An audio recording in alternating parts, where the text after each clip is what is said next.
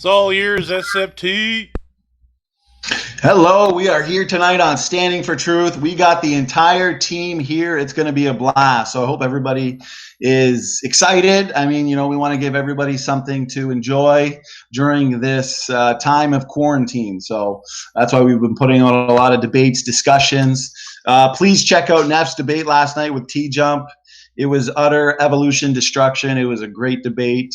That being said, though, Neff, I'm glad you did that debate because the one right before it, what did you guys think of that? Especially you, John. What did you think of that one? Rough, eh? Let's just say that I am totally okay with the fact that I missed it and had a gun pulled on me last night, which kept me from making it back in time.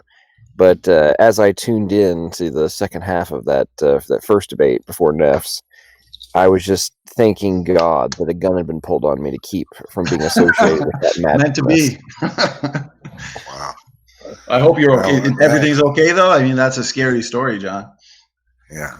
Oh, yeah. No, I'm fine. The short version is during this whole totalitarian lockdown of the economy, I signed up to do a couple different gig jobs. I've been trying out Instacart this past week. Anyway, long story short, last night I had a order over.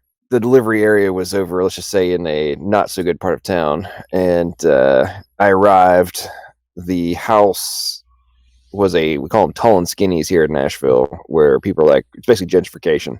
So there's literally what looked like two crack houses on each side of this brand new tall and skinny, and they had put a gate and a wall around it, which I could not get into to drop off their groceries.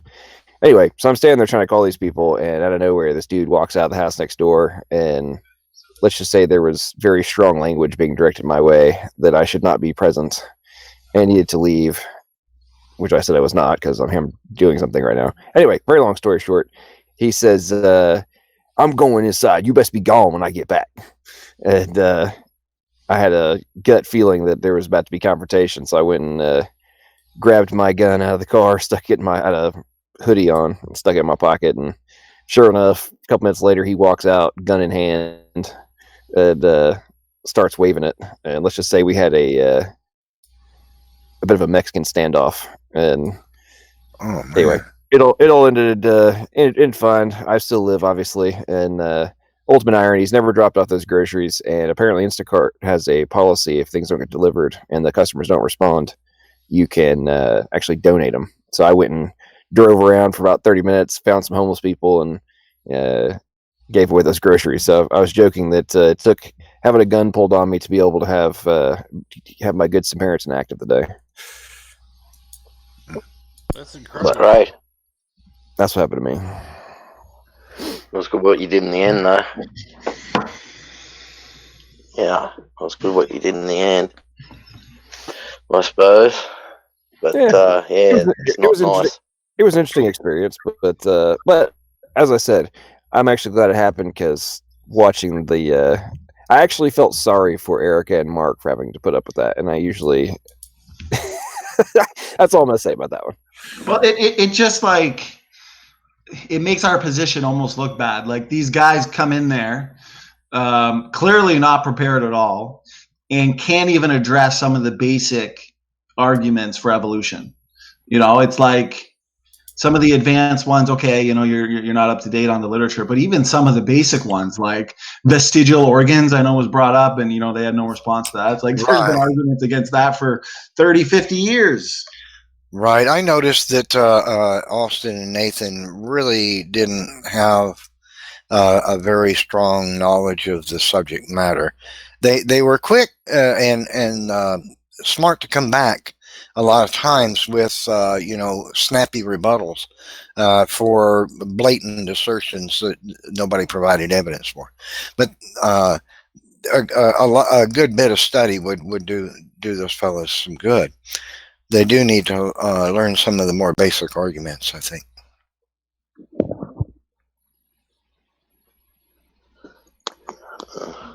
But then your debate, Neff, how would you summarize that one? Oh, that was just an embarrassment for TJ. That's all. He didn't offer anything, nothing. He didn't say a word of any kind of argument or evidence for anything. He needed to show geologic time in between man and dinosaurs, and he didn't do it. He just kept appealing to his evolution theory. It's science, man. It's science, Neff. It's science.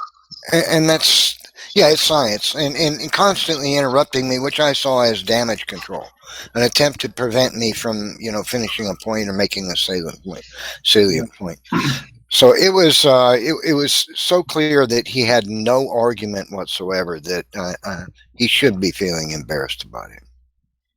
Yeah. No, that was you handled him well. I think we would all agree with that. Oh, it looks like we got is it Alien. Am I saying that correctly? Yep, that's right. What's up? How you doing, Alien? Thanks for joining us. I'm doing well. Yeah. So I'm just curious. According to the premise that you guys have at the bottom of your chat, it says that God created only 2 human beings as beings at creation. Yesterday, you were saying something along the lines of evolution is possible, but it can only be de-evolution. That things can get less complicated than they started out. Is that right? Well, genetics goes downhill over time. That's the point. Okay, so the first 2 humans, like, I guess, sort of what are their characteristics? Were they black? Were they white? Were they red? Brown haired? Were they blonde haired? What exactly was actually that's the history? That's a really good question.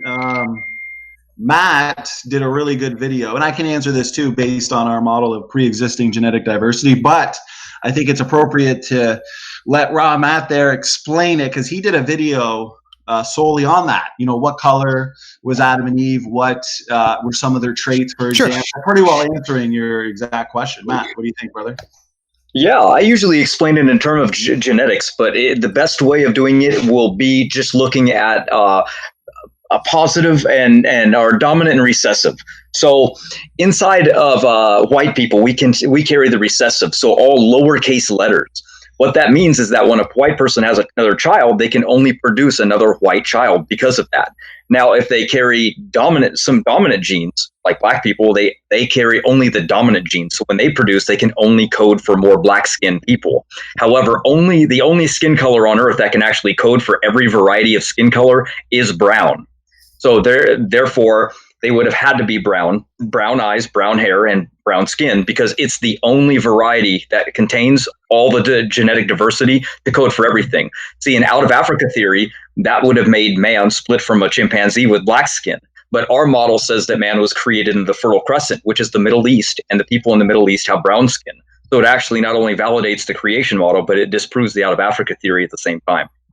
So if we're saying that it's a de-evolution from black people to white people, are you a black supremacist? No, that's not what he's saying.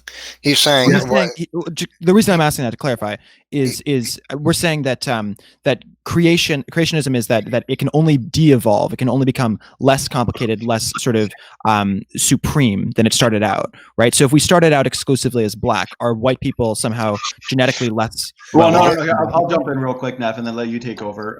Pretty well what Matt is saying is if Adam and Eve are a mix of capital and lowercase letters, capital A, lowercase a, capital B, lowercase b, for example, and we're a middle brown skin tone, this has nothing to do with racism. Well, then they therefore have the potential to produce every shade of skin that exists on the planet. This is basic Mendelian. Right. No, I understand that. I understand that component. My question, though, is yesterday you were saying, I'm not sure if it was you, I think it was actually Logical Plausible who was saying it, but one of you was saying that we can only go downhill. We can only go to something that is less complicated, less sort of evolved, to something that is sort of simpler. So the example was we can go from a wolf to a chihuahua, but we couldn't go from a chihuahua to a wolf, right?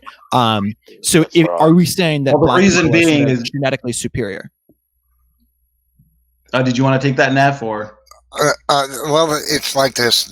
Genes get turned off, and they become recessive, and they eventually just don't get turned on anymore. And that's how you get a chihuahua. by continuously breeding, you're turning off genes that make the animal big. You're turning off the genes that make it hairier. You're turning off the genes that give it a longer muzzle. You're turning off information. And so what happens is genes become recessive. They're no longer expressed in that gene pool, in that population anymore, if you have a population of that creature. But what's causing creatures to go downhill, that's a potential problem for evolution too, but what's causing organisms to go downhill since the creation is the fall is the accumulation of random genetic mutation, the negative effect of that building up in the genome of every species. That's what's causing mankind to go downhill. And then let me just, I'm just going to add a point there, and then you can talk, Alien. We want to give you plenty of time to talk. But since you brought up, right, the first two people, so we would say Adam and Eve, for example, would have had these DNA differences within themselves.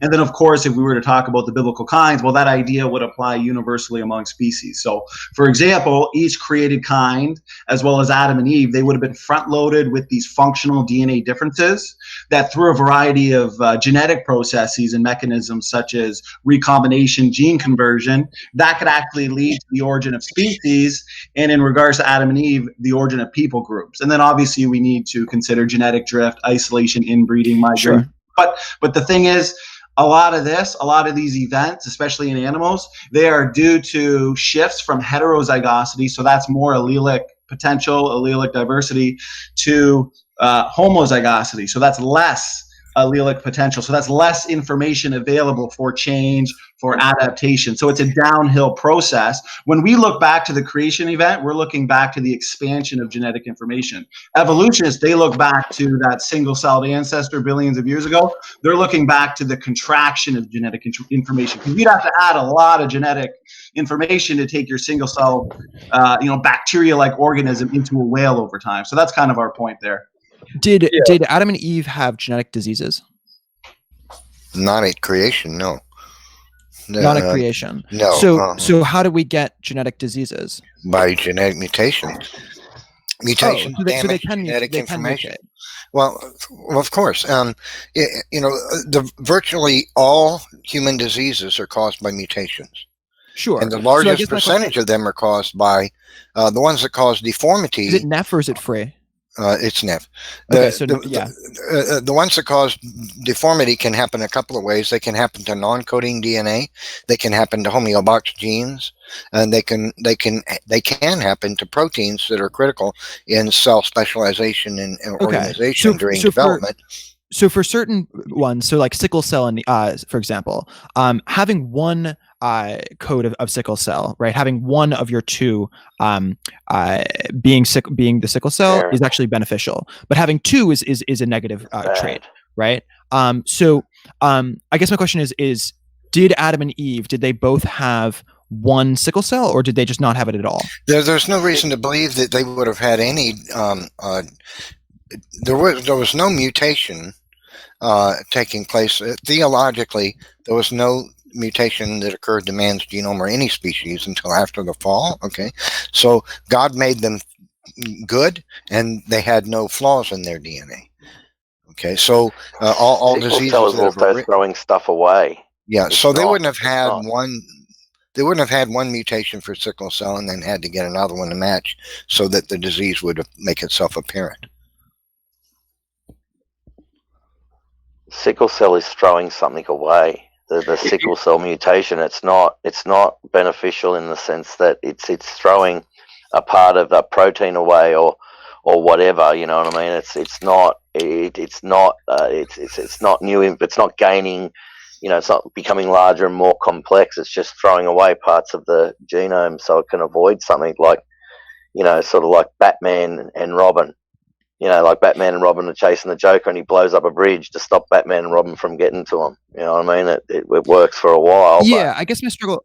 The reason I bring up sickle cell is my struggle is that, like, if we're saying that it can only de-evolve, there are a lot of things that are evolving neither in a positive manner or in a negative manner, right? So I'm struggling with this idea of we started out perfect and it's only going down, because quite clearly having one sickle cell is beneficial, and having two is of course a bad thing, but having one is a genetic benefit, right? Does someone want to explain to him 100 mutations?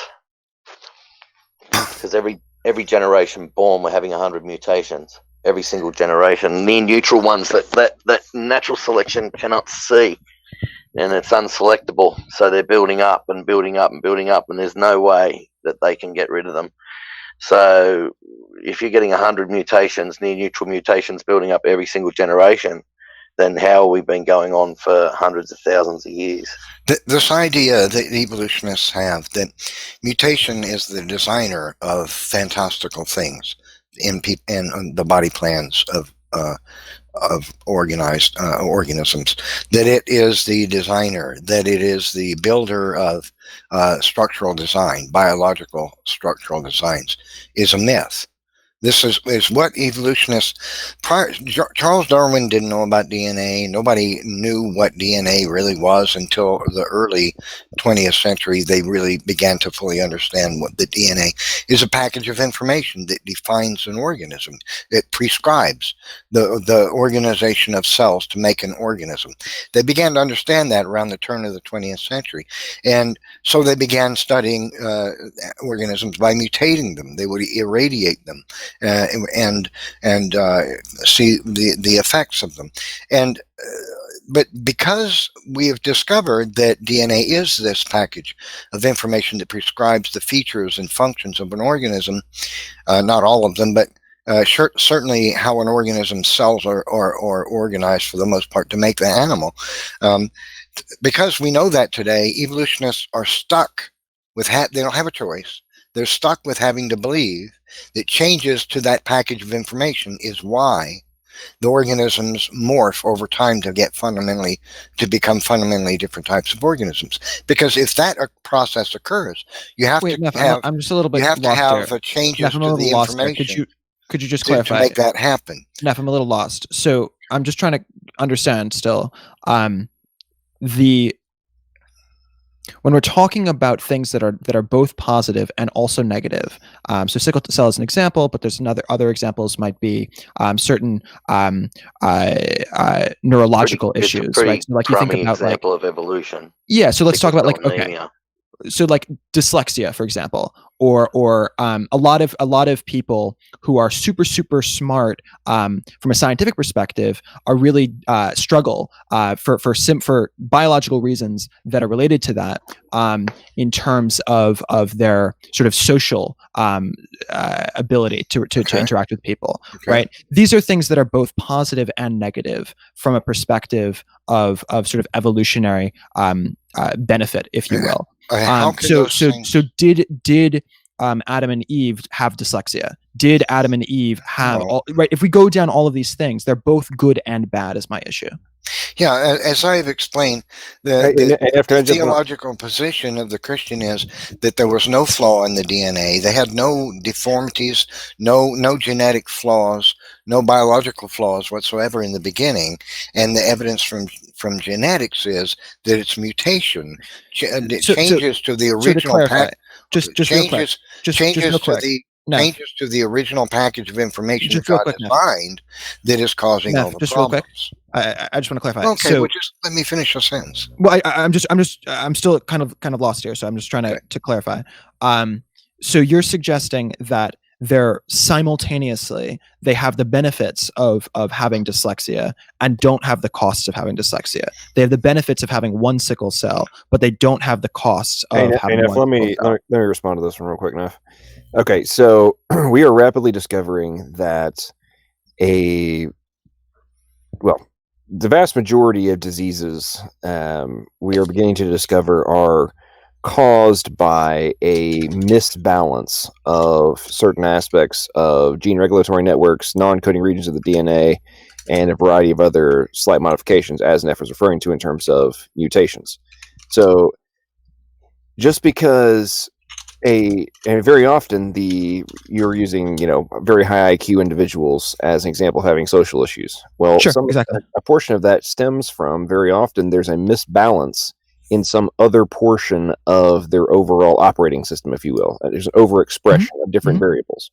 So if you no longer have the balance, and therefore you're going to have a misbalance in your overall functionality. So it's not saying that somebody was Adam and Eve had to be dyslexic and not dyslexic, or have the benefits and none of the negatives, all that kind of stuff. It's that didn't even exist because everything was perfectly balanced. So were they as there smart? was no error, if you will. In to push on that a little bit, were they as smart as someone like Albert Einstein, for example, who had dyslexia, but simultaneously as capable socially as someone like? Let's do a direct question. If there is, I mean, I don't know if you're listening to the response here. If they had the perfect execution of what was possible, they would be both. And no, they wouldn't have to be. Dyslexia wouldn't even be a variable, because dyslexia is only caused by a error in the source code. So if the error doesn't exist, then they can have both the genius and not have the negative ramifications that are often expressed in people that do have high intelligence. That's the entire point of. But the point is, hang on. Those are simultaneous issues, right? Like the fact that Einstein was so capable intellectually is the reason that he was so struggled so much in terms of listening to authority, for example, or much in school, right? Well, a large portion of that came from, and this is a very standard issue with high IQ individuals, is the reason they have a hard time in school very often isn't necessarily dyslexia.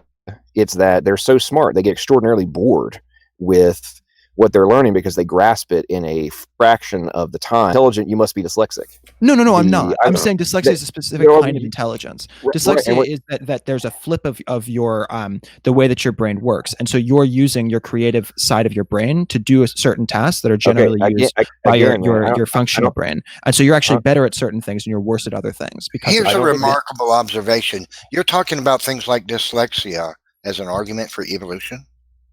I'm using it as I'm trying to understand the idea of the perfect human, because I've never seen a perfect human, right? So when I'm trying to understand what the perfect human is, and therefore that we've all been derived from the perfect human, I want to be able to understand what that first perfect human was, right? Alien, if you have 100% access to your creative brain, the creative side of your brain, and 100% access to the logical, analytical side of your brain, you do not have to have dyslexia in order to have access to that capability, is the entire point. If you do not have the errors which are caused by genetic corruption, which is what causes the dyslexia in the first place, if that doesn't exist, then doesn't mean you can't have access to a creative portion of your brain that you might not otherwise have access to. The only reason you wouldn't have access in the first place is because of genetic degradation in relation to the overall intelligence capability that is possible to be expressed. Okay, so I have a dog.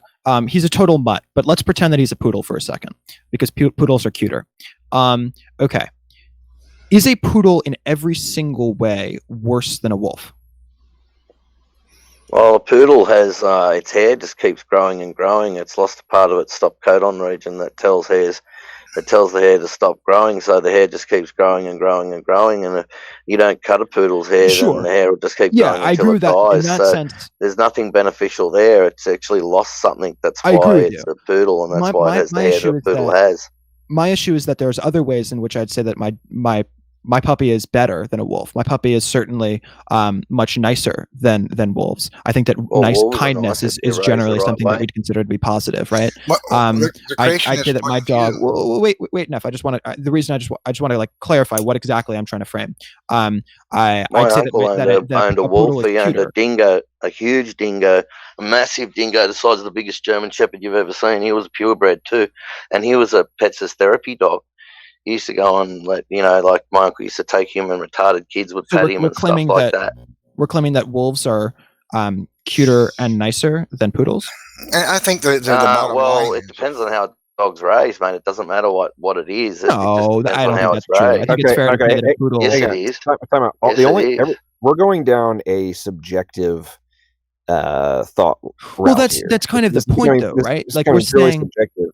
I agree, it is subjective, but the reason that I'm bringing it up, and I agree that it's definitely subjective, is when we're saying that this is that Adam and Eve were the perfect humans, and that everything derived from them is somehow sort of like a bastardization, a lesser version of those original two people. That seems to be something that's very subjective to me. In the same way that saying that a wolf is objectively better than a dog seems a little bit odd to me as well. Well, you've got a bottleneck where superior people go into a severe bottleneck, which lowers the gene pool and messes with genetic diversity, and then modern man comes out at the end, like supposedly, like we say superior genetically, but you say inferior genetically, and they go into this bottleneck, and then at the other end of the bottleneck, this modern man comes out from this.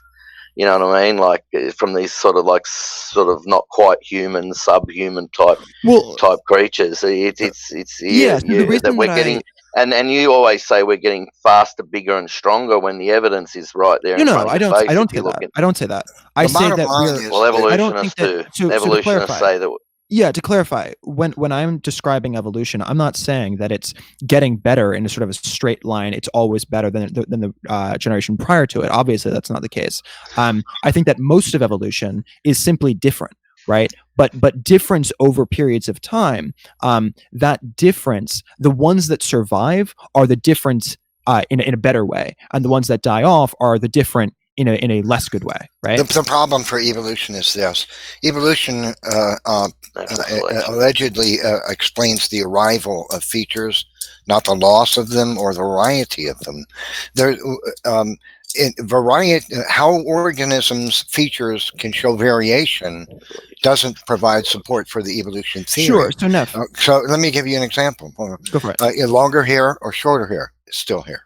Okay, losing hair, that's not going to help evolution. Evolution allegedly explains where hair came from. Wait, so getting that's not true. No, but Neff, getting smaller. Can we focus on that one of the hair? Getting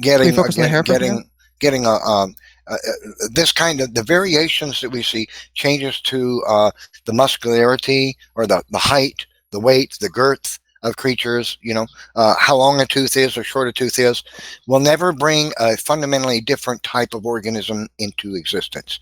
That's the problem. So all this jostling about variation. Wait, no, I just want to focus on the hair. I'm almost done. Can we just move back to the hair? All this jostling about variation won't provide evidence for evolution. Can we move back to the hair? The simple question problem for evolution is, how do you get the wolf? Sure. That's so can we move back to the hair? Evolution. Can we move back to the hair? Okay, so the hair, I think, is actually a really good example of something that is beneficial in certain circumstances and actually bad in other places. So this is sort of my problem with Adam and Eve, and the Adam and Eve are perfect idea, because if you're in Alaska, for example, being quote unquote perfect would mean that you're super, super hairy, because it means that you need to stay warm because it's freezing in Alaska. But if you're in Singapore or in Ecuador, now all of a sudden it's beneficial to be almost hairless, right? Or literally hairless. And so the benefit of hair isn't something that's sort of a universal, there's a good thing and there's a bad thing. Yeah, it's something that is sometimes good and sometimes bad, right? No. So did Adam and Eve start off hairless, or were they super hairy? No, hair does provide a function other than keeping the body warm. It also alerts you if there's an That's why I said nearly hairless, right? I'm saying hair like a heavy mane of hair.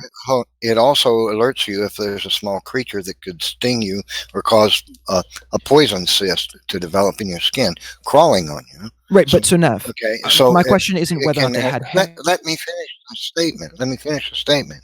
So, longer hair or shorter hair doesn't support the evolution theory. The theory portends to explain the arrival of hair. Right, but Nev, my question is the problem is, Nev, you're never going to get a fundamentally different type of organism by my varying question is simple. Let me finish the statement, sir. So what we'll do is we'll let Neff finish all his thoughts uninterrupted. Yeah, that's fine. Yeah, we can do that. But I want to be fair. Then we'll hand it over to you, and then I appreciate it. That's totally fine. And then you give all your thoughts uninterrupted. Yeah, no, I apologize. Yeah. Okay. So, all right. I think we both recovered from T-Jump. He interrupts a lot. So you'll you'll never get a fundamentally different type of organism by varying extant features. That's the thing. And we don't know of a mechanism where new features come into being. There's no evidence in genetics that genetics incrementally changes the body plan of living things to change anatomy. Just don't have any evidence for that. In 85 years of studying mutation, no journal has ever published, we observed mutations to be accruing and changing the anatomy of an organism, and incrementally something new is arising in the body plan that's passed on infinitely in animals, generation upon generation. We don't, nothing, absolutely zero, nothing. Okay, so changing how, varying the feature of an organism doesn't give rise to new features, which is what evolution has to have. So talking about how beneficial or this, a longer hair or shorter hair might be, the creature still has hair. And if it could lose hair, that's fine. It can lose hair. No doubt it can lose hair. But you have to explain the arrival of hair. That's what evolution has to explain. Okay, go ahead, Alien. Take as much time as you need. Yeah, absolutely. So, okay, the reason that I'm concerned about this is because the first two, if we're claiming that Adam and Eve were the first two humans, these first two humans either were super hairy because they lived somewhere like Alaska and they needed to keep warm, or they were, as Neff says, I'm not saying that they were literally hairless, but that they had relatively little hair because they were in a warmer climate. The thing is that the needs for us to survive are different when we're in a hot climate than when we're in a cold climate. And so this is sort of the basis of evolution just in general. When we're talking about evolution, it's not about like better or worse just as a general term. It's better or worse for the specific scenario that you're in. So when I look at a dog or I look at a wolf, when I see the wolf, I'm saying, oh, this is a wolf and it's doing really well for the circumstance that it's in. It's really aggressive. It's going out there and it's killing stuff all the time. And that has to be what you do when you're in the wild. But now let's take that on the flip side. If you are in the circumstance of human populations, if you're a super aggressive dog, we're going to put you down, right? We don't want a wolf in our human society. To be a successful dog is different than to be a successful wolf. To be a successful dog, you have to be pretty polite. You have to be cute. You have to have floppy ears. You have to, pant all the time. You have to sort of bark in a cheerful manner. You don't want to start howling in the middle of the day, even though that's very much something that you should do as a wolf. If I can jump in there real quick, just to even clarify Neff's point, and I appreciate that response there, Alien. I think what you're talking about is just basic changes in allele frequencies and populations over time or generations. But I think what Neff is saying is that type of, let's call it microevolutionary variation. Okay, I'm sure we can all agree on that, where we're getting the changes in the frequency of say, the expression of these different traits. Nobody here in this stream is disagreeing with that. But what Neff is saying is that type of microevolutionary variation only explains the survival of the fittest, right? Who's reproducing more, but not the arrival of the fittest. So Neff's just asking, not for examples of small scale variation like short hair, long hair, but what he's looking for is the major innovations, major origin events, Sure, absolutely. So to clarify, what you're saying there is that that it's not necessarily that Adam and Eve were sort of the best humans, and that everything else is going to be a less good version of them, but simply that they're a different version of humans, that they're the original version of humans, and then from there we've all sort of shifted into different directions because of what advantages us and what advantages our children. That wouldn't be supported by the genetic evidence. The genetic evidence implies that Adam and Eve would have been the best. They would have had the best genomes. Okay, but Neff, if we're going to say that they're the best, then you'd have to clarify: is the best long hair or is the best short hair? The best is the least. I just want a quick answer to this. The best is the least changed by mutation. That's not an answer. Is the best short hair or long hair? Let me address this. Wait, can I just quickly get an answer to this one? I'm going to answer the hair question directly. Okay, yeah, go for it. Okay, so they neither have to be hairless nor hairy, because, and this is a well-documented fact. And are you familiar with the concept of methylation of genes and epigenetics? I could use a refresher. Go for it. Okay, short version, epigenetics is Well, methylation, it's where a different gene basically can be turned on and turned off during the life cycle, and then some of these modifications can be passed on to the next generation, but they are gone within. It's not new data being expressed; it's things being enhanced or completely turned off or minimized. So, to answer your question in regards to hair, and this is a well-documented, well-researched concept, the long hair, short hair is a direct epigenetic modification. So, if you go live in the cold climate, you can have longer hair or more body hair. If you're living in a warm climate, then those genes get turned off. So, the point is that in the context of Adam and Eve, if they have but this whole concept requires the data in the DNA to be available to allow for a maximization, minimization of the function. In this context, which is hair. So, in the context of Adam and Eve being the perfect version of the beginning, is they had the capacity to do all these different variables. If they didn't, then and that's what we're talking about in the context, and not just in terms of epigenetics, but we're talking about this in the context of Adam and Eve and the original animals being, if they have all of the variations and the data that is required, it doesn't mean that all of it has to be expressed at any one time. It just means it has to be available to be expressed in the context of different variables, which is why I say all the time that God is the greatest programmer of all time, because he allowed for the if-thens variations that of what could possibly occur to be accounted for. Okay, so we're saying the general context. So we're saying that they have the capacity to have both either long hair or short hair, but not that they have simultaneously long and short hair. Is that correct? Correct. Okay, so similarly, that would suggest that they would have the capacity to either have dyslexia or not have dyslexia, but they don't simultaneously have the benefits of dyslexia and the problems of dyslexia. Is that correct? Plus, they've got the capacity, if their genome's corrupted when I say the right way, I don't mean anything good about it, but when their genome's corrupted in a certain way, then they're going to have dyslexia. When it's perfect and it's uncorrupted, then So basically, it's there. It's just waiting for the wrong mutation, the wrong corruption, the wrong deletion of the wrong function, dyslexia and then it arises. Like the hair. The point is that dyslexia is like the hair.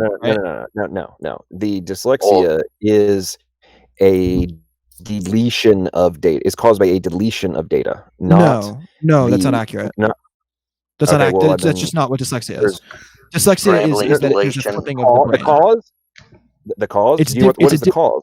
It's a different piece of your brain. But what is the root cause? This has been researched quite a bit, and there's plenty of papers on this, that there's genetic factors and errors. They did twin studies on this, all sorts of stuff, that showing that when there's errors and mutations and lack of expression of certain types of genes, they don't know all the right ones, but that's the problem, though. It's not an error. It's not something that's simply a deletion. It's an addition as well, because the difference is that it's a different part of your brain that is responsible for different for the same tasks. The brain, right? What is responsible for the brain coming into existence?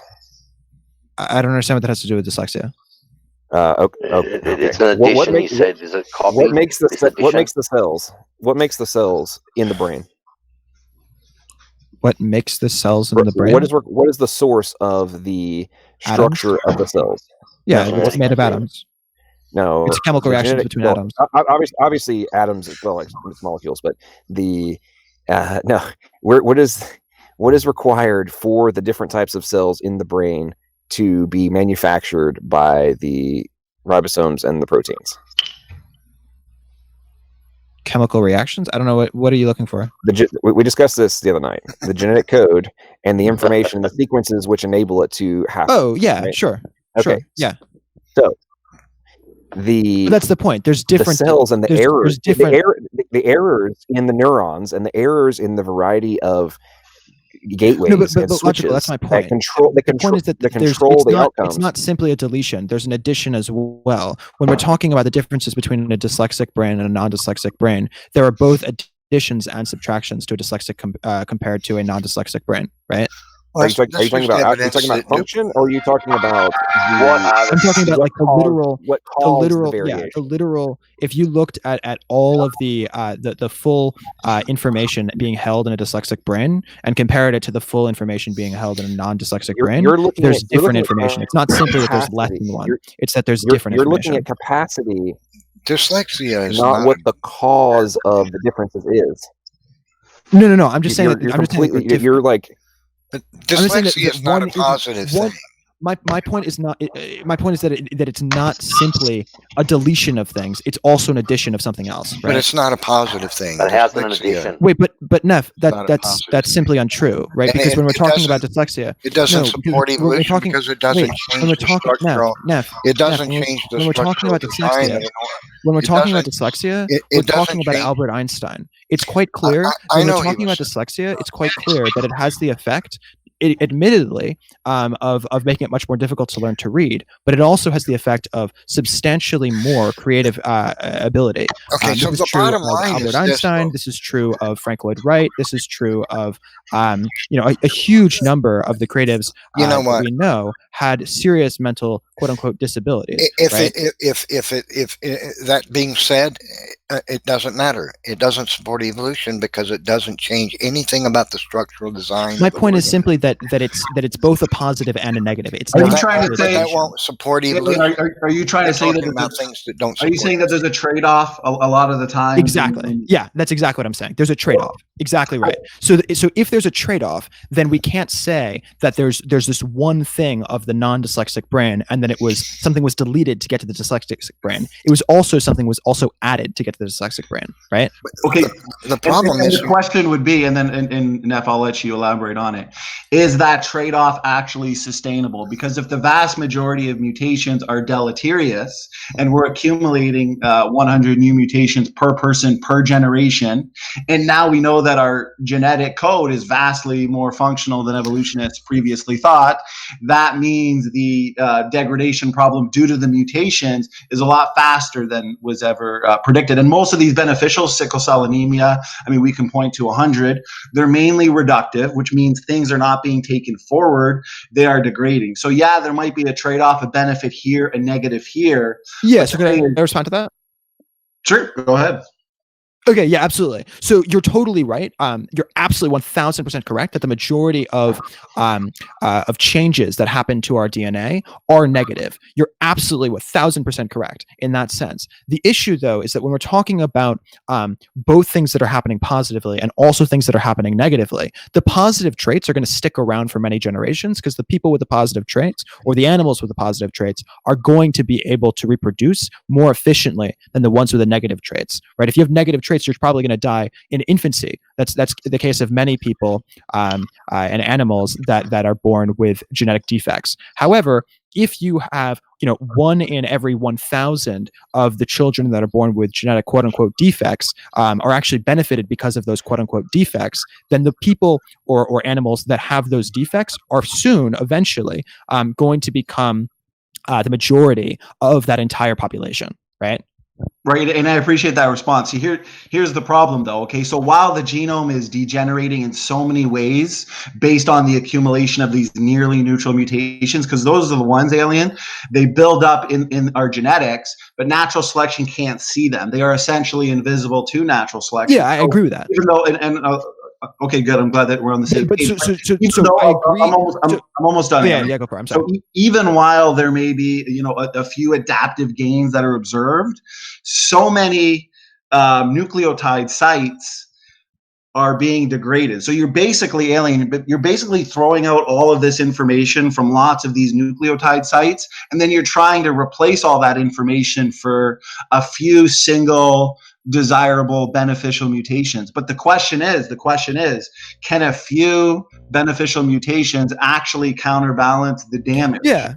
So I'm not sure how much of a coding background any of you have, but in coding, there's something that we do where you basically have, like, let's say we're playing like Flappy Bird, for example, just because I'm old and that's whatever. So Flappy Bird, The goal is to not hit the above or the below pipes, right? And so they'll just jump. And if you just start going randomly, right, the vast majority of the first jumps that you'll have will jump directly into a pipe, because those are accidents. They're total just random chance encounters, and so that random chance is going to hit you into the pipe the majority of the time. However, the one that survives is the one that reproduces. And so what we do in coding is that we keep that one piece that is able to actually go through that first hoop, and then it gets to the second hoop, and So then how is the one that gets to the how is second will go to the third. selected out? And so the point is that we're selecting junk, the by the one way. that's able to jump through is the one that we're selecting for. And then over many generations of, basic mistakes, right, you actually end up being able to beat the game. This is Tolstoy. Well, remember, What you're pointing it's to, evolutionary philosophy that's going to say that natural selection will be able to act upon enough, say, beneficial mutations to actually take that fish to fisherman, right? And according to evolutionary theory. But the question is, can natural selection actually eliminate the accumulation of these harmful mutations? You even admitted, Alien, that most of them are negative. Of course, they're building up over time. So in the Flappy Birds example, that's the point. The vast majority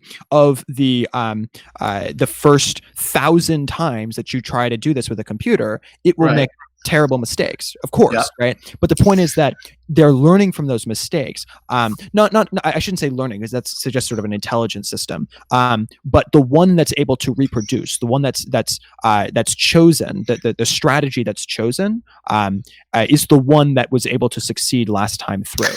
The problem I'm hearing is this, that you're pointing to things that might have a benefit to make an organism more smarter in some way, or more capable mentally in some way. Okay.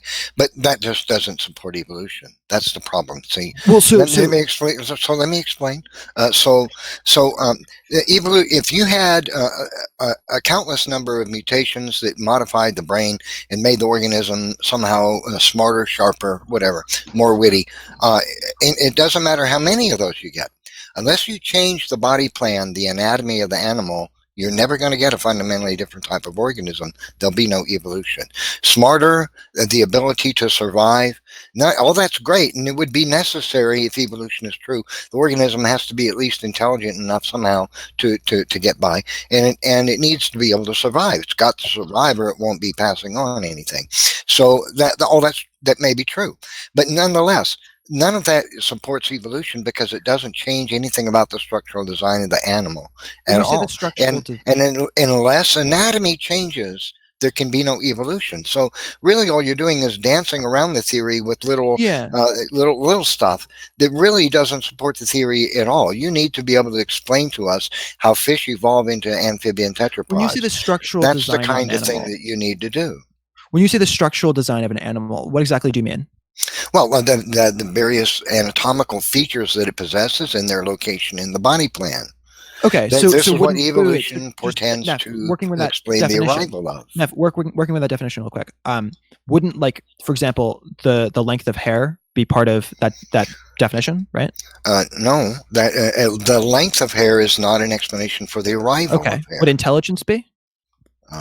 No, because any number, no number of changes to the. I just want to go through a list. I'm explaining mine. No number of changes to intelligence will change anything about the body plan. But so it's not about the body plan, because hair is part of the body, right? That's what evolution pretends to explain. If you have a lizard, you have a specific lizard, and it's able to endlessly survive, so it's got the survival thing down, okay, and it gets smarter. Great, it's getting smarter as it goes, but it still stays has exactly the same anatomical features in the same location of the body plan. If that never changes, let me finish. And that never changes, then the lizard never begats anything over time that's non-lizard, and that's what evolution allegedly explains. So none of the things that you're talking about can be used as an argument for evolution. But the point is that it's not the same anatomically, because if we're talking about so when we're talking about, for example, give me a second So if it got an endlessly larger brain, give me like 20 seconds. I apologize. I have to go downstairs. Okay. So here's the problem he's got. If the brain keeps getting bigger, Well, it's got a bigger brain. Does that mean it's ever going to evolve into a fish, become a land-dwelling amphibian? No. You have to change a lot of things. So you have to change bones, tendons. You have to change cartilage. You need to change, you got to get new arteries and veins. You have to have new tendons and muscles. You've got to have things that don't exist in the fish to get the land-dwelling creature, right? So a bigger brain by itself does nothing to move the organism in that direction, you see. And bigger features, all the features of the organism get bigger. It's still the same creature. It just might become deformed and unfit to survive if by a process like that. But if the feature is getting larger and smaller, that's morphology, not anatomy. Okay, anatomy has to change for evolution. Big difference, morphology and anatomy. Right. Morphology alone is not going to cut it. You get a human being with more muscles in their buttocks or calves than another one. Great. Now, how much did it change to become non-human? Well, none. See, so you have to have anatomical change for evolution to be true, and without that, there can be no. So I just want to clarify what you mean by anatomical change, right? So when we're talking about, for example, your ability to swim, that's something that seems like hair, seems like something that is sometimes beneficial, sometimes it's not beneficial. When you're talking about something, you know, the so weight. Explain the arrival of hair. Hang on. When I stepped away, Alien, were you talking about coding? Hold up, George. I just want to clarify. Were you talking about coding? Okay, well, why don't we let Alien ask the question? So Neff asked, what is the origin of hair? Take your time. Yeah, so okay. My struggle is when we're talking about hair as something that can either be beneficial to have long hair or it can be beneficial to have short hair. When we're talking about something like dyslexia, it can either be beneficial to have dyslexia or to not have dyslexia. When we're talking about all of these different things, whether or not you should be cute or whether or not you should be angry, if you're a wolf or if you're a chihuahua, right? All of these different things, it seems to benefit different animals dependent on their specific circumstance. And so when we're talking about the fish getting to the human, well, that seems like a lot of individual processes that are happening, right? You start off with the fish might be able to benefit somehow if it starts getting closer to the shore, because that means that fewer predators are able to get to them, for example. Then once they're closer to the shore, then it might be beneficial to be able to crawl onto land for a short period of time, such that they can manage to collect food before they can get back into the water, right? You imagine something that's like approximately a crab-ish. Then you get to a point where you're able to get onto the land for a longer period of time. Then from there, eventually you're on land sort of long term. All of these things are micro changes, and they're changes like the hair that we're describing, but over many, many generations, they affect huge change, right? Right. So what's the evidence that kind of change has occurred? Yeah, where's the genetic mechanism? Where's the evidence in genetics that mutation is capable of accomplishing this kind of change? Because this kind of change for the fish to become a land dwelling, its shoulder girdle has to become endochondral instead of dermal. I don't know if you know what that means, but instead of its there's a bunch of huge changes. Absolutely, it has to be structural design. You've got to have new tendons, new muscles, new bones, new all that sort of thing. New blood vessels, new nerves. What is the evidence in genetics that new things arise? Yeah, so I'm not sure how familiar you are with Darwin himself. I'm not sure how familiar you are with Darwin, but Darwin was actually basically focused almost exclusively on birds. When he was at his home, he focused with pigeons, and he was able to change pigeons a lot within his own backyard, and be able to sort of shift what they looked like, shift the way that they acted, shift a lot of different things. And then when he went, and that's very, very similar to sort of dog evolution that we've been talking about prior. But then when he went to his first excursion, he was able to realize, oh wow, here in the Galapagos, these are a bunch of different birds that all appear to originally have started off in the same basic framework. But then as they've gone to all of these smaller islands, they've actually changed because of they're trying to adapt to that specific scenario. So right, they have bigger beaks or smaller ones. Yeah, exactly right. Right. So, but here's the problem, though. Wait, but Nev, I just want to. That doesn't explain the arrival of the beak. Right. So you're correct. It doesn't show the arrival of the beak. But let's talk about dogs for a second. Dogs, we can show the arrival of the floppy ear, for example. Right. Wolves in the wild don't have floppy ears, but we're able to show the arrival of the floppy ear because it turns out that floppy ears are somehow related to a particular interaction that puppies have with respect to humans. Right. So show us the arrival of the ear. Actually, they found that the floppy ears are actually a result of a broken gene. That That. So that's the point, right? So broken gene is a weird. Alien, hang on. Earlier, when I stepped away, I think I heard you talking about coding, right? Mm-hmm. Are you a programmer? Or a dev? I'm not super well versed, but I'm friends with a lot of them. Yeah. Why? Okay, so do you in your knowledge, do you do HTML? Are you full stack, HTML, CSS, front end, back end? What is your knowledge base? Do you do Python, Django, any of that kind of stuff? I guess what's the question, so I can. Well, I mean, it's asked you a question. What do you know? HTML, CSS? I'm not like well versed in any of them, but why? Okay, but you know how they work and what you do with them. Approximately, okay. Yeah. All right. So, are you familiar with like MVC frameworks MVC and like Node.js, Angular, any of those kinds of? I'm confused as to what the question is. I just asked you a question. Are you familiar with them? I could use a refresher. Go for it. Okay. Do you know what JavaScript is? Sure. Okay. So, if I'm creating a web app and I'm using the Node.js to avoid having to have a complete back-end structure, right? Mm-hmm. And I create all these different functions inside of it. And then I'm going to apply, when I do the front-end slicing of the design and implementation, I'm going to rewrite the HTML and the CSS, right? And I'm going to make it responsive, because in the modern era, if you don't have a responsive UI, then you're guaranteed to fail. But in the concept where I'm going with all this is in the context of things like beak size changes and things of that nature. We're talking about the CSS3 and HTML5 ability to create responsive websites based on display size. But however, that does not explain, number one, where the web app that you're using came from in the first place, and all the different functions. In this context, we're talking about. Oh, that's a wonderful question. Oh, I love you. This is a great question. The overall architecture and the different logic rules that were created in order for the functions inside this web app to exist.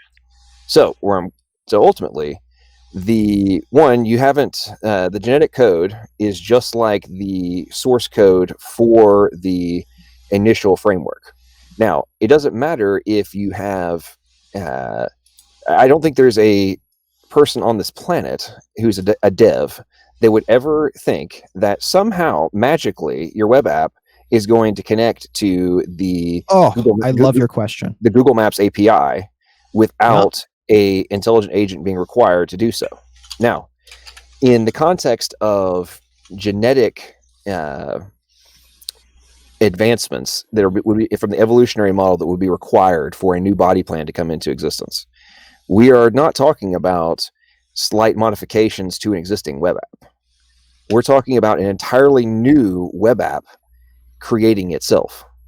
Now, just because you used MVC framework and different things of that context to build the first one does not mean that you compared it to another web app that had used the same framework and the same source code language, programming language. Nobody would ever conclude that the other one wrote itself, nor would they ever conclude that the new one evolved from the first one that they came across. And that is what, when you really boil it down to what is being argued by evolutionary theory, is that somehow, this is a fantastic question. Yeah, through copying errors and replicate, you're running a batch script to back up the data. Well, in this kind of database, you're using Node.js, but let's say you're backing up your database and your source code, and somehow through copying errors, it turned from app number 1 into app number 2 with 0 direction, and by pure. This is a fantastic question. So I would argue that we're all in the same basic app. So I was very careful about the particular app that I used there. When I said Flappy Birds, the reason I was using it was that the only goal of Flappy Birds is to not die.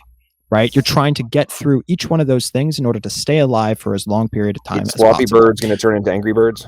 No, not at all. And you're totally right about that. But that is what's being argued by evolution. Goal. So no.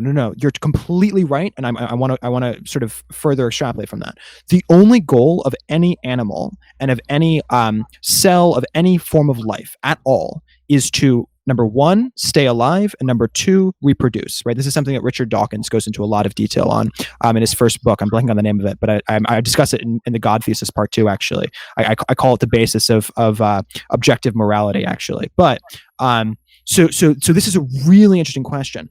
Is our goal fundamentally different than the goal of other animals? In my mind, the answer is no, absolutely not. Our fundamental goal from an evolutionary perspective is simply even now, the reproduction of our genes and the continued survival of our genes. That's it. Okay, you're now talking from a philosophical perspective. No, it's not philosophical.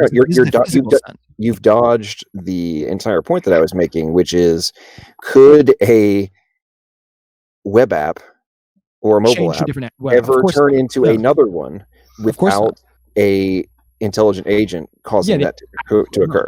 Okay, the answer is absolutely not.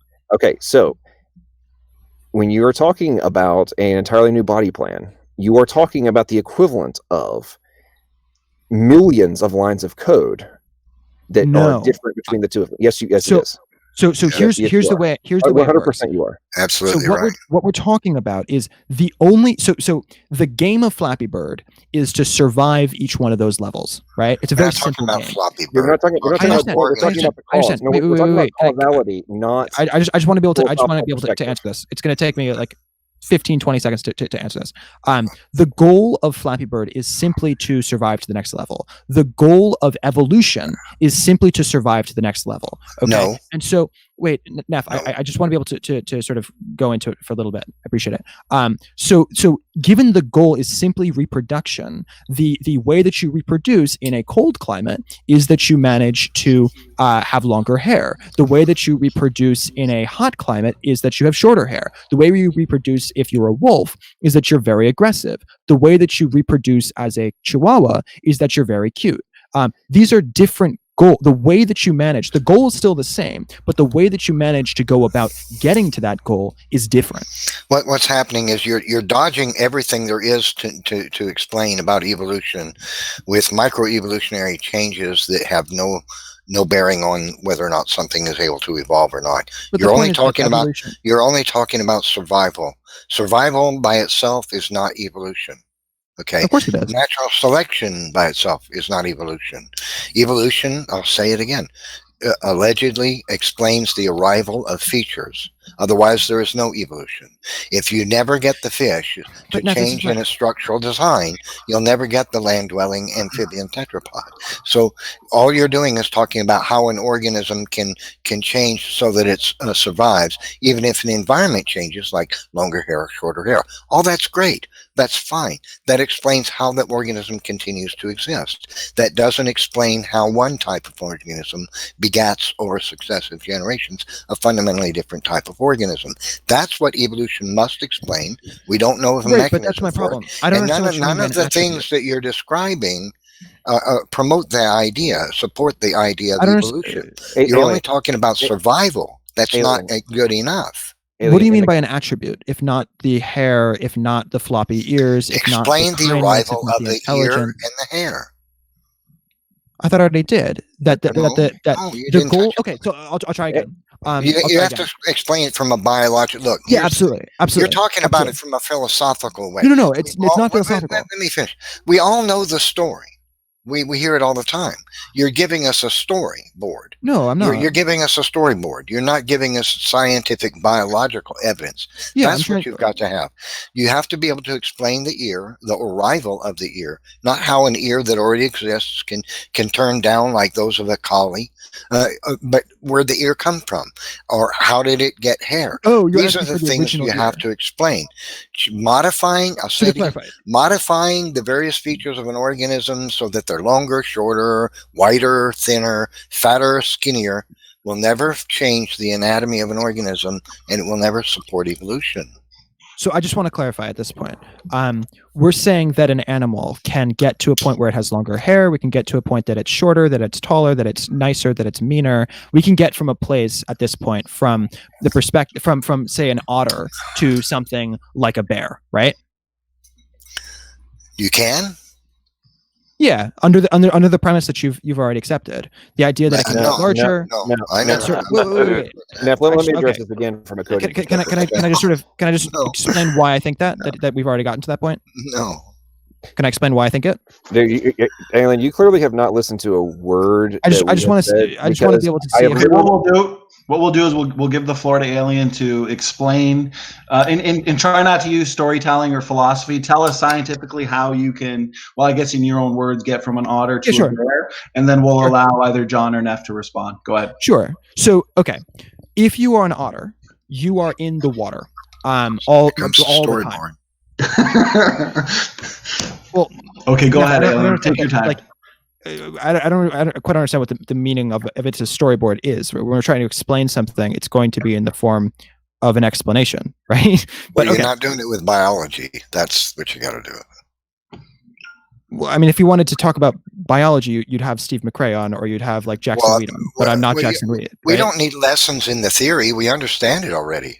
What we need is the evidence for the theory, the biological evidence. We're not. Wait, I'm a little confused. What you're looking for? Are you looking for the biological explanation of like how the arrival of features? For example, if we took every single dog that exists on Earth today and threw them into Alaska, over time, based on just basic microevolutionary change and variation and adaptation, all the dogs with short hair will probably die off, and all exactly right. we'll be left with is the dog that is like a husky, right? That's exactly right. For example, but that we can talk about those types of adaptations, those types of changes all day long, but that's not going to explain how your single-celled ancestor billions of years ago evolved into that dog that already has allelic potential to go from short hair to long hair. I mean, this is just basic mentality. Yeah, absolutely. So the answer is big B, little b. We understand that, but we want to know how you're going to get your single-celled ancestor into the dog. Yeah, so the answer is that it's this. So when we're talking about microevolution happening many times is the basis of macroevolution. So we say, like, I think that Standing at Truth's example there was actually a really good one. We are all of a sudden to a point where all of a sudden pretty much wolf-like dogs. We get a bunch of poodles, but some of the poodles have slightly longer hair, some of them have slightly shorter hair. We put them all in Alaska. Only the ones that have longer hair are going to survive. And then the ones that are going to survive from that point forward are going to be the ones who are more aggressive because they're going to kill each other. They're going to go out and hunt. They're going to do blah, blah, blah, blah, blah. Over a period of a bunch of years, they're going to become very wolf-like. Now, from there, you might imagine some reason that being big starts to be a problem. So, for example, if you get siphoned off, this is the Galapagos example that Darwin himself talks about. If you get a bunch of them that swim to an island, but then get stranded on the island. So like four or five of them get stuck on the island, and then they start to reproduce. Because the food supply on that island is pretty low, it's going to be the smaller ones that actually are able to survive on that island. And so now all of a sudden you have smaller animals, not just the sort of like wolf sort of hybrid thing that existed originally. Now you have these smaller wolves. And then let's imagine that the ones in the mainland for some reason die off. Now you have smaller ones and these smaller ones are going to go back. Now all of a sudden there's other predators. So all of this is happening. All of these small changes are happening. But if you talk about this happening many times over, now after a series of generations, you have something that is very distinct from the original dog that you started off in Connecticut, right? Okay, so number one, in the context of the birds, this has been well documented well after Darwin, that the things like the beak and the body size are based on epigenetic variables, and the same species, same version of the finch in question, will change when the food supply gets better, and they'll go back when the food supply gets worse. This is a well-documented fact, not by creationists, but by evolutionists that went to the islands and studied the birds to figure this out, and that's what they discovered. It's epigenetic factors. So those are not new types of animal coming into existence. They are slight modifications. So again, as I said earlier, in the context of coding, they have responsive code that it's just like if you were looking at the exact same website on a mobile phone, an iPad, or a desktop. The same source code has the ability to modify based on the variations of its observation, and scenario and setting. It's the exact same logic. Now you switch from the desktop to the mobile phone, it changes. It's the exact same thing. You have a shorter food supply than the ones with the smaller nuts. I think a lot of times the finches, it was like smaller nuts versus bigger nuts. Those epigenetic factors came into the parents. It was not new source data. It was modification to existing data. Then it was passed on to 2 or 3 generations of those finches, and then when it modified, it was turned off. I mean, this is well documented, but it required the original source code variables to be in existence for that to occur. And that's the entire point of what we're talking about. You're talking about these minor up and down modifications that already, the functional capacity for that to occur already exists. It's not being added, it already was there. So okay, I'm going to try to do this in a mathematical sort of way. So what we're saying is the finch goes from island A to island B, right? And then once it's in island B, it adapts to be productive on island B, right? And then it's true that if you take an island B bird that is very good and very adapted to island B, that it can adapt back to island A, just as the island A bird originally adapted to become the island B bird. But now let's imagine, rather than just going from A, right? Exactly right. Yes. Let me ask you a question. Wait, Neff. I just want to go a little further. Now let's imagine, rather than simply going from A to B, that instead it goes from A to B to C to D to E to F to G, and then back to A. Because the difference is that now all of a sudden it's gone through a series of changes, a bunch of immense changes. So the first one, let's say, it becomes beneficial to be black rather than a brown bird, and then the second one, it becomes beneficial to be a small bird rather than a big bird, and then the next one, it becomes beneficial to be a hummingbird sort of flapping rather than a sort of long, whatever it is. All of these things are individual changes that are happening, but if all of these changes happen because of a bunch of different of environmental reasons, then when you get back to the first one, all of a sudden, when you get back to the first one, Jason, I just want to be able to finish it, if you will. Sorry. When you get back to the first one, it's fine. Don't worry about it. When you get back to the first one, now it is sufficiently different that it no longer makes sense from its perspective, from its ability to survive, to try to go back to being an A bird. It's now a different kind of bird that is able to succeed in the A environment, but with a different format. So let me ask you a question. Is evolution a scientific theory, or is it philosophy? I don't understand what's the distinction in your mind? Well, you don't know the distinction? Is evolution a scientific? Well, I'm a philosopher, so I think everything's philosophy. But is it a scientific Yeah, sure. Is it science that allegedly explains how fish begat amphibian tetrapods so the way and dinosaurs became birds? And is that scientific? The way I'd respond to that is that I think that math and science and STEM in general is downstream from philosophy. So yes, it's a science, but a science is a subset of philosophy. Well, I understand there's philosophy to it. So then my question is, science in general if it's scientific, then why are you giving us philosophy and not providing scientific evidence? Because we're trying to talk about the philosophical, like, meta What's the level. problem with that? Let me explain the problem. Here's the problem with that. Here's the problem. I just want to be able to. We all understand the theory of evolution and the story behind it. We all understand the various stories of evolution, and that's all you're giving us is the stories. We understand the stories. You don't need to repeat them. We can get them on Smithsonian and National Geographic all day long, and we've all seen it. We understand the philosophy of the theory. We understand the ideas that this happened and then another thing happened, and we got all that. You don't need to endlessly repeat the theory.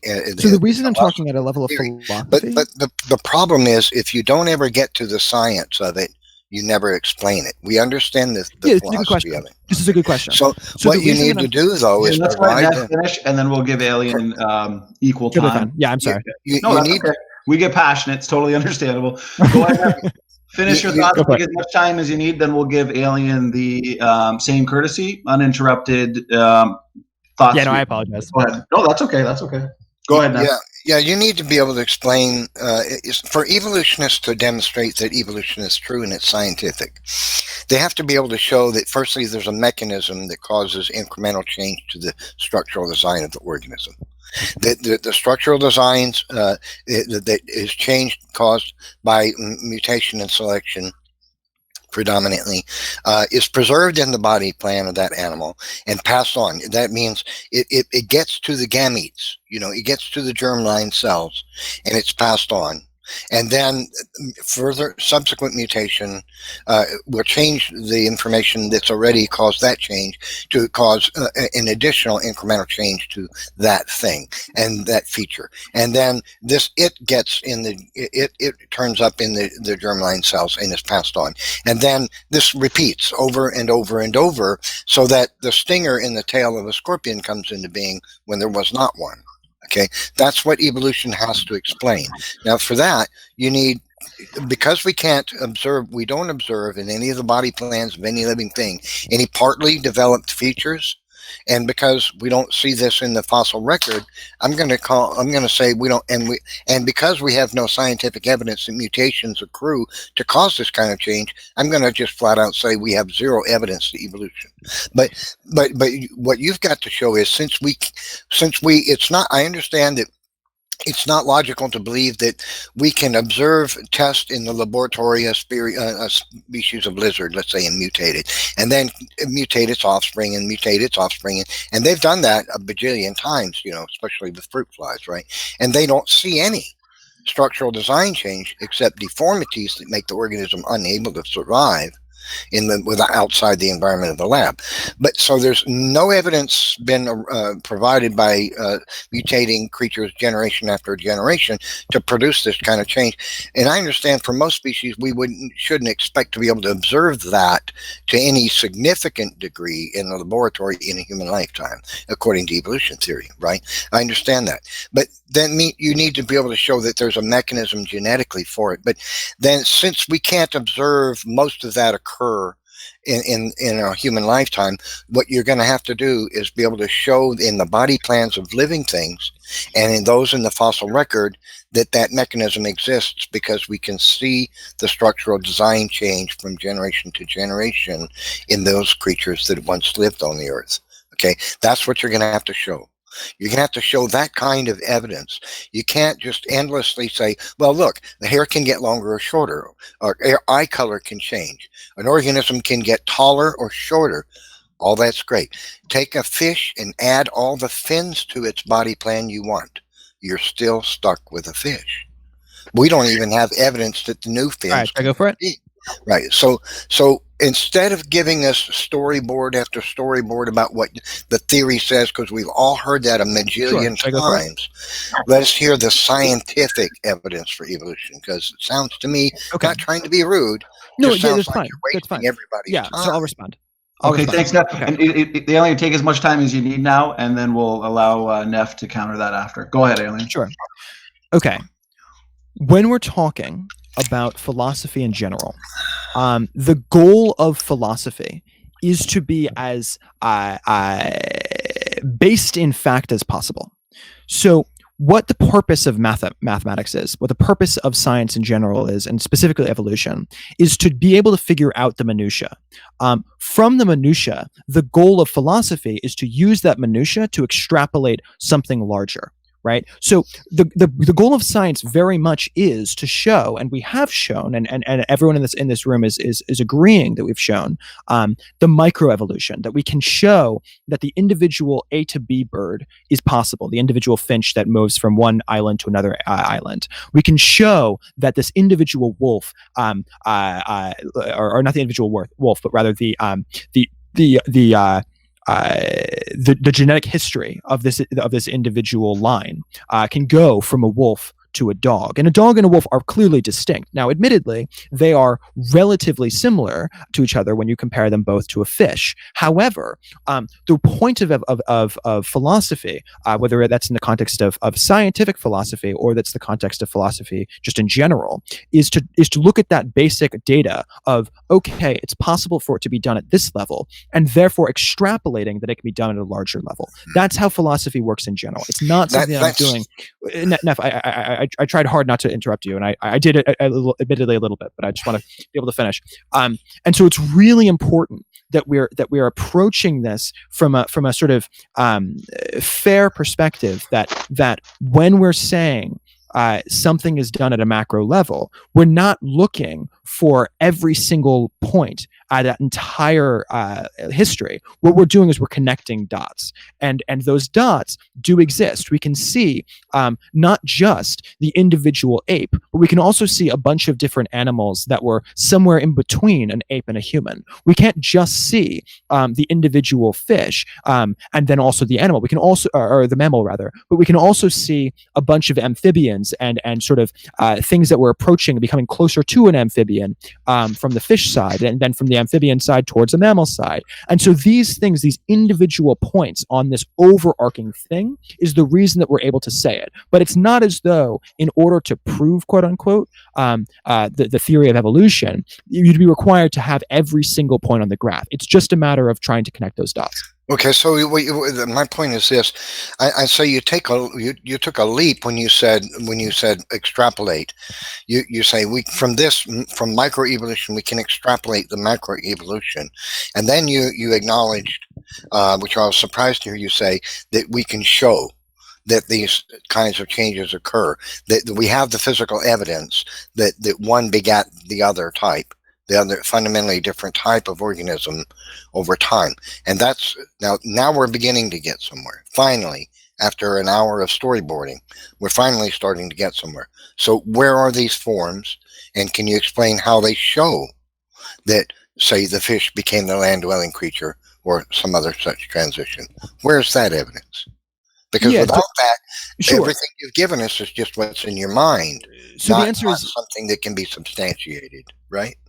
So the answer is that we're not going to be able to show sort of this direct stream that you're proposing. We're going to be able to show individual points on that overall line, right? We're not going to get it like a father and their son and their son's son and their daughters, etc., all the way down the entire lineage. Of course not. So where are the forms that demonstrate? Yeah, absolutely. So if that's the question, I would encourage you to have Jackson Weed on, or I'd encourage you to have Steve McRae on, because they're the ones that are. Do you believe they exist, or do you know of them?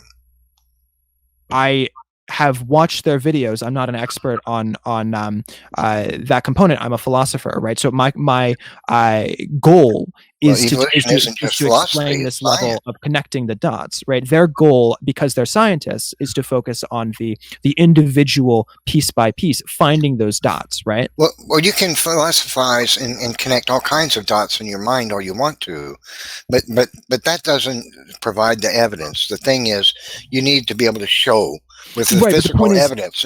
And I'm going to say, we've also debated them many times, so we're going to know what forms, what fossils they're going to bring up. For example, but the struggle is Snap has already addressed many times. So if you want, we can. The reason I'm frustrated. Let me share this one thing with you. Roger Lewin, who is a famous, used to be a biologist and science writer. He's retired some years ago. He was probably the most famous science writer in the world for about 25 or 30 years.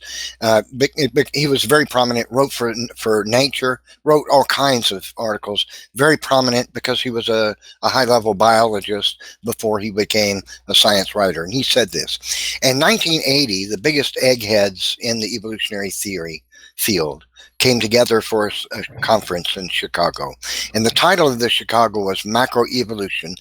And the question posed by these eggheads was, can we show that microevolution can be extrapolated as evidence for macroevolution? And Roger Lewin, who was present at that conference, said this. He said, the central question of the Chicago conference was whether the mechanism underlying microevolution can be extrapolated to explain the phenomenon of macroevolution. At the risk of doing violence to the positions of some of the people at the meeting, the answer can be given as a clear no.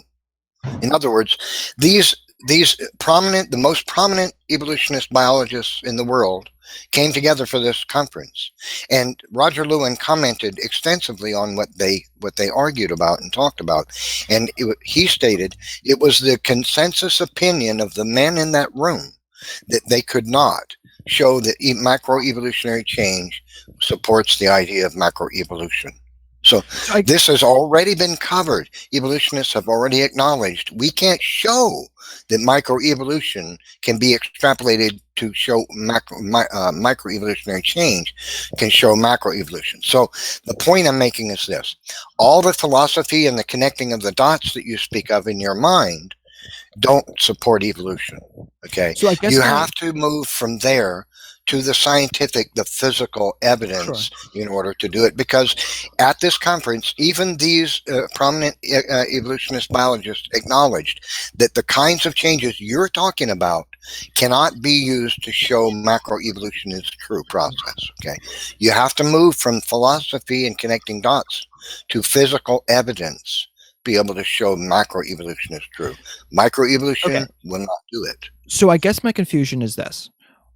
The physical evidence that's going to exist is going to be points on the graph. It's not going to be the entire graph. It's going to be points on the graph. We're going to find fossils from individual points in the overarching history, right? And so, Neff, I just want to be able to finish. And so, when we're talking about that, like, that's actually it's very much something that people like Jackson Wheat will spend their whole lives on, and get really, really, really good at answering. Where are these dots? And then when I say, when I say, here's how I'm going to connect the dots, that's my job. I'm a philosopher. When I start to connect those dots, then that's also not good enough for you. So I guess my confusion. Well, maybe you should get good at doing what they allegedly are good at. Neff, I guess my confusion is when they show just the individual dots, that's not proof that the dots are connected. And when I show that it's possible to connect dots, unless I can show the dots, then that doesn't count either in your mind. So I guess my confusion is, do I have to be simultaneously the best philosopher in the world and also the best scientist in the world in order to convince you? Okay, real quick. And then I'll give up the mic for the longest time, you guys. Well, the thing is, you need to be able to show the dots can be connected with science. That's all. Well, but that's what I tried to do. That's the bottom line. No, okay, not with philosophy, with science. Now, if this scientific evidence exists, if evolution is not just a philosophy but science, you have to move from philosophy to science. Okay, if I'm going to just come right out and say it, if you're not able to do that, if you're not one who, well, I don't know as much about those things as the other guys. What would be go learn about that and come back and to be able to show that evolution is science. And not philosophy. What would be a strong argument? Would a strong argument be looking at the data and saying, here's a bunch of data? Or would a strong argument be looking at how can we connect data? Well, here's the thing. I want to make a point. Are you familiar, Alien, with the HapMap project? No, go for it. Okay, so it's a really, really important project that was done and intended to compile a significant fraction of human genetic diversity, okay? Because there's two competing models here. We got your model that says, all life on Earth, banana plants, dogs, humans, and apes are all related, a universal common ancestry. We look to the biblical-based model, right? Limited ancestry, for example. So if we want to connect the dots, if we want to look at the data, for example, well, in this project, what they did is they examined millions of variants in thousands of people from around the world, and they made this data easily available. So, we can send it to you after, of course. And just a few things that we learned, okay, and we learned this in the present, of course, and this is how we can connect the dots. Also, this is through genetics, okay? So what's inherited sperm and egg, genes, traits, and genetics. That's how we can determine directly the answer and question to ancestry versus like going to a rock or going to a bone found in the dirt as someone like Jackson Wheat would do. Those are not inherited sperm and egg. Genetics are. So this is what we've learned in genetics, that the human genome is young because it shows that shared blocks of our DNA are large and there has not been enough time to scramble them to randomness. Okay, so if we look to genetic processes like recombination and gene conversion, if deep time evolution was true, then those processes should have scrambled these linkage blocks to randomness, but we don't see that. We also see that the human population came from a single source because most of these large blocks are shared among world populations. We can also look at the mitochondrial DNA and the Y chromosome, and based on the empirical method, because we're looking at the data and connecting the dots, that takes us right back to two ancestors, Adam and Eve, mitochondrial Eve, Y chromosome, Adam. Another thing that they discovered in this project as well is that the human genome is falling apart. This is what we see in the present. It tells us that deletions, okay, these types of mutations, they tend to not be shared among populations, but are actually unique to subpopulation. And that's actually further evidence for the youth of the genome that we came, as I said, from a single source population in the recent past. Also, mutations, which you're saying are the designer, are clearly not the designer, they're the destroyer, because the many lines of evidence that we can point to and have pointed to support the fact that human genetic degeneration is real. We are accumulating these mutations. So in the present, if that's what we see is genetic degeneration, if you want to go to the fossil record or something like that and connect the dots, those dots are not going to connect. So if all this evidence and data suggests that our model is demonstrable and what the evidence points to, then why are you still hanging on? Because if all you can give is philosophy and you want to connect the dots, we just connected the dots and we see where the dots lead. Okay, so you're suggesting that the dots lead to the individual Adam and the individual Eve. That might very well be possible, actually, with respect to humans specifically, because we're talking there's actually a lot of again, I'm not Jackson Wheat, so he'd be able to say this in more detail. But there is some degree of evidence, I think, that there's a couple of specific animals in the past that all human evolution has sprung from, right? Which is a very interesting point that I had not expected until I had learned about it in I think it was National Geographic, but that was a while ago. And again, I'm not an expert. The question though is when we're talking, this is the point about the dyslexia point, this is the point about the hair point, we have to be able to realize that there are some things that are both positive and negative. And so it makes a lot of sense that it all started from one place, but that's a different point than that it has all been backtrack from there, right? Even in the last, 200 years or so, there's a lot of evidence to suggest that people were literally shorter 200 years ago than they are today. There's a lot of evidence to suggest that people were literally not living as long, not as healthy, and so part of that is what we're eating, but another part of it is just that we're the people who are able to reproduce are the ones who are healthier. The people who are able to reproduce are the ones who are able to survive for longer. That's true, and there's evidence for it even in just human society. This is not something that's just true in a hypothetical sense. There's a lot of evidence for it. Alien, to the point. Yeah. Let me make a quick interjection here on the height. Wait, I'm sorry. Who is this that's saying this? It's logical. Oh, okay. My fault. Dude, a couple things. Number one, you seriously need to go study some biology and some genetics, because the plethora of your supposed arguments in the last 15 to 20 years have been completely shown to be the result of epigenetic variables and not the traditional evolutionary concept. And there are papers out the yin yang on the fact that, number one, the slow mutation model is a complete and utter failure. There's one of the papers I read recently is, we do not need another synthesis. So if you don't know what that is, modern synthesis is the current, there's extended synthesis, different variables of neo-Darwinism. But literally, over the last three or 4 years, there has become a dramatic push to say that everything that you're arguing for tonight does not remotely explain the modifications and the existence of life from a evolutionary perspective. That is a fact.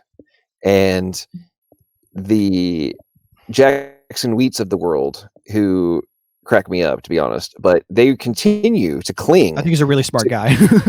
I've talked to him. He's a really smart guy, but sorry. I know who he is. I'm not questioning. He may be smart, but the fact that he is still clinging to things that have been utterly discounted in the current research, they have been dropped 20 years ago, and he still argues about them in his videos and in his debates. And he still argues about things that are not even accepted now.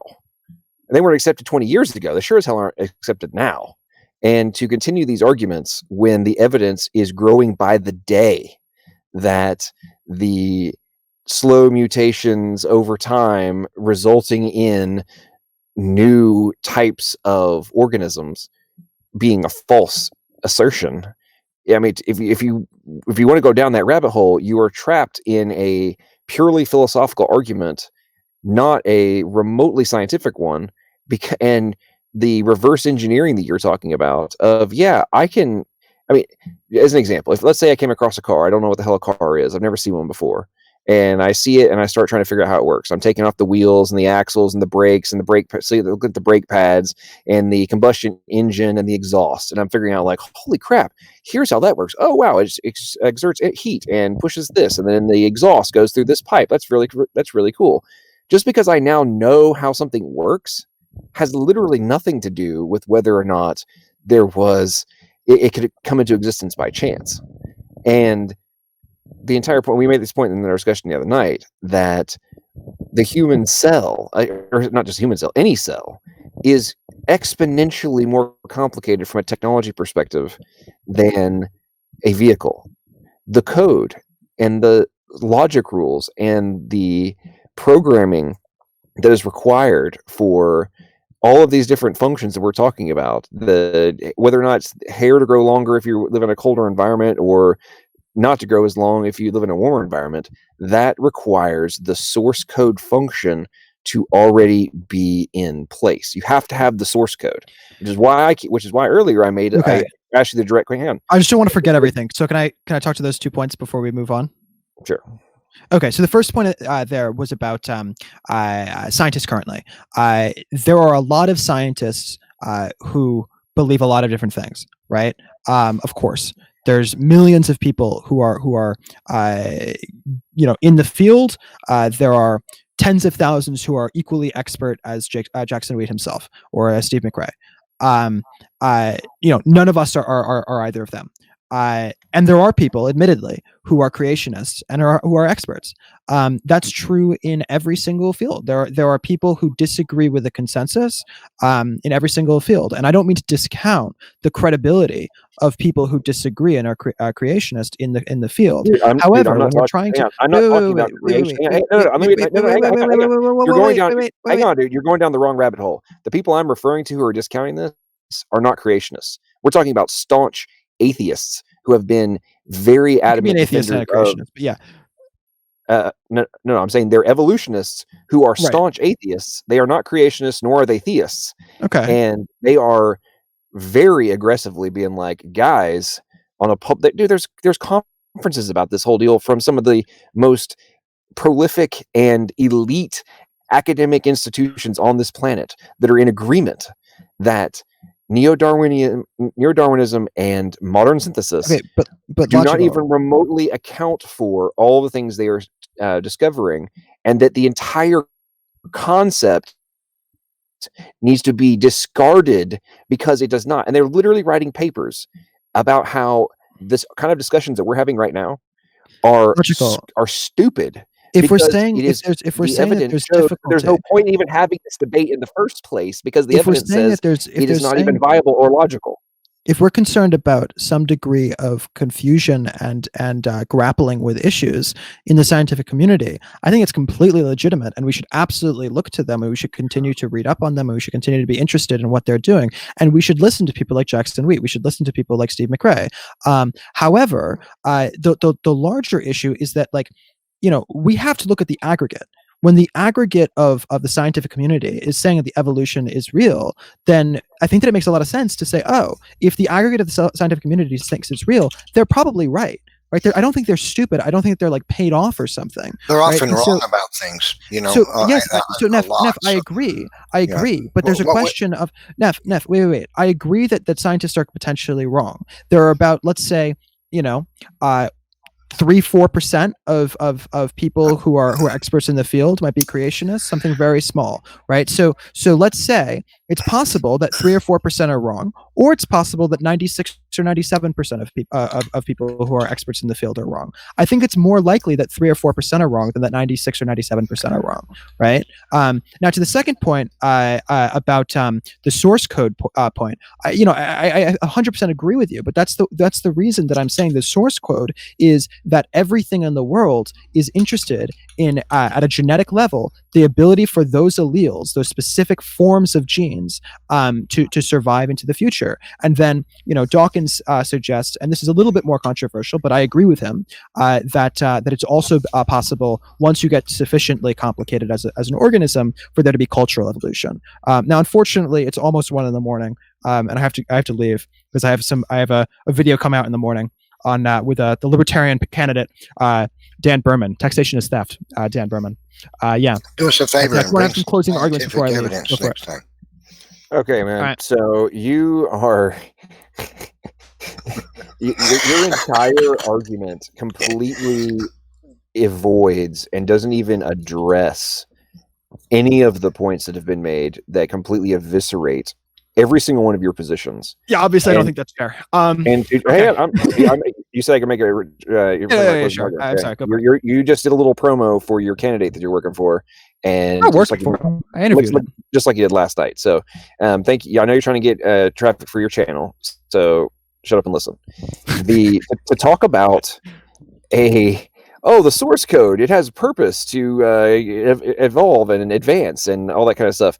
You, again, as I talked about earlier, and I don't think you have ever written a line of code in your life, if you actually are going to ignore that the source code, you keep just, the source code just exists, and then it modifies and improves and changes into these different things and has purpose for survival. How do you account for logic rules, syntax, semantics, and pragmatics that are required for source code? If it is source code that is required for any organism to exist, which is a accepted premise in the genetic code, it is a requirement.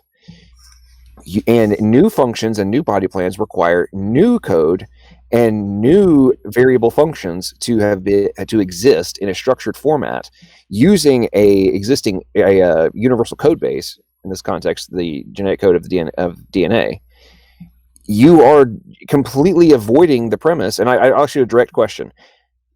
Just because WordPress exists and PHP, HTML, and CSS and JavaScript are used to make it execute, could any WordPress website turn into a different one over time by accident without a designer being in place, an intelligent agent to modify the content, the CSS hex codes, and everything else to create the new website? Yes or no? Sorry, can you repeat the question one more time? Okay, two questions. One, have you ever built a website or done any kind of actual coding in your entire life? No. Am I aware still of how coding works? Yes. Okay. Number one, does any website that has ever existed, has it required an intelligent agent to write the original source code? Yes or no? Yes. However, the underlying way that a computer works is still the same way that a computer works. All computers are still based on I'm talking about the source code. Similarly, I understand. You're talking about the compilation and the execution. The point is that source code is the source code. The source code can be written on a piece of paper. Source code isn't the component that I'm concerned about, right? This is why I'm telling you that you are completely avoiding the obvious. All right, I appreciate it. I'm happy to come on later, but it's almost 1, so I got to leave. Yeah, this is your last time. This is your last time. I'm gonna. It's my last time. Basic logic. Yep. Very well. I appreciate it. Bye-bye.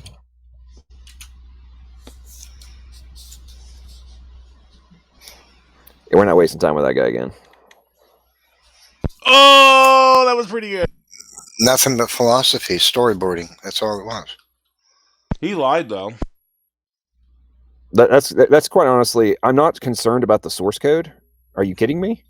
I mean, that's quite honestly one of the dumbest things I've ever heard in the context of any kind of mobile app, web app, website, anything of that nature.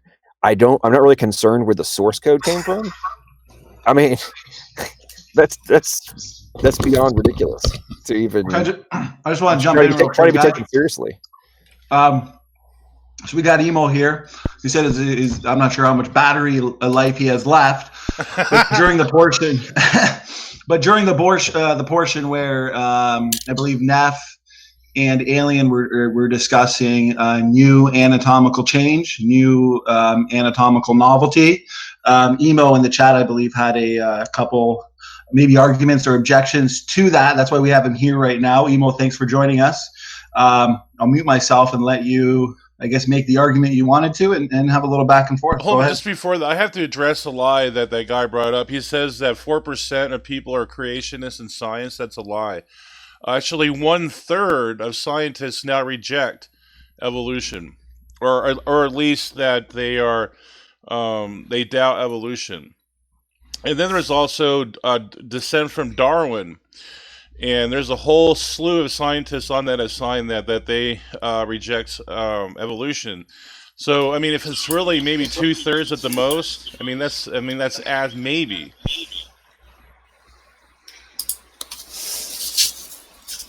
So I had to address that.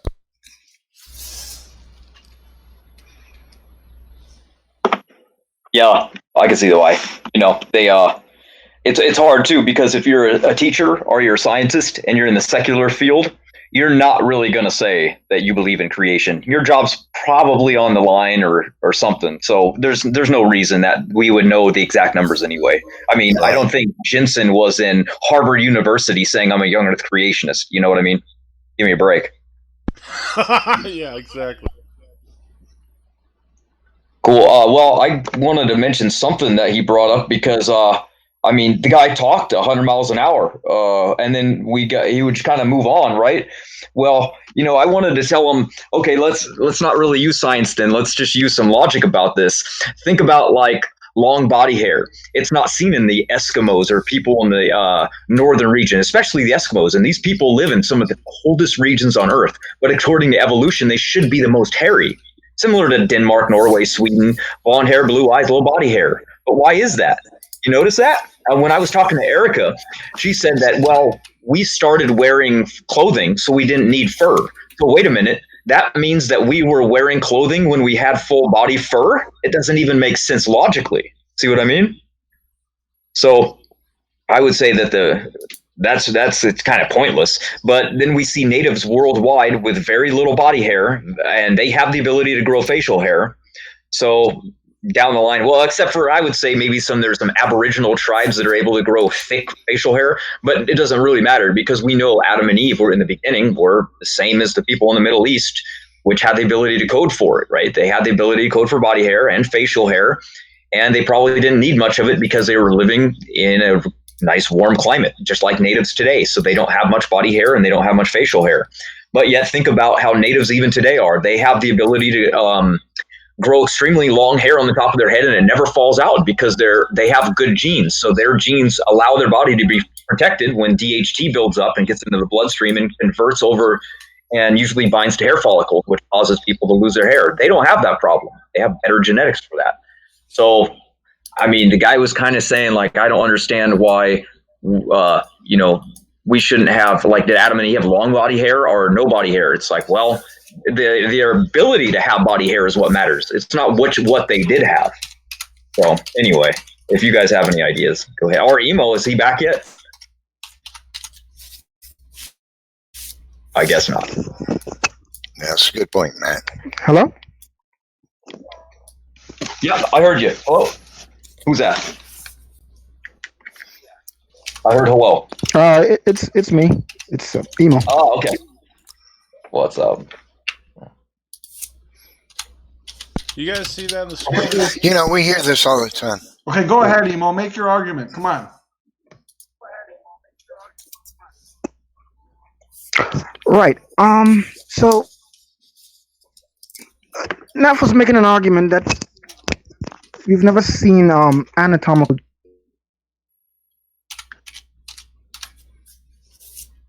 Is he there? I'm not Oh, yeah, he's got bad connections though. A lot of times. Oh, okay. This phone is dying, so just keep trying, Emo. Keep trying. One step at a time. Nice and slow, like evolution. We'll hit a number 1 or something like that over in the side chat when we hear you. According to evolution, that phone should charge on its own.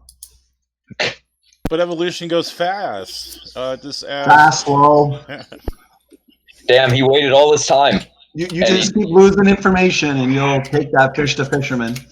Well, I thought it was funny that it was just like all he was pointing to was, basic adaptation, really. And I don't think he realized that to extrapolate basic adaptation to, large scale fish to fisherman evolution is where the philosophy starts. Because a lot of times, and Neff pointed out, the second he started to explain why he believed, large scale evolution was true, within 3 or 4 seconds, Neff would call him out on story. Here comes the storyboard, because we've all heard the story over and over again.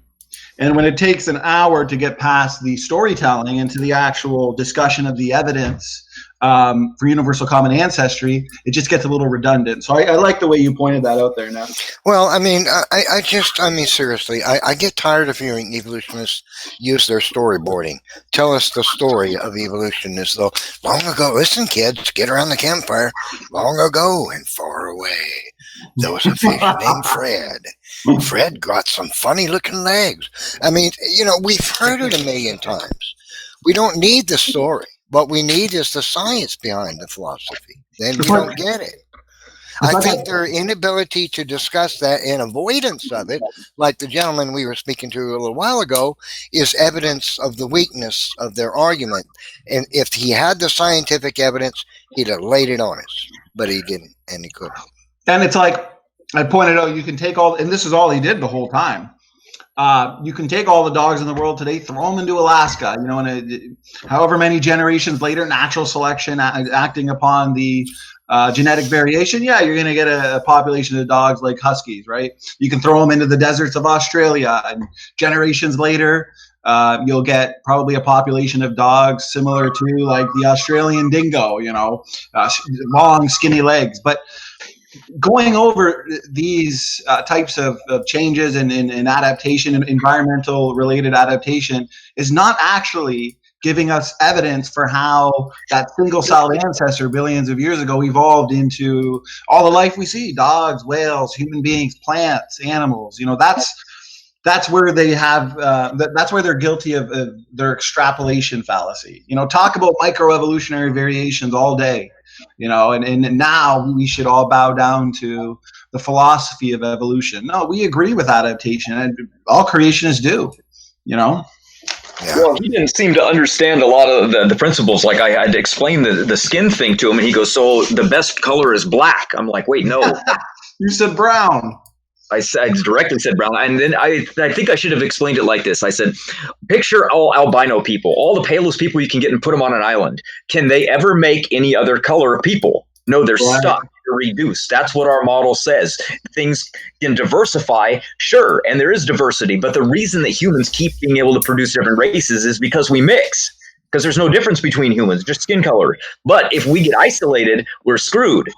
Because that's how we show, like, things have to either be mixed in, or with animals, they speciate and they diversify and they lose some of these alleles. So they lose some of their diversity. With humans, we all live worldwide, so we can all diversify with each other. So we don't have that problem. If Adam and Eve were created, capital A, capital A, capital B, right, homozygous, for example, then both of them would have had dark skin, and all they can produce is dark skin. And then the same thing would be true if they were all lowercase letters. That would mean that they can only produce light-skinned people. But as you pointed out, as I pointed out, Adam and Eve would have been, created heterozygous. So they would have been a mix of these capital and lowercase letters, capital A, lowercase a, capital B, lowercase b. They would have been a middle brown skin tone, and therefore they now have the potential to produce every shade of skin that exists on the planet. And anytime he would point out to like speciation due to isolation and migration, a lot of the times that is due to a loss of genetic variability. You now have less potential for speciation than you did in that original population that broke off to form this breakaway, new species. You didn't seem to understand that. No, we're just also lucky that Noah got on as probably a Middle Easterner as well, because imagine if he got on as one, as a Caucasian, everybody would be like, right. Yeah. Well, I guess it wouldn't be race war, so I guess that would be all right. Well, I just like how you explained that it was brown, and you're right. He did. I don't know. He just assumed that you meant black or something. And did you notice that I by myself, I at least asked him 3 or 4 times. I think someone else asked him also for the scientific evidence, the physical, observable evidence for evolution. And immediately he goes right back to his storyboards. Exactly. That demonstrates that maybe he's not real well informed. He's not a, hardcore evolutionist who studies and, digs his head into the stuff. Regardless, I think it just confirms that he doesn't know of the evidence that supports, allegedly, his theory from the scientific point of view. And he thinks that, like so many evolutionists, schmoozing you with philosophy and the stories of evolution is valid. Well, that's plenty valid enough. See, I can describe what had to have happened millions of times, and that means it's true. You see, so you're not giving me any argument against my philosophy, and it just doesn't work. It does not cut it. It doesn't cut the mustard.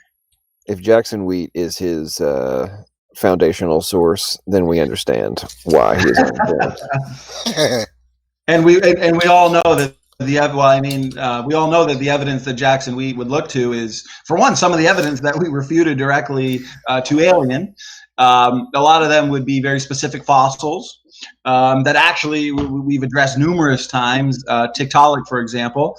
But it's funny that you point out the storyboard, because a lot of the times I caught him saying, if you would just imagine this, because remember, that type of large scale. Oh, yeah. It only happens in the imagination of those who want to believe in it. contrary to the genetic evidence. I gave him direct evidence from the HapMap project that suggests our genome is young for 3 or 4 reasons. I could have given 10 to 15 reasons, and yet rejects it all, avoids it all, tries to assert that, you know, this mitochondrial Eve and Y chromosome atom were part of a larger population. Even though, you know, there's so many problems with that so-called hypothetical population that they came from. There's no real evidence, even in the geological column, for something like that. We just use the empirical data, and he talked about connecting the dots. Well, we connect the dots, it points to biblical creation, so... It's true, and you're right about that. When you hear an evolutionist say, let's imagine for a moment, wait a minute. You just jumped ship, man. You're going to tell us what you want us to use our imaginations to imagine that your theory is true? Come on. Well, they might as well just, instead of saying imagine, they might as well just say long ago and far away in imagination land, a single-celled organism evolved into a multi-celled organism. Right. We can do the same thing. We can just say, all right, kids, let's imagine there's a God, and this God made a man and a woman, and it's called creation. Now, we know it's a fact. Why? Because there are men and women today, boys and girls. That's how we know. You know. Right. Yeah, the next time an evolutionist asks me for evidence for young Earth creation, I am going to just pick up the Bible and start reading Genesis word for word. Yeah, there you go. Come right back at them with exactly the same kind of stuff. Hey, you had your story time. We want our story time. and I love how they go over their story as if we've never heard it before. Wow, fascinating. You put a dog into a cold weather, it's going to adapt and grow thicker and longer hair. Wow. You mean I guess fish? dogs and bananas are related. You mean leg fish begat creatures with legs? Laying? Wow. Cloth ears due to a gene deletion? Wow. Enough gene deletions over time is going to take your fish to fisherman. And speaking of Jackson Wheat, let's not remember if one of his idols is Jackson Wheat. Jackson Wheat is the fellow who, in a debate with me, said that the cecal valves of the Italian wild lizard arose because of mutation, which is not true. It was phenotypic plasticity. He's the one who says that, so that's a great source. Yeah, amazing. And he told you, when you pointed out the fact that most mutations are unselectable, natural selection can't see the most of them. What did he say? No, natural selection can see them. Right. You called him out on that, and I think he kind of backtracked and said, well, it can see some of them, and you asked him how many. See, the thing is, they just don't understand that their mechanism of mutations are destructive, but they're not always detrimental to the point where natural selection is going to see it and get rid of it. Most of them just build up, as you pointed out to Jackson Wheat, you know, Brother Neff, that they just build up silently in the genome, and they just have very subtle effects on fitness.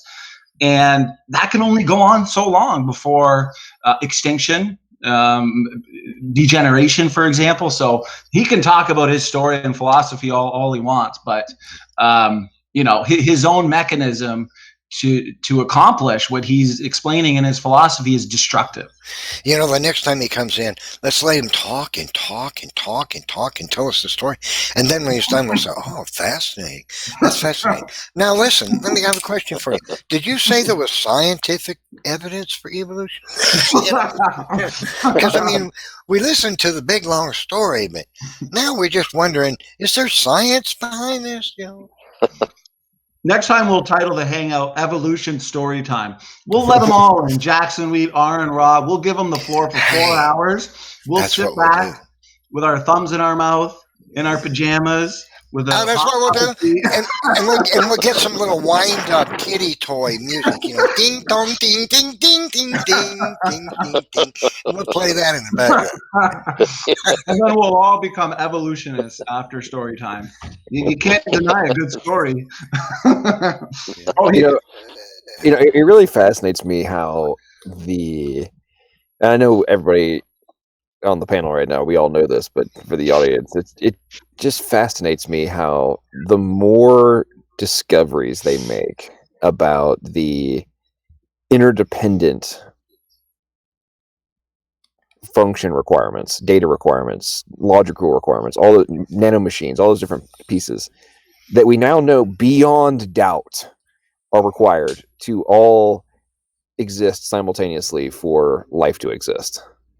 I mean, the point y'all are making about story time, it's like, we know this beyond doubt. And you guys are adamantly arguing that A, we're the ones that are off our rocker and living in Fantasyland. Yeah. And B, that we believe in a magic man in the clouds when you think that all of this stuff popped into existence undirected over billions of years of chance. I mean, Right. it's like, what universe are y'all living in? Because it isn't this one. I guess you're still stuck in a multiverse. So I guess maybe the evolutionists are proof of multiverse theory, and they just live in an alternate reality. That's a good point, John. It is exactly the opposite of the truth, the way they ridicule creation. And the next time I hear an atheist say, well, you believe in some bearded dude living in the sky. You say, I do. In fact, I saw God peeking out behind a cirrus cloud today. He was waving at me saying, hey, Neff! And I waved back at him. It was really cool.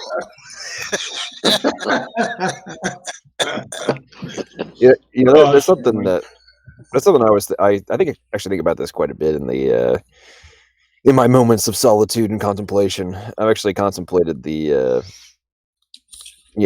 number one, how humanity, we don't have the ability to truly comprehend what God is, right? It's just beyond our comprehension. We can have glimpses and some aspects of understanding, but we cannot comprehend the totality of God, right? That's an impossibility, right? And one of the things I find interesting about the atheist argument of the physical embodiment, the analogy embodiment of descriptions of God are somehow just purely human created, fantasies. I'm like, okay, let's think about this. If there is there any scenario in which there is something that you do not have true comprehension of, or we are trying to explain to somebody who does not have the knowledge or the ability to truly comprehend, what do? We dumb it down and put it into a perspective that they can understand. So if we're dealing with an entity that is beyond our comprehension, at least in this current form, of course it would be put into a context we can understand. I mean, to me, that's like such basic common sense. The fact that it's viewed as some kind of a negative or a reason to discount religion in the first place. That's a good point, John. To me, that's a very closed-minded and ignorant position to take. It really is. If we could fully comprehend God, he couldn't be God. He'd be something else. It's like Holden. It's like Holden always says, if I could fit the infinite God in my 3-pound brain, he wouldn't be a God worth worshiping, that's for sure. So, these atheists are trying to understand an infinite God, and an infinite God is trying to do his best to explain to us as obviously a finite being. So it's a great point there, John. Yeah. Yeah. I mean, we can't explain our own existence, right? So why would we possibly conclude we can understand the existence of the entity that created us? We have no. How about this one? Who created God? So you're asking me who created an eternal being that didn't have a beginning? Yeah. Your question is based on a false premise. I wasn't sure who pointed it out last time Alien here was on. I think it might have been Anthony, actually. Is not the designer of a computer more complex ultimately than the computer he designed, right? Because Alien, I believe, was trying to say that arguing for a God is not logical because you're trying to argue for something more complex than the universe itself, when he was saying that we should start from simple, something simple at the beginning of the universe to get to the known universe we have now, which is incredibly complex. Do you remember when he was arguing for that, guys? I don't recall it. Yeah, I do. And he was trying to go into the standard infinite regress of complexity argument philosophically. That's where Alien was trying to go with that last night. And Anthony and I both chopped him off at his knees on that one. But the point, though, on the simple to complex, I think what people forget in that whole concept is that even following the Big Bang model is not going from simple to complex. The complexity is required for everything else to exist. You have to have all of the laws, right? The laws of physics, chemistry, all those aspects have to be in place for the rest of it to occur. So you already had foundational complexity. It was never simple. And I think the atheists try to just avoid that entire root element of existence. And I think that's why they're so adamantly push against the fine-tuned universe argument, is if they acquiesce to that one, then you've removed the entire premise of going from simple to complex in the first place. Yeah, that's a good point. And here's an interesting point. There are atheists who will say, well, there was an infinite regress of material causes. The universe had a cause, and it was a material thing. And there was something, a transition of some kind before that, and one before that, and that, and that, and that. So, trying to avoid the universe having a cause, a beginning, so that it came from nothing. But the problem with that is this: each change or transition, in fact, every time matter moves, there is an expenditure of energy. Now, if there was an infinite chain of causes, then all energy would have been used up in this by whatever number of prior material causes there was infinitely long ago. And the universe would be absolutely dark with no potential energy whatsoever, and work could be done, no energy whatsoever. It'd be dark. We wouldn't be here talking. It would have gone dark and cold with no energy infinitely long ago. So the only way that the atheists could posit, if they posit an infinite regress of material causes, which they cannot be true, unless there is an infinite energy generator somewhere that's continuously creating energy endlessly, infinitely. Now, if you point to that, you might as well be calling it God. But they'd have to show there's an infinite energy generator, because if not, every transition of the universe would be an expenditure of energy, and if that's been going on infinitely long, then the all potential energy would have been used up infinitely long ago, unless there is an endless creator of energy. And then you've got to demonstrate that's not a personal being, that's not God, but that's a material thing. How does matter create and energy live eternally? How does it have an endlessly create from nothing energy? It would have to be from nothing, because if you say, well, it's getting more energy from another thing, then you're right back to the problem. That you have an infinite regress of material causes, and all energy would have been used up infinitely long ago. You can't. It has to be creating whatever you point to for the cause of the universe. If it's an infinite energy generator, it has to be creating energy from nothing, ex nihilo, or it had to have done it at a finite point in the past. You can't get around it. One of the two. Well, and I agree with what you're saying there, Neff. One of the things that I find interesting and annoying simultaneously is the level to which this discussion we're having right now, this concept, is used as supposed counters and complete evisceration of the possible existence of God and vice versa. I'm like, okay, let's actually think about this for 1 second. Ultimately, I don't really care if God had an existence or had a beginning, or there was somebody before God. I don't really care. No, it's not what I believe. I'm saying I don't care whether that is true or not, or false. The only thing I care about in the context of the conversations we're having right now is, was a cause required for the universe to exist? If so, then being able to understand that one is irrelevant to whether or not it exists. And if ignoring the evidence for that entity to exist because you can't explain how that one came into being is completely illogical, in my opinion, because it's like saying, I don't know who created X, but X exists, and I know that there's no other way without an intelligent agent for X to exist. therefore they don't. I mean, that's literally what they're saying. And I just don't understand how, because I don't know who the originator of the person who created XYZ, then XYZ didn't have a creator. I mean, it's the circular logic to that is mind-blowing to me. You know what's so obvious about it, John, is that just on its face value, it's quite obvious what they're trying to do is get around the creation event.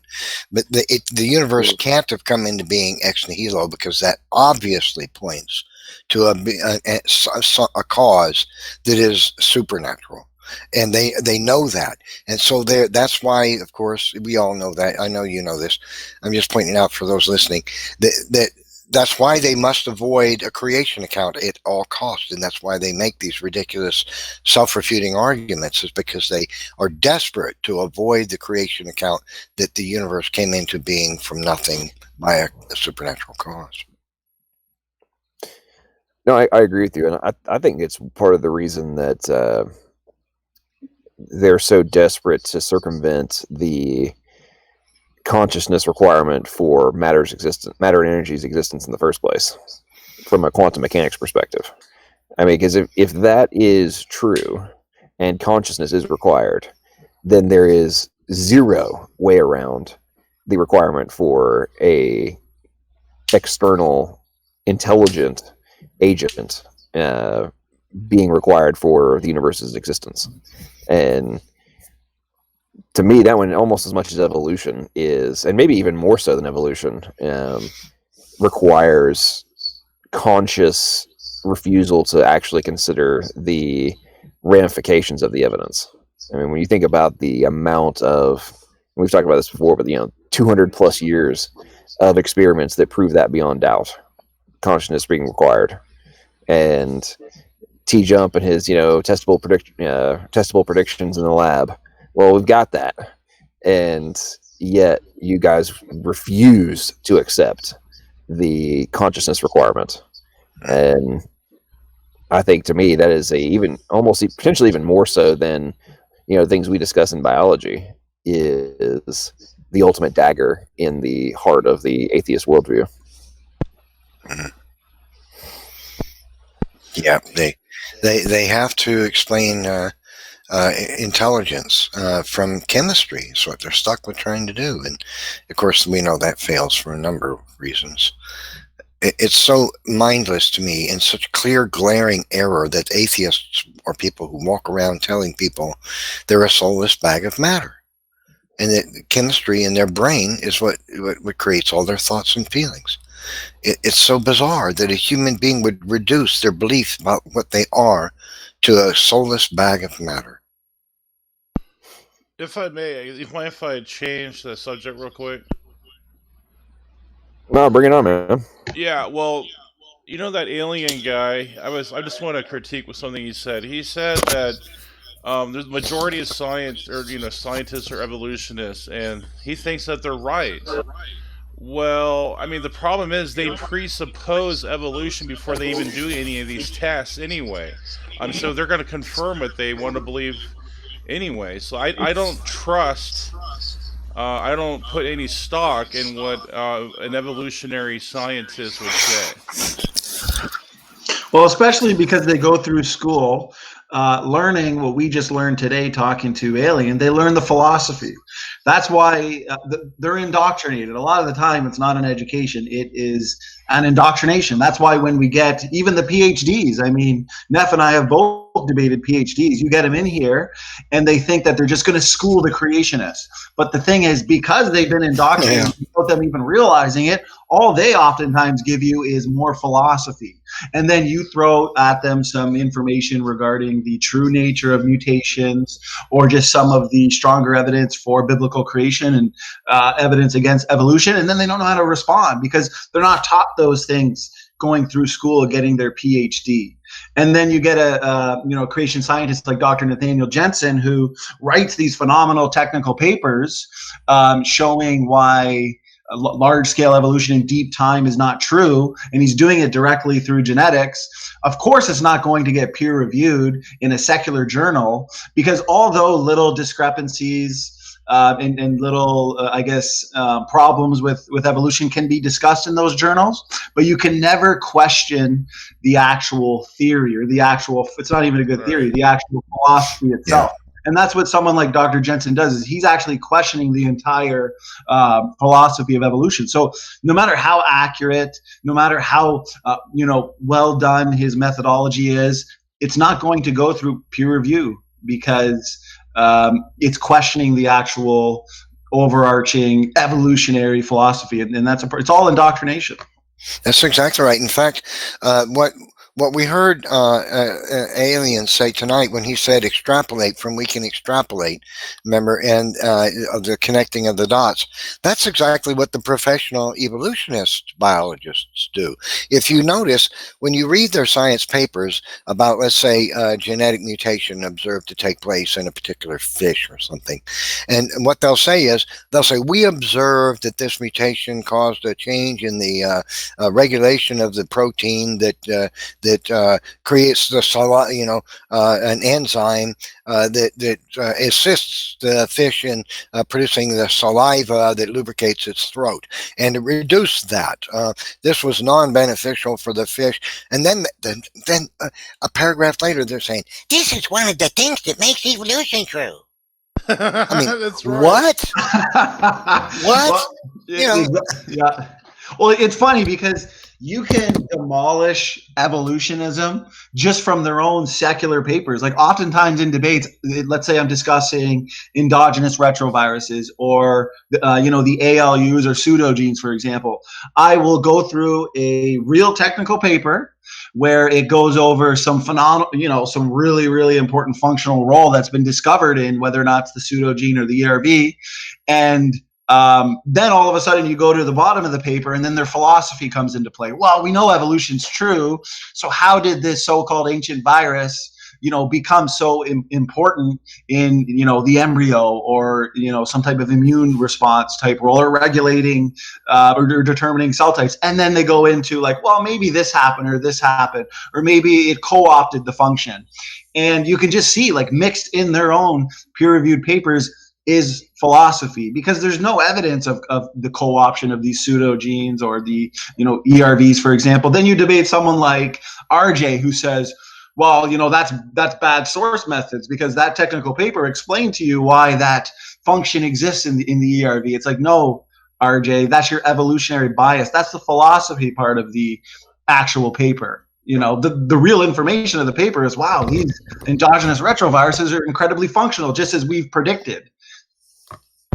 They'll even be in a quandary. They're like, wow, how is this? This is really weird. And then they'll say, well, evolution works in mysterious ways. So they'll say, we say God works in mysterious ways, but they always say evolution does something weird they didn't expect or something. And that's why we can read a paper, whether or not it's on, mutations, some so-called beneficial mutation, or a paper on these retrotransposons or something, and we can actually get rid of all the philosophy, and we can actually understand it for what it is. And that's a big difference between us and then the evolutionists. This is secular media. If you look at all these things, if you look at your Google and you look up the news for like biology and all that stuff, they're always just slanted to frickin' evolution. They're never neutral minded. They're not on a neutral ground ever. Okay, you know what? Actually, before we move on to something else, Emo, he gave us his question that he wanted to ask. I put it into the side chat. Do you want me to ask it? It was regarding some type of anatomical change that he thinks would be evidence for the, request Neff was making, and I think Ron. So he's asking you, Neff, and I guess this is what he came in to debate you on. But he says, does the evolution of brassica, like the broccoli, the mustard plant, I believe, count as anatomical change? Would that be anatomical change? The plant? Well, it depends. Broccoli is a part of a huge, mustard, broccoli. Those are called cruciferous vegetables. right? We have to remember that plants don't have bones. They have massive diversity that far exceeds animals because they work through photosynthesis and they have really fast and short reproduction cycles. Like if you wanted to grow a cruciferous broccoli or cauliflower, by next year, you would have the cycle already completed. But when we're dealing with animals, that diversity is a lot slower change. You have to wait for reproduction age. Even a fast-turning dog is going to take years, right? So plants, if they're having cycles every single year and sometimes multiple times, and you can cross them and you can hybridize them and they genetically modify them. So yeah, we see a lot of diversity. And plants themselves, they don't even want to be eaten. It's the fruit that wants to be eaten so that the animal can take the seed and deposit it and manure it out. But the leaves and the stalks, they want to grow bitter and astringent, and they have all kinds of preservatives to protect themselves. But when a structure changes in a plant, that's kind of what we're going to see when we see, as they get spread out. Even when the same type of plant gets dropped off from a bird eating it onto a different island, the plant will grow some different anatomical features. That's already built in. Like, we don't know exactly what the heirloom varieties were in the Garden of Eden, for example, right? But we found some fossilized, like bell peppers. So we know that there's nightshades. And so we know that there's lots of nightshades today. For example, the tomato, right? When we found the original tomato about 400 or 500 years ago, we have all different varieties of tomatoes today. We have the cherry tomato, all these different kinds. And we go back, well, okay, we know that's still a tomato, but now where did that tomato come from? Can we still trace it back? And we eventually just kind of run out of room. So we know that we have to take the plant level back a little bit. Now, as far as regarding, does this count as an anatomical change? That's I don't know. What would Neff say about that one?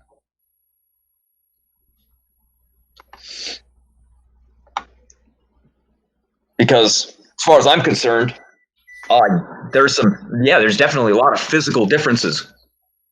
We see all kinds of traits. We see their fruits are even different. If you want to get a larger tomato, no problem. Smaller tomato, no problem. We can cross all of them together. All these different nightshades we can try to mix. So is now having a totally different tomato that you've never seen before. Is this a new anatomical feature? I don't know if that counts.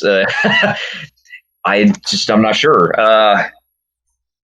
I don't know how how that would disrupt our model. If there's genetic diversity into the original plant to diversify to become what they become today, then it doesn't really matter if they have new anatomical features or not, because that's plants can diversify really fast.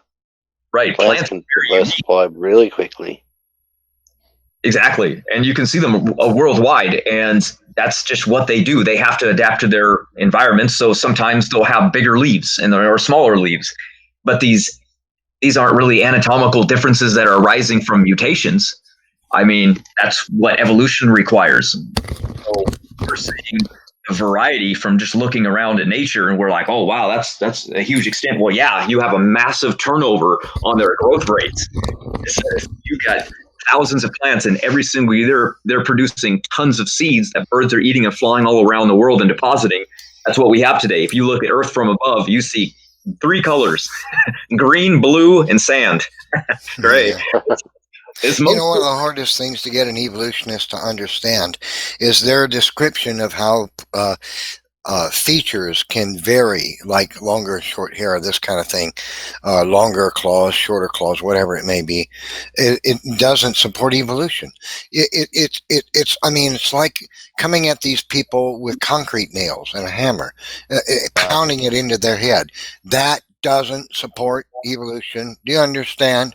No matter how many times you change the size, the width, the thickness, the length, the color of a feature, you're not explaining the arrival of any features, and that doesn't support the evolution theory. And then they'll say, well, then they jump into the philosophy because they can't explain the arrival of features. See, so they're substituting the arrival of the feature, a mechanism for it, an evidence that it happens, with the philosophy. So when you press them about how do the features come into being, or why their description of changing, variety is not sufficient to explain evolution, then they jump right back into the philosophy. Well, it's because, and they give you a storyboard.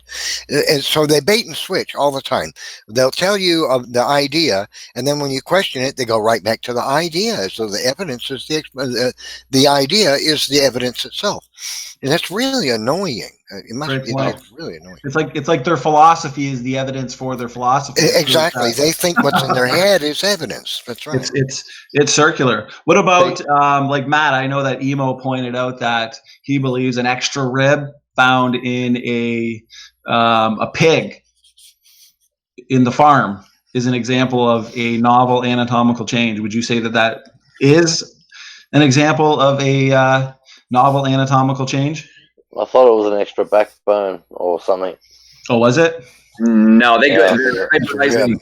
No, they're hybridizing pigs to have extra ribs so they can make more milk and get more meat off their bones. That's what they're doing. But this is a huge disadvantage. You know what I mean, to the pig itself. Of course, they don't live in the wild; they live on farms, so nobody really notices that. But a wild boar and the pig, and if you go in the fossil record, look at them, they have less ribs than they do because that's a beneficial thing. Now, it's only beneficial because we eat them. No, well, not only that, it still doesn't really support evolution if you think about it, because the pigs already have ribs. Evolution pretends to explain the arrival of new features in different creatures' anatomies, not just features that creature already has.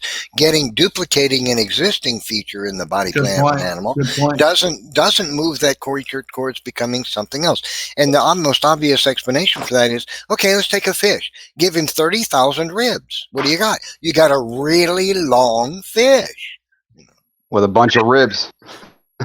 Yeah. They just pretend they don't understand the question. That's all that guy was doing. And then, like, we're talking Chinese or something. Oh, I don't understand the question. It's like that's all he had. And then he goes into a 10-minute story. I got bored, and that's the thing. Like in debates, like if I'm on modern day debate or something, and they're going on and talking, 100 miles an hour, like he does. I'll oftentimes, if they made one or two points, I will cut them off on like those one or two points, because I definitely don't want them to. A lot of times the evolutionists will try and bombard you with 5 or 6 points or 5 or 6 questions. I'm like, no. Stop right there. Let's address this point and why that point doesn't support your position. Then we'll address the other 4 or 5. And if they're going on with a story, like Tony, like you said, it gets boring because we've heard it over and over and over again. So oftentimes in a debate setting, you do want to stop them and point them out and point out to the audience, because that's who we're trying to convince, is the audience, that listen, the evolutionist here, he is storytelling right now. Yeah. That's not providing us real empirical. He never addressed anything Neff asked, and Raw Matt made a good point about the Eskimos not having any body hair. So I mean, I think those are 2 big problems. He didn't explain the arrival of the hair to begin with. Yeah, and one of the reasons that they keep talking some of them talk real fast, and they move on and on to the next thing, is because they think that they're gaining points, and they're actually winning. If they can just keep feeding you the story endlessly, I'm winning. See, and you have to stop that in the tracks. As Barney Frank would say, nip it in the bud. You gotta stop that, because they don't want their feet to be held to the fire about any of the individual claims they're making. They want to throw them all at you so quick in a long story, and then start from scratch all over again if they can get away with it, because they don't want to be held to the fire about any of their individual claims. And remember, especially if you're asking them a question now, because they like to be the ones to ask a question. So oftentimes, and it brings me back to my debate with Mark Drysdale, he was trying to ask, how do you not have some type of inbreeding problem based on the flood bottleneck of 8 people, right? And I answered it thoroughly, and then I turned it around on him. I said, now explain to me how your so-called out of Africa population bottleneck is feasible, because that so-called population of 2 to 10,000 would have been so genetically compromised and inbred, there's no way that they could have left Africa and seized dominion over the planet. And he just would not answer it. He kept avoiding it. He kept dodging, and I would stop him every time. I would say, no, answer the question. And that's what you want to do to these evolutionists. You want to hold their feet to the fire, and you want to show the audience, because like we've said before, 99.9% of the evolutionists we debate, they're not going to be convinced, but it's for the audience. We want to show the audience that, listen, they don't have the evidence, and here's the evidence that's in support of our model. Yeah, just to tell you about the Discovery Institute, there's over 1,000 PhDs right now that are dissenting from Darwin, so it's quite a bit, and it's growing. Yeah, right. Great. I guess touching on Emo's question, our questions, because he had a couple in there. I think I got a couple of ways to explain it to him. I think in the ribcage idea, things can diverge in a species. We know that, like pigs, mice, humans, we all have the ability to regrow ribs. You can rip them out and they can regrow. It's pretty crazy, actually. But how does this line up? We should essentially be like a pig and be able to add ribs onto our body. But here's the problem with that, because humans have less ribs than chimpanzees, right? Humans all have 12 pairs of ribs, but chimpanzee, no matter what species you look at, or bonobo, they all have 13 pairs. But here's the problem when you get to humans, right? What happens? Can we lose a rib? Sure, there's diseases that causes us to lose ribs and genetic defects, but gaining a rib has always been a problem. I'll explain it. Check about the cervical neck rib. When that happens, that's always a problem. Now, sometimes it's just one usually small rib that ends up growing in the neck area, but it usually doesn't cause much of a problem because it's one and it's really short. But sometimes it's a little too long and it'll press on nerves and blood vessels, and they'll have surgery to get it removed. Now, imagine a full pair of ribs in the lower rib cage section. Now, this is extremely detrimental to humans because females need room for carrying children. Those extra ribs would rob that room out. Now, humans don't speciate, right? So we know that there's no reason for us to have more or less ribs than a chimpanzee if we split from a common ancestor from them, but yet we do have massive variety. And chimps can never grow ribs. They have the inability to grow rib cages back. See, their spine is able to regrow and regenerate. Ours isn't. It's exactly the opposite. Our ribs can, our spine can't. Their spine can, their ribs cannot. So they're very, very different, which would be very odd since we came from a common ancestor split. And when you say spine, do you mean their spinal column, the nerve? Yeah, exactly. Nerve, you can nerve mass? Yeah, somebody actually decapitated a primate one time and put the head on another body, and it survived for a while because their spinal column can actually stand being broken, and they can survive. A human, when we break our spine, will never walk again. And depending on how bad the break is, there's no recovery. Think of Christopher Reeves. It's over because we do not regenerate. You can actually, ape can fall out, break their back, and recover if they have, the conditions that are convenient for them. So they still get food. They'll survive it. A human, we're done. That's it for life. So very odd. And another thing, think about Noah. He brought on the ark grapes, remember, because the first thing he did was plant a vineyard. So he brought seeds on the ark. It doesn't tell us that, but we have to assume that this happened, right? Animals had to eat something. They do drop into latent hibernation when they go and things like that. So I would imagine when they're on the ark, most of them just dropped into their long hibernation stage, kind of like they do in the north when they live under houses for the winter. So there's probably no real reason to feed them for quite a while, but when he did, there just needed to be some plants available. So what those plants were, we don't really know, but we have to assume a couple. One, olive, right? Because the bird came back with an olive branch. So how did that happen? Well, there was probably some seeds floating. Darwin actually did that study. He said, can seeds survive in ocean water? And he found out, yeah, they can survive a really long time in ocean water. And the other thing is that they could survive also inside of dead birds that float. So he put them in ocean. Anyway, so we know we have olive and we have grapes. I don't know how many I can name off the top of my head, but those two right now. So if we trace those back in lineage, we find them in the fossil record, but they're gigantic, giant figs, giant olives. One of the oldest trees on Earth is a big olive tree. I mean, go ahead, F. Were you gonna say something? Oh no, I was just agreeing with you. Okay, and so now if we trace those back, like what is the heirloom variety of those grapes? That would be kind of what was original. That's what we should see. And the diversity of grapes hasn't really changed too much. I mean, yes, but Emo's question was, is it an anatomical change that we're seeing in the grapes because they produce seedless grapes, white grapes, black grapes, wine grapes? There's 1,000 varieties of grapes, and some of them are little bushes and some are huge. They'll grow all over everything. I was going to comment this though. Peach pit. I've seen photograph of a peach pit, normal, modern peach pit, next to a fossil peach pit.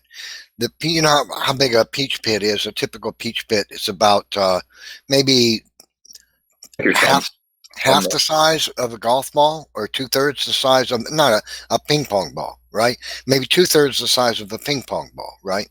If you shrink it down in diameter, right? This thing was I don't know not as big as a baseball, but let's say 2/3 the size of a baseball.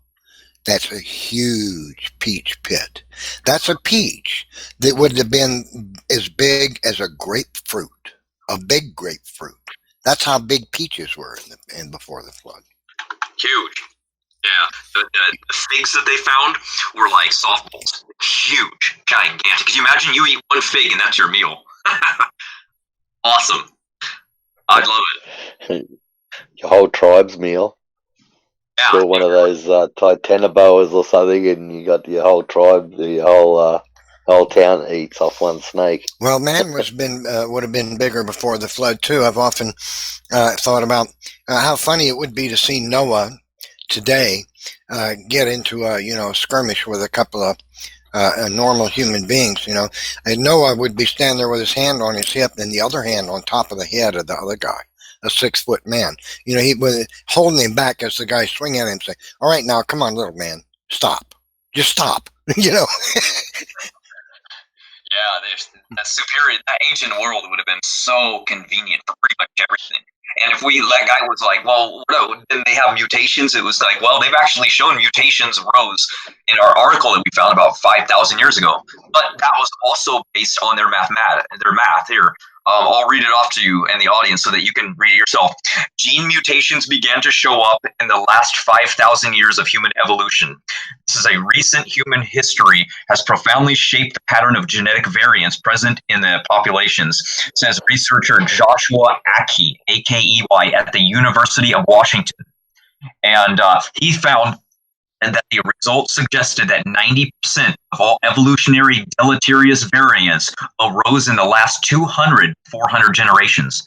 Now do the math. 400 generations, let's go with the highest number, times 20 years. What does that get you? Pretty interesting. Anyway, so there's also a large gap there. If you go with the lowest one, you get 200 times 20 years. You got 4,000 years ago. We're talking right around Noah's flood, genetic mutation started to set in. What does our model say? That's when radioactive material started to hit, and there's the canopy's gone. So we're eating highly radioactive foods. There's radioactive elements in the atmosphere, and now we've all the heirloom foods they're eradicated. So we started hybridizing since then, and the atmosphere is gone. The oxygen levels are gone. Magnetism is lower. Everything's messed up, and now we've got what we've got today. Our model fits pretty good, I got to say. Matt, there was also a study published several years ago where they studied the number of single they attempted to date chronologically the single nucleotide variants in human protein codes. And going back in time, they estimated that the vast majority, 80, I think it was 80%, 86% of all single nucleotide variants to protein codes have occurred in the last 5,000 to 10,000 years. Well, that's profound evidence for creation, because if man had been around for 200,000 years, that process of changing to protein codes by mutation, single nucleotide variants, should have been going on the entire history of not only man's existence, evolution, but everything man came from as well. So it doesn't fit the evolution theory that the majority of the mutations to our gene coding, protein coding genes would have occurred only in the last 5,000 to 10,000 years. That matches the creation model that man has not been around for 100,000 years plus. Yeah, it does. So I mean, because they get maybe 10,000 years out of it. I mean, they're only giving an estimate, right? But that's a bit in the bucket. That's yesterday, according to their thinking. That's right. It can't be there. It shouldn't be there. But it lines up with what we're finding all the time in everything. We track the mitochondrial mutation rate, the Y chromosome mutation rate. All of them debunk their own phylogeny rates that they made up, and they don't see it. They literally say, "Well, we need to calibrate the clock. Something's off." No, your model's off. What's so confusing about this? What's hard about it? Everything proves you wrong. It's exact, and we could just go down the line at the number of lines of evidence that show the genome's young, that we came from just two ancestors, Adam and Eve, and it's a great line of evidence you just used, Neff, and that's what I was trying to tell him regarding the linkage blocks. I mean, our genomes are broken up into these linkage blocks, and they are still large. And yet, if evolution was true, these crossovers and gene conversions and recombinations should have scrambled all these large linkage blocks quickly in that deep time scenario. But if we've only been around for 6,500 years or so, then that's perfectly consistent with our model. So, right. I mean, there's just so many lines of evidence that suggest a young genome. And it's funny because they'll point to a rock. It's like, yeah, a rock is based on so much inference and assumption and interpretation, but yet a direct line of evidence like genetics that brings us right back to a young genome 6,500 years ago, they want to just dismiss that evidence altogether. Yeah. I think John wants to take on Aaron Ra. What do you guys think? I think he's ready. Oh, yeah. I think you're ready, John. Just don't think you're associated with us at all. He'll never do it. Check the chat. Matt, for a link to the paper I mentioned. What's funny is, so tonight, well, we titled it Saturday Night Showdown. We had an alien in here. We should be like the Atheist experience, where we have all of us informed creationists, and every Saturday we should, bring any evolutionists, whoever wants to come on. Aaron Ra can come on, and he can just click on the six of us. The 5 or 6 of us, and we'll give him plenty of time to make his case. Sure. And let's hear the best evidence that they have, and then we'll critique it, and then of course we'll refute it. Sure. I think that's a vague garbage. That's what he's going to come up with. I think that's a fantastic idea. Standing. I think we should definitely do it. So like the Atheist experience, we'll call it like, the Christian Creationist experience or something. We'll come up with some cool name. But any atheist out there that wants to, take us on and give us their best evidence for their philosophy, bring it on. Yeah. Yeah, it really is. It really is. I've been listening to you guys talk for a while, and the level, something I observed in all things you guys were talking about is the trend of discounting of evidence, number one, and then number two, not even being able to comprehend the fact that their own discoveries completely debunk their own worldview and their own argument. And it's like, so you're the researcher. You talk about like papers and stuff, Neff. It cracks me up. I read through them too, and it's like, in the abstract, surprisingly, we came across this, X, Y, and Z, and then point 1, point 2, point 3 start with, indeed, we discovered so and so, and unexpectedly, and it's like throughout the entire paper, they're flabbergasted at what they're discovering. Do they ever admit their problems? Do they ever admit? I've never heard these atheists admit there's any problems with anything. Well, the atheists won't. Like, I'm talking about on the terms of the atheist activists don't. Yeah. But what I find interesting is that very often in some of these papers, they do question the fundamentals of like, evolution doesn't, general evolution, neo-Darwinism doesn't necessarily explain this. But then I think it was you standing earlier that said, but in the summary, then they start talking about trying to figure out how evolution can account for it. It's like, dude or woman, throughout your entire paper, you talked about how your current, model does not account for all of these variables. But then at the end, you're going to try and make up a historical connection of the dots of how it could have happened. And we talked about this multiple times tonight, but the whole aspect of imagination becomes blaringly apparent when they start to do that. And it's like, man, anybody could do that. Are you actually a scientist? Because I can make up all sorts of cool stories too. I got a pretty good imagination myself. I tell my daughter stories all the time, and make them up on the fly. Like I don't know how this actually applies to the supposedly empirical evidence that you're presenting, and you frame it as empirical evidence when the only thing that is empirical is the evidence against your entire conclusion.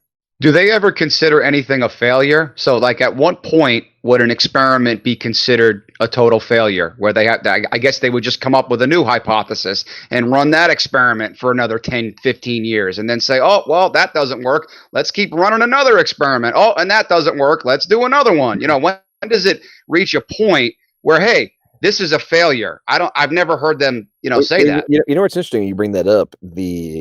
Generally, I was actually reading about this a couple months ago. Generally, if the probability is less than 50%, right, then they just ignore it.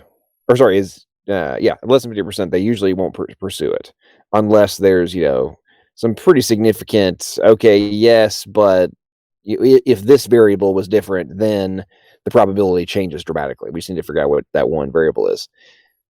But as we all know, the probabilities of abiogenesis and all, not even just abiogenesis, but any of the mutation aspects of evolution resulting in new body plans and stuff, the probabilities are so minuscule that in any other context of science, they would be discounted and ignored, and completely. Anybody that went down those rabbit holes would be considered a crackpot, right? Except in what arguably is the single most important area of science in terms of explaining our existence and how our bodies work. I mean, I would say that's pretty damn important myself.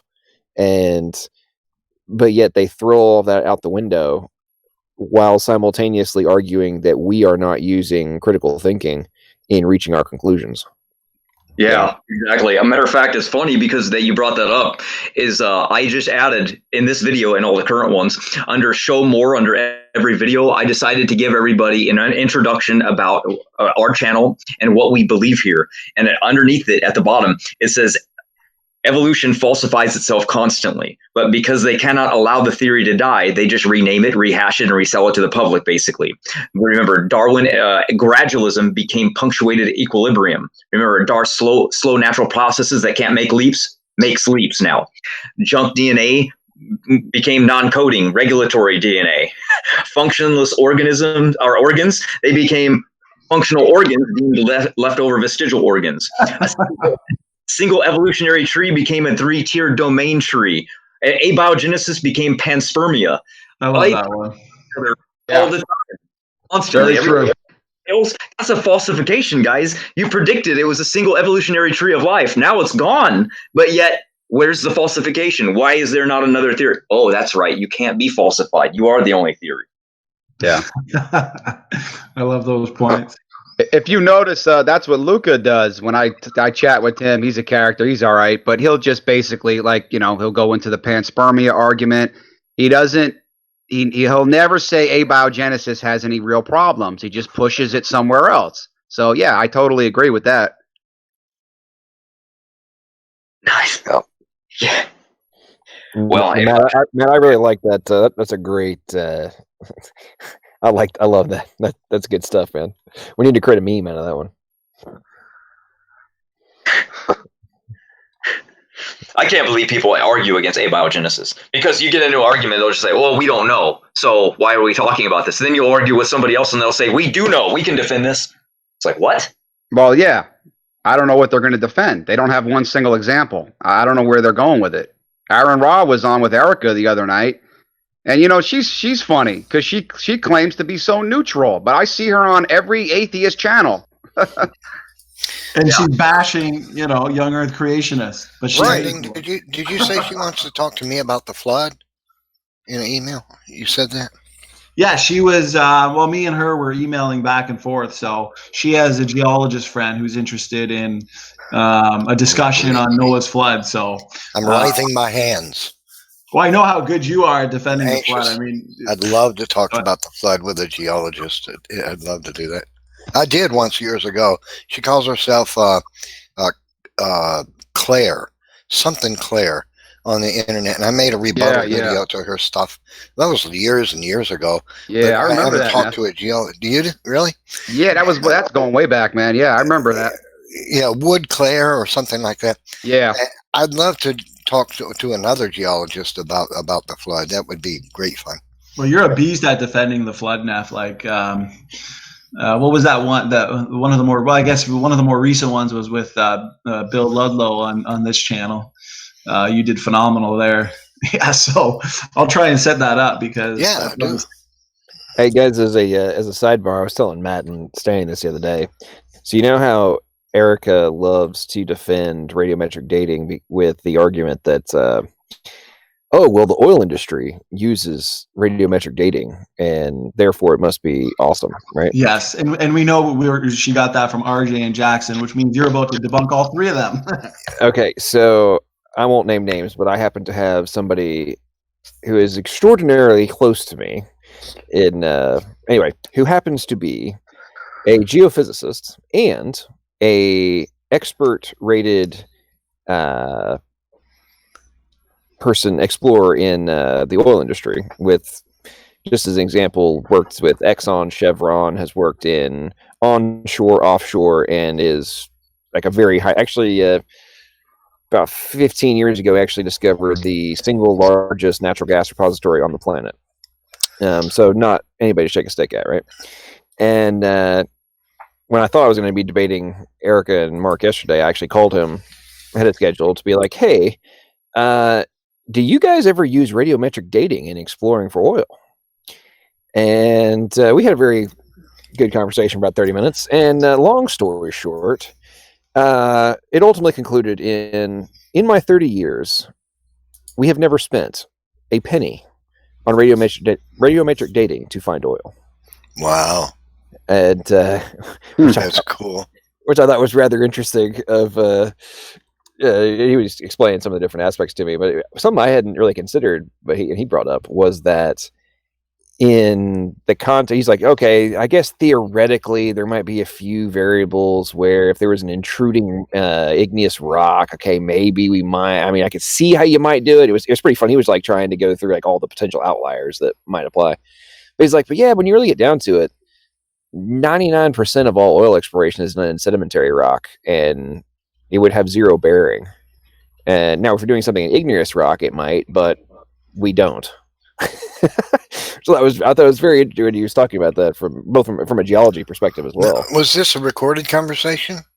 No. This is not on okay. This is on the phone. Oh, okay. I was going to say, if it was, you'd have a quote from a scientist about that you could throw out.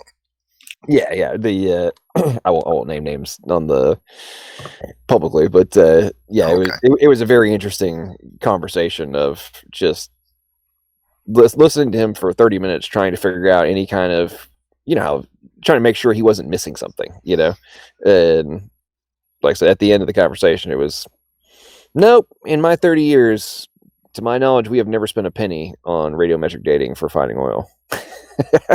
Which I would say that rather eviscerates the that at least from her perspective, a pillar of her argument. Mm-hmm. Yeah, good point, man. They use seismology to look for oil. They'll take those trucks that they have hydraulic lift, and it lifts, literally the trailer itself is a big unit, and it lifts it off the ground, and then there's a big multi-ton weight, and they drop the weight to the ground, and it hits the ground with tremendous force, and they'll make seismological images going down into the ground in a number of thousands of feet. Those things, they drive those trucks all over the place and pound in the ground with them to shake the earth, to create sound waves going through the earth, and then they'll record them. Yeah, some of the 3D technologies they have now are pretty crazy. This gentleman and myself, we've talked about this for last 20 years, and it's been interesting to hear about the changes in the technology of how they are able to find the repositories and stuff now, and then fracking. I mean, really listening to somebody explain like the intricacies of fracking and what they're actually doing to make that happen, and the math and all that goes into it, it's kind of crazy. And to me, it really speaks to the, like last night with the Alien, when he was talking about there's like no, like monkeys and human intelligence is just being different level, different degrees versus different kinds. I'm like, ridiculous. When you think about like, okay, we're going to go down 3,000 feet, and then we have technology that enables us to go at a 90-degree angle, 1,000 feet, to extract a substance from underground and then pump it up. And we've calculated the pressure requirements in order to cause the release. I mean, I'm not going to go off on a tangent here, but like all of those kinds of variables that are required, like there is no way, shape, form, or fashion that any animal has the ability to have the foresight knowledge of the potential outcome to execute something like that. It's just not possible. You got to give them enough time, you got to give all these monkeys all the typewriters. They'll just break them apart and shit all over the floor, and that's all you'll get. Well, soulless bags of matter write novels, you guys. Right. I love that. That's actually true, Tony. They did that experiment. Yeah, isn't that what they did? Didn't they do that? I don't remember when, but yeah, they did take a bunch of monkeys and put them in a room with parts of something. I don't remember. But yeah, that's all that happened was chaos. They wanted to actually make them type Shakespeare, so they put a computer in a room with a bunch of monkeys to see what would happen, and they jumped up and down on like a trampoline and they shit all over it. That was basically the experiment. And then Alien said in the last discussion, I think he said it to you, Tony. He said if you give monkeys a trillion years, they will type up Shakespeare. Yeah. Or it was my hang glider. I gave that one with the hang glider, and he said, well, it's poorly designed. He didn't want to admit that it was designed at all. So if it'll take them a trillion years to type Shakespeare, I guess in a billion years they could write the code for a bacteria's genome, right? Right, yeah. So it would take a billion years of abiogenesis experiments to produce one single protein. Yeah, okay. Yeah, protein. Well, I like, Tony, how you pointed out that because, he was appealing to time. They all appeal to time. Yeah. But you were pointing out the fact that time is not the hero of the story for them. It's actually the enemy. Yeah, and that's James Tour saying that. Well, I think John was saying that too, that all these molecules have a shelf life. So they're not just going to sit around in some chemical puddle somewhere. And then, Aaron Ross says that abiogenesis is a multi-step process. Okay, so you have a bunch of molecules here, a bunch of chemicals here. They all had to come together somehow. He doesn't explain how, of course not, but, this is what they want you to believe. Well, and something I think is very interesting that they categorically refuse to even address is, the time factor, it's slowly building up, yada, yada, yada. Okay, whatever. You still have to have in a fixed geographic position. Right. You have to have all of the variables in conjunction in the same geographic space at the exact same time. It doesn't matter if they all could have possibly existed over billions of years individually. Yeah. They all, at some point, they all have to exist simultaneously for the end outcome of life. There's no there is no way to avoid that. That has to happen at some point. You cannot avoid that. I think I said at one point to Alien, I'll give you oceans filled with RNA. Oceans. And, what are you going to do with that? Yeah. RNA is never going to turn into life. This is what they think, that it's going to keep replicating into some sort of primitive cell. You can't. You have to have so many things. You have to have some of the members of the Human Genome Project. One of them was a cell biologist from Canada named Tony Paulson, a prominent biologist, and he and a team of people from the Human Genome Project attempted to map all the interactions of the one P53 protein in a human cell. There's an estimated 200,000 or more proteins, and this P53 is a pretty critical one. It interacts with the DNA molecule in different locations, and it interacts with lots of other proteins. And they tried to map all the interactions of this one protein. And they were drawing diagrams, a bubble here and a line. This one, well, it interacts with these 5 proteins here. Those 5 interact with those, and they interact with these over here. And the P53 interacts with them. So it's a big circle. And then, well, it also interacts with the DNA over here at a location where it interacts with this other protein, and those interact with that one, interacts with those over there, and they interact with this one, and that one also interacts with the P53. So, and it got to a point where they just threw their hands up and said, forget about it. And Tony Paulson said it was pointless to keep trying. They just could not do it. They said it was infinitely complex.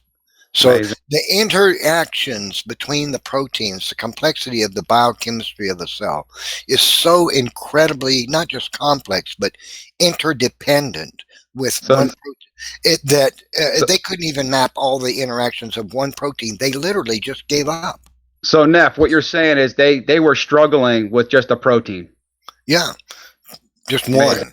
Wow. Yeah. Well, and that's why I get so interested in. I don't understand how the evolutionists can avoid this in the context of what you're talking about, Neff, of things like microRNAs and the different gene regulatory network variables, and then also the extracellular matrix signals that come in that modify the expression of a gene. Oh yes, and it's like software. Well, absolutely. Well, it's not just like, it's not like art. It has the linear component of our software, but it has the dynamic variability of AI and machine learning that we're trying to pull off and we're trying to create and are failing miserably at, by the way. But it's like the signal that ultimately resulted, the input that changed the output came from an external source and then caused the action.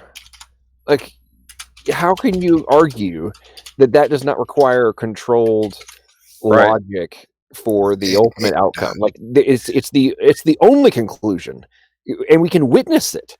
Like, I mean, okay, there's a little lock here, and this is the key that opens this lock and then changes the expression of information. I mean, what changes the semantics and the pragmatics? Like, what? Or acts as the pragmatics to change the semantics? Like, what? And it's why I often wonder, a lot of the atheists that we debate, I wonder if they are just ignorant of this. Because many of them are. They don't really know as much as they think they do. Well, I would agree with you on that 100%, but I mean, I wonder if they just truly are they don't even have a clue that this even happens. And because I don't know, I've noticed this in a lot of your debates, Neff, too, when you start breaking down the algorithmic aspects of it into different computational functions and all those different things. All of us have talked about this stuff. And it's like it goes in one ear and out the other. And either they are refusing to even consider the argument, or it's going over their head, and they're incapable of truly comprehending what it means in terms of the root cause. I think I think it disturbs them, and in a lot of cases, I think they don't actually want to know. They're afraid that it's going to rot their conscience if they discover and really give serious consideration, really, to the interdependencies and complexity of biological systems. They just really don't want to go there in their mind, because they know that anything that's that complex, that's that programmed, and is that software like, that it bespeaks of teleology, and they know that, and I think it frightens them. One of the things I said in my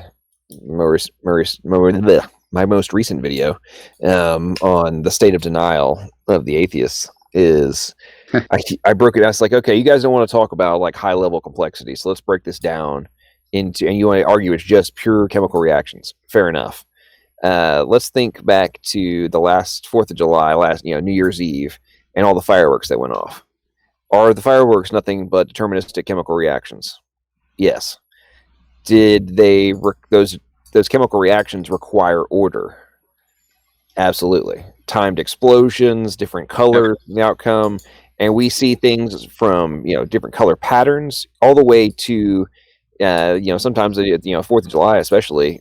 Sometimes you'll see an American flag be the result of all of these different explosions that happen simultaneously, right? And to claim and to argue that which is just purely chemical reactions, ultimately, does not require intelligent agents, is like nobody would ever reach that conclusion. Who has ever witnessed a fireworks display would ever think that for 1 second. And then I went a step further and said, okay, now let's say you found a piece of paper that had the chemical compound, like the physical compound structures written on it that would result in a firework, and the timing requirements. And you just found it out in the middle of nowhere. All it's doing is describing a chemical reaction. Right. But you would never conclude that there wasn't intent and meaning behind the sequence of chemical reactions that you looked at. And if you really want to break it down to the ultimate, okay, let's go all the way to this. Let's look at your argument. Well, that's, if you want to say it's nothing but chemical reactions, fair enough. This is what we're witnessing, except on a exponentially more complex and more diverse level. So, would you say that the fireworks require intelligent agents? If so, and it's just nothing but chemical reactions, how then can you make the argument on the flip side in terms of biology that it is not the same logical conclusion? Yeah, I agree. Did anybody want to critique Aaron Ra's video on abiogenesis? Raw Matt or John, because he's got, I think, 2 or 3 videos on it, and I think those would be good to really expose. I think we ought to do that on the channel, for the Evolution Review group. Remember the channel that I created for us to do this? Okay. That could be, in fact, if you wanted to, our first review.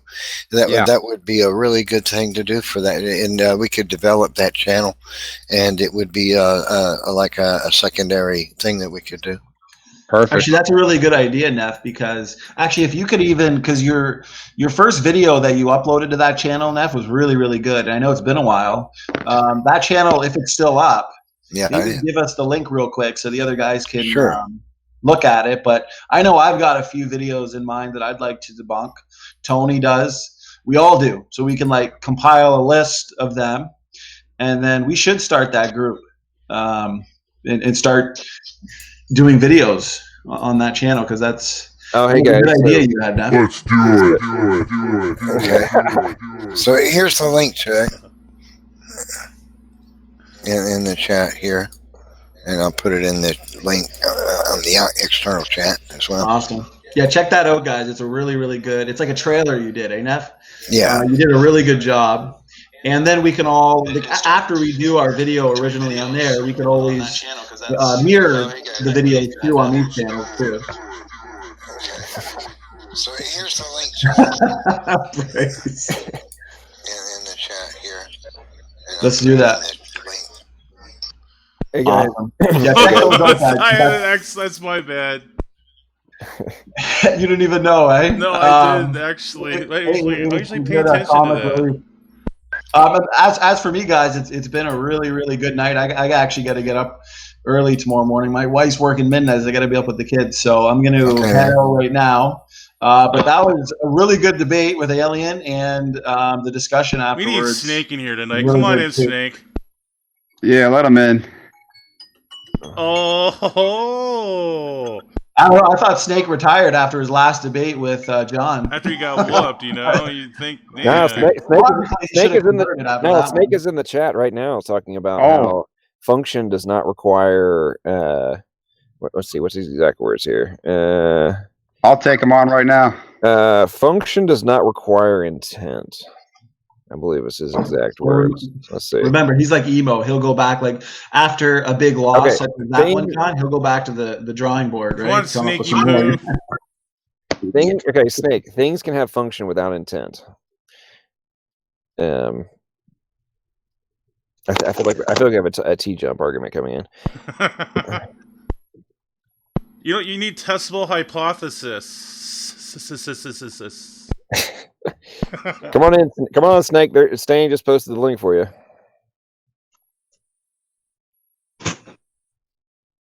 John, give him a little bit of abiogenesis too. Maybe he doesn't want to be defanged. I already did. Is he coming in? We'll see. Snake was wrong. Not coming in. I don't know. We'll see. He may have vanished. No, Snake, we're not done. We're Standing's got to he's got to go to bed. He's finally gonna have to wake up in the morning for the first time in 3 weeks. Have to take a shower. Yeah. Go to the kid. Yeah, SFT left, so.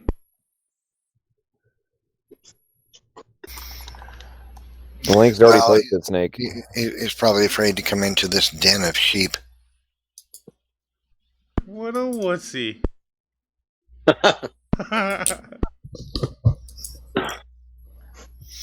You didn't get my joke. Instead of den alliance, I said sheep. Yeah, being Christians who were den of sheep. Dingos. Den of What's dingoes. What's up, Jason? What's up, Jay?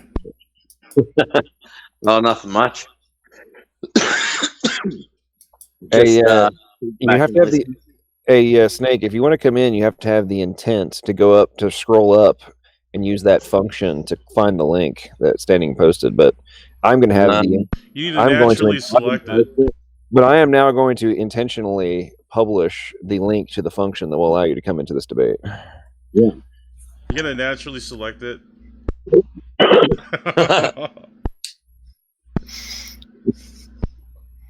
No, he's not choosing anything. He doesn't have free will. He's a soulless bag of matter. That's right. Neff, you should give him that quote by Eugene Koonin. That was a good one, man. And guys, I'll be right back. I had some meat cooking in the oven. I got to go check on that real quick. I'll be back. What country is he in? 1:18 in the morning, he's cooking meat? That's interesting. That's cool. I want to move in with him. Hold on, Aaron Ron's going to come in here. No way. No, I'm just kidding. Oh, I just man. want to see you guys' responses. The king, the leader. The king ape. Yeah. And then Baron Ra comes in, we just have to forget about talking and he'll just do it all. So, man. That's all you have to do with Baron Ra, is just shut up and that's all you can do. Right. Let him bully everybody and scream and act like a maniac, right? Yeah. Anybody that's smarter than him, anybody that's dumber than him, will sit there with a big smile on his face and let them talk. Right. What an ego he has, huh? Yeah. Well, there's always a deathbed, like Christopher Hitchens. I heard he actually had a repentance, or he had thoughts of repentance on his deathbed. I've never heard that. Yeah, I've never heard it. I tend to doubt it. Some of the ego, it's that guy.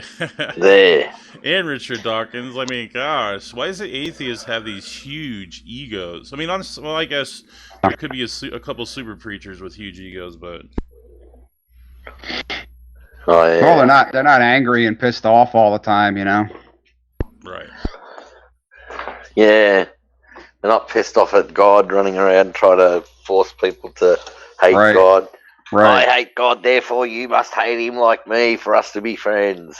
It's an imaginary sky wizard that they know doesn't exist, yet they spend their whole lives arguing against it. Right. Yeah. And every show on their on the atheist channels has got to do with why Jesus didn't exist, why the resurrection's rubbish, why this, why it's like, and I'm subscribed to a lot of them, so I see them come up. And I just sit there and I look at it and I think, yeah, man, you need to get a life. You could ask one of those guys. Else. Your whole life is consumed by it. And it is. You could ask one of those people, do you think about God on a frequent basis? The atheist would say, I never think about God. I don't ever think about him. I mean, God doesn't think. And then, 2 hours later, they're typing on their computer, God didn't create anything because evolution, and stuff. Yeah. I Yeah, gave it's Snake pretty funny. like 12 times. What's going on, Snake? Sneaky poo? Did you guys see that years ago? Snakelington. Snakenstein. We'll call him Snakenstein after Frankenstein. Richard Dawkins had this campaign going where they were putting posters on the sides of buses in London, where it says "God probably doesn't exist, so don't worry about it," something to that effect. And they had T-shirts, and there was a picture of him with this hugely buxom, very attractive young girl standing next to him with this T-shirt on that fit tight as a glove that said the same thing across it, and he's standing there smiling with his arm around her. And I'm thinking, oh, so maybe Richard Dawkins' conscience just happens to be burning like a coal, you know. Sure. Trying to eliminate God from his consciousness by getting everybody else to stop thinking about talking about God. That's what atheists really want. They want everybody to shut up about God so to stop rotting their conscience. Yep. Hey, you know, they got Snake. atheists. Oh, he's here. Okay. Hey, can you hear? Yep. Yeah. So did it weigh on your conscience, Neff, when you were caught looking at escorts online? Well, it would have if it had been. Just curious. Maybe. It would have had it been. Okay. Maybe. Not my business. I doubt the guys that photoshopped that stuff had any conscience about it. Though. Yeah, bloody dogs. It's one day. Yeah, so that, that argument really pisses me off because you're just accusing people of not being able to believe things on it. Hey, hold on. They can't stand me. No, because you can't understand that someone would honestly have this position. You have to assign them like some motivation to avoid God. No, I just think it's silly. What am I accusing people of? Of wanting to not be accountable to God, of wanting to not feel guilty for not having a God. That's what you just said. Oh, I believe that's the truth. I will to the day I die. Yeah, and that's a bad faith. That's engaging in the argument in bad faith. No, it's just being honest. It's just being honest. Well, yeah, but assigning bad motivations to it instead of looking at the actual bad argument. Motivation. It's just So that's not a bad motivation. It's a conclusion based on the evidence. Yeah, bullshit. All right. What's up, guys? Hey, man, Snake, you spend your whole life, that you know that there is no God, yet every day you think about it and argue against it, which I find, incredible. And you guys spend equally as much time arguing against evolution. That's because we have proof it's not true. And I have proof that yours is not true. Okay. Great. Well, if what you say is true, focusing on something, trying to debunk it doesn't mean you believe it. That's all I'm saying. If what you're saying is true, then molecules bumping around have to be able to create logic gate controls and for genetic gene expression and semiotics, linguistics, and algorithms of DNA, and those are mental products. No, they're not. Chemical reactions can cause other chemical reactions to perform and can stop them. That's what the basic logic gate is. You just said semiotics can be created by molecules? I did not say that. Okay, well, I said those were products of mind. That's not what I said at all. I said they're products of intelligence. Not necessarily. Well, yes, and there is no exception to that. We've never produced one single cell. I mean, you think Aaron Ra and all your buddies, they got all these videos on abiogenesis, and that's exactly what they say. A bunch of chemicals somewhere in a puddle or under a deep sea vent. It's never been shown anywhere. Are you aware of this? Every component of it, and there have been cells that have been created that are they grow, they self-replicate, and they have metabolic activity. They weren't created. They had took bits and pieces of already living. They created it more than 40 years ago. They're designed to reproduce by the information in the cell. No, they didn't. There was that stuff that was taken from, anything that they've taken bits and pieces from other cells or bits of DNA and bits of this and stuck it in, and it's worked. That's not and what then they say they've is. created something. That's basically what they've done. Yes, it is exactly what they've done. That's not what they you haven't want created to. anything. That's not what G1 is. Nobody's ever created a living cell. No one's ever created it. No one's come close. If they had created it, the greatest Nobel Prize that was ever awarded would be awarded to them. Mhm. It's just there's no way. I mean, it'd be like, to work that out. Snake, can you explain never a been done, mechanism? Snake. I actually know someone who did. Snake, can you provide a mechanism for the creation of information linguistics or algorithms from chemistry? You Taken bits of information that were already there and rearranged it. Yeah, I already did. Certain chemicals can turn on and off other chemical reactions. So they could. That's what experiment? Yeah, what experiment are you referring to? Because Craig Venter produced a supposed artificial cell about 10, 15 years ago, but all he did was copy genomes that were all pre-existing. You can do those reactions in basic high school chemistry. You can make certain reactions go and stop. Are you kidding me? Wait a minute. Stop. High school chemistry produced artificial cells? That's not what I said, is it? What reactions are you talking about, specifically? Even a basic acid-base reaction can start and stop a chemical reaction, especially if you add a buffer. Gee, that proves evolution. Oh, okay. Yeah. Yeah, so when you have how you can create a logic gate, that's a basic logic gate with just no, that's not a logic gate. Yeah, it is. No, and there are very the same. No, it doesn't. There are very complex logic gates in cells that regulate gene networks. If you look at the schematics, if you look at the schematic of one of them, it looks just like an electronic circuit board schematic. It's amazing. Blow your mind. Yeah, this is a fallacy, right? Wait, are you saying it's not true that the logic, the diagrams of the logic gates of biological gene expression and embryonic development don't look very much like the circuitry in a motherboard with its logic circuits? They're much more complex, which means that they probably weren't designed because they're more complex than needed. Okay, so the complexity is the hallmark of design. Right. But it's a fallacy. What I said was it's a fallacy to say that we don't know how it happened, therefore God did it. No, we don't know how it happened. RNA is designed by intelligent chemists that use all kinds of strict protocols and procedures that aren't found in the natural world. No, you can make it polymerized just by putting it next to clay.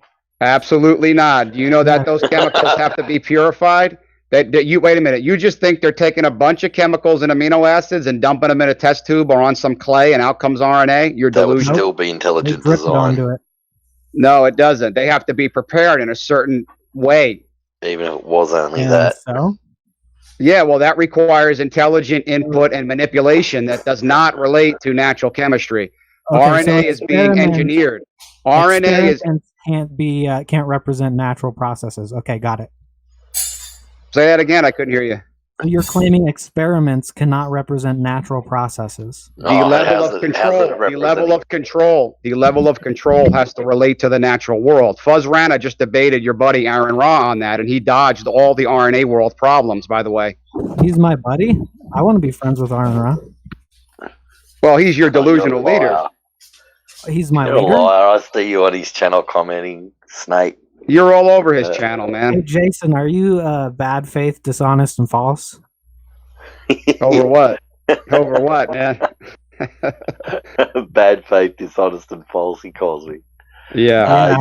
Yes. They're allowed to criticize us. But let's get back to the RNA world because Snake. Is it just bad technology? Snake, do you know the RNA world is filled with problems? I can send you plenty of papers on it.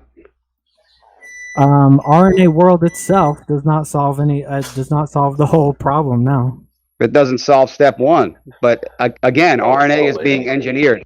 RNA is being engineered by intelligent chemists. It's not forming just on clay. You think they're taking a bunch of chemicals and just dumping them on clay and out comes RNA? Is that what you think?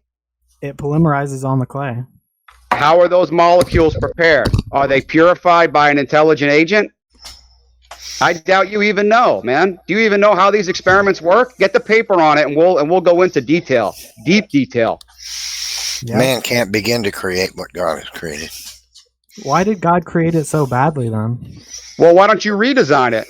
Aaron Ra makes the same silly argument about the eye. I want to see him go into a surgical hospital and recreate an eyeball. Yeah, if it's so badly designed, why is it so vastly more complex than anything man can make? And why does it take so much study to figure out the smallest amount of what it does? Right, no fix one has it. to keep track of it. Okay, can you redesign No, they can an keep eyeball? track of it. They can. Doesn't They can. require any they can- computing power. Oh, it certainly is. A No, computer. no, The you don't genome is run out of room. The genome is a Yeah. computer. You don't. You can just keep adding to it. You don't Who run can out of keep adding processing to it? power. If you keep Who running can- more and more programs on a computer, it's going to short out. Who can keep adding to the genome? How did that It can computer get get there in the larger. first place? How did that computer get there in the first place? The computer was designed. Oh, therefore everything was designed, right? No, living things are. You're going to go into the snowflake argument? read Is it that in what a you're going to book? do? You're going to go into, yeah, a book was, of course. I could automatically look at a book.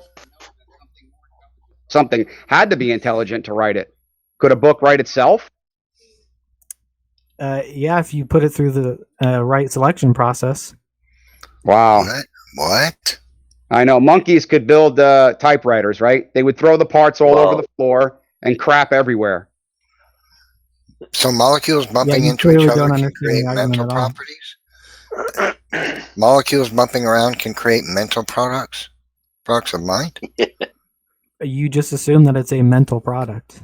Well, no. Well, how else would a book form? Algorithms require intentionality because No, they don't. they require forward thinking to create an algorithm. No, they don't. Okay, so why don't you ask a computer programmer if forward thinking is necessary for the creation of an algorithm? Okay. Snake, you know what? I'm going to be honest with you. You spout more BS than any evolutionist I've ever encountered. You have the craziest ideas. You say things that most evolutionists wouldn't dare to say because they don't want to look stupid. Cool. So the RNA world, so just to conclude, the creationist community. No, I'm serious. You Likewise, just got through whatever. telling us that algorithms don't require forward thinking. Yeah, they don't. Created. That's amazing, guys. You heard it. You heard it. Yeah. And the RNA world requires no intelligent manipulation. You don't even know what those papers say. That's like he sees a compost heap and someone designed it, but he sees a man and he says, "No, that was an accident." Snake, can you tell us what Snake? That which has been asserted without evidence can be dismissed without evidence. Okay, can you tell us all what RNA is made up of? Yeah. Okay, what? Do you not know? Yeah, tell us. Educate us. A Because, nucleotide? yeah. I want to know what yes, chemicals I want to know the sugar is the. Yeah, tell me. Yeah, tell us, because we're all dumb creationists. We don't know anything. You know about these RNA world experiments, how they just form on clay. Tell us how this works.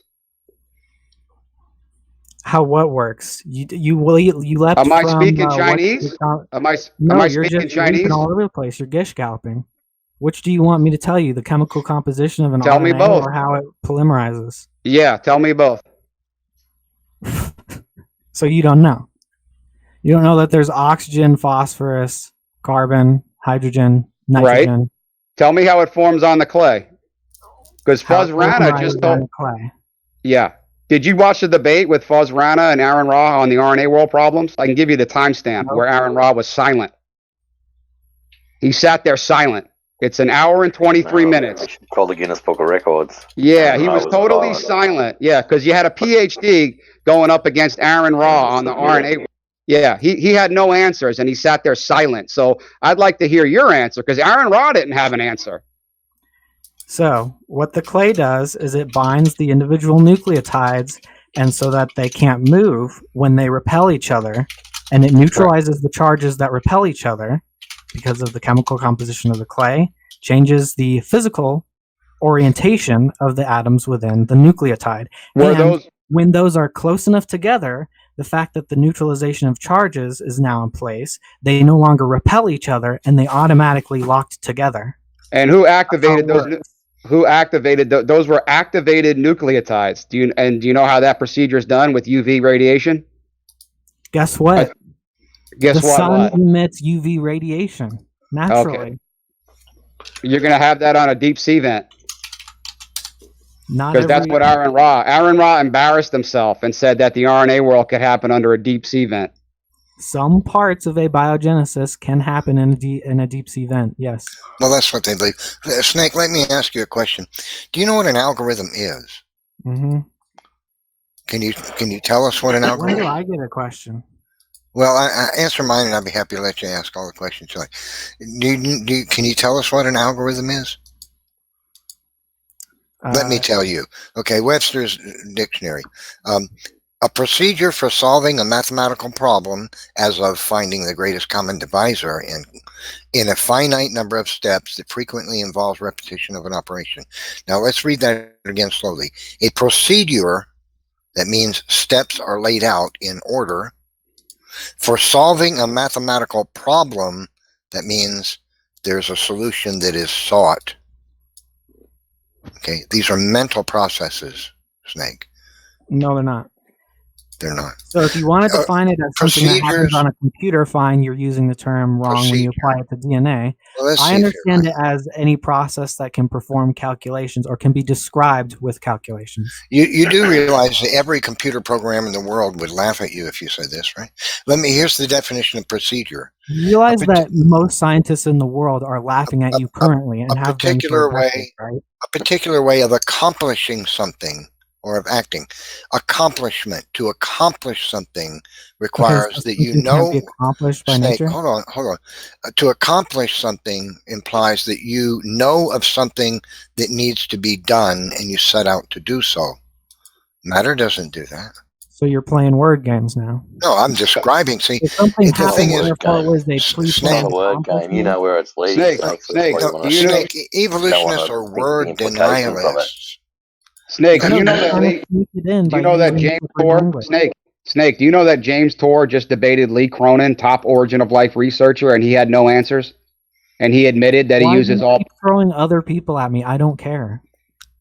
Okay, well, then why are you here debating us then? If you don't care, you just want to have your worldview. Those other people. I don't care. Okay, well, I'm just telling you. I'm telling you that a top origin of life researcher. A top origin of life research, because you're saying we're so unscientific and ignorant.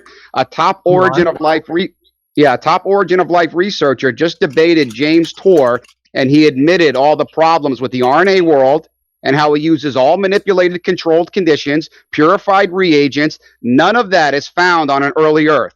So we're so unscientific.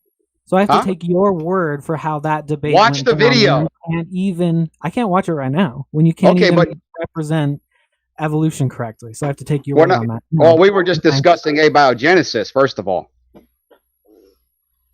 we were talking about the origin of life, and you were saying how we were so unscientific, and I'm telling you that a top origin of life researcher admitted to James Tour. By the way, he believes in God. He's a moron to you, I know, but he admitted to James Tour that the origin of life in the RNA world is filled with many problems. I suggest you watch that debate, because they get into real details about how they're preparing these molecules for this RNA that you think can just form.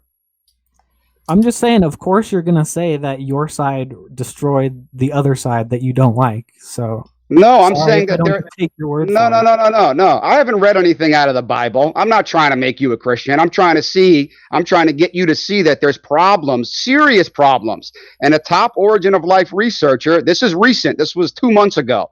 He is admitting that his experiments are very highly controlled, contrived, and they do not relate to the natural world. So if you think RNA is just going to form on clay, which is what you think, please go watch that video, because you're completely wrong. And then we've ran the experiments that show it happens. So through manipulation. Are you listening? You don't want to listen. You don't want to listen because anything that's going to any specific so far. I have.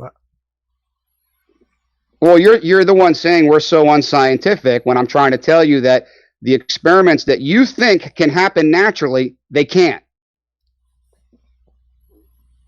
Except they've shown that. So through intelligent guidance, not through prebiotic conditions. Do you realize that? Every experiment is intelligently guided to replicate nature and to eliminate variables. No, that's where you're way off, buddy. Variables imitate nature. Okay, stop right there, Snake. Snake, they are controlling temperatures. They are purifying chemicals. They are using strict protocols and procedures that do not relate to the natural world. And Lee Cronin admits this. Do you know why they test things at a certain temperature? Okay, but they have to, the level of control has to relate to the natural world. Whether or not they can produce a cell, that's fine. Craig Venter you can manipulate pre-existing genetic information. But if you want to relate that to abiogenesis, it has to relate to natural chemistry. And they're not doing that. Craig Venter has nothing to do with abiogenesis. Right, but I'm giving you examples, man, of what of how they're trying to engineer genetic information in the lab. They're not doing it through experiment. Doesn't have anything to do with abiogenesis. Okay, well then watch the video with Cronin and James Torr, because they get into details about all these problems that you think aren't a problem. Lee Cronin. James Torr. If you'd link that, I could find it easier, but I have no way of commenting on it. Oh, you can find it easily. Later. Lee. I mean, if you have to watch back on this. Okay, I think timestamp. Yeah, John, do you want to tell Snake about the shelf life of RNA and how it's not just going to sit around?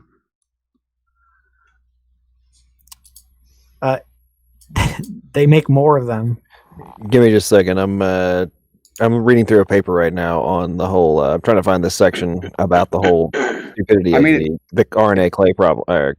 Yeah. Give me a second. I mean, if you Googled right now RNA world problems, I mean, about like 100 things would come up. RNA is highly unstable.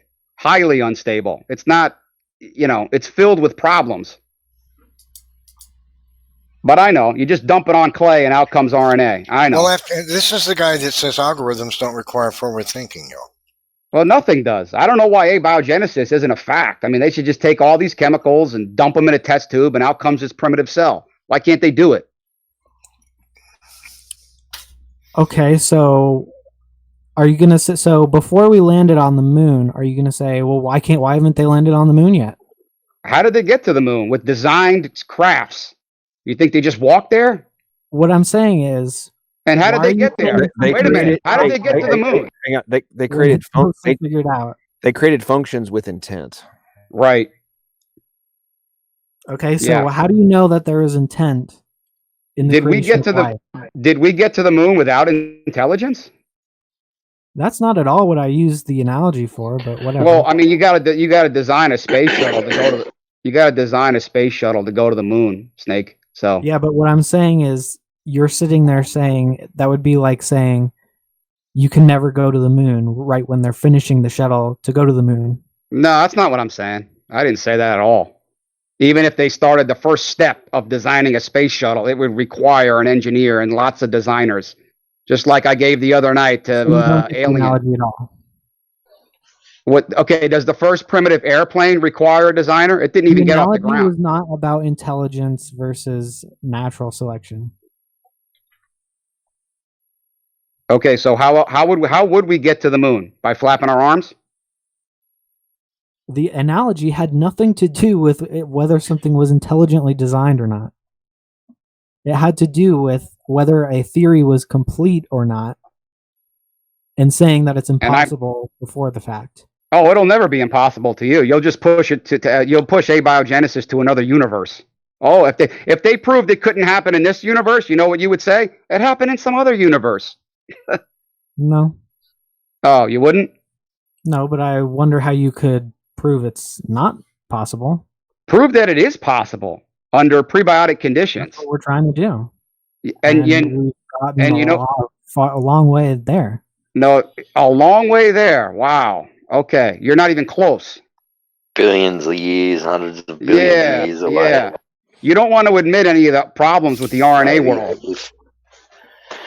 And one of the problems, I'm going to read with abiogenesis is that whatever they imagine could have been evolving is going to break down billions of times faster than it could evolve. So anything that you imagine evolved, and while it's waiting for the next component to be interdependent with, it's going to degrade into nothing millions of years before the next part.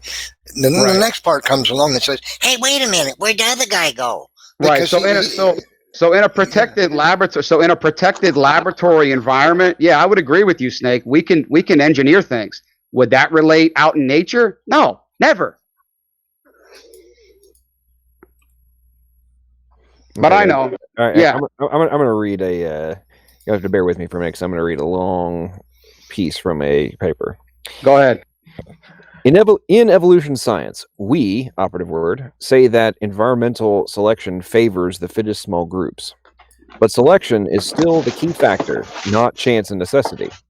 If physiodynamics sets the switches would either be set randomly by heat, agitation, or they would be set by force, relationships, and constants. Neither chance nor necessity, nor any combination of the two, can program. Chance produces only noise and junk code. Law would set all of the switches the same way. Configurable switches must be set using choice with intent if computational halting is expected. Nucleic acid can spontaneously form without purpose, such as a polyhydrocene forming by physiochemical law on a Montmorillonite clay template surface.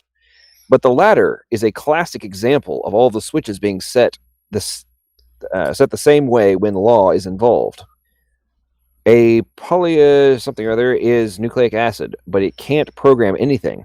It can't relay any information because all of the four-way switches have been set the same way, by law. What so many fail to realize is that RNA and DNA are nothing but ordinary physical molecules that have the potential of being used for information retention only through selection of each nucleotide. It is the sequence of particular nitrogen-based selections that accounts for any information retention in a nucleic acid molecule, not the largely inert DNA itself. Prescriptive information is not physiodynamic. It is formal, though it can be instantiated into a physical medium using dynamically inert configurable switches. RNA can form spontaneous in aqueous solution, but such strings are stochastic ensembles, random strings of nucleotides. As such, they too contain no prescriptive information. They are like linguistic gibberish. They are garbage in, garbage out. Computer code, pure software bugs. This can go on for a while, but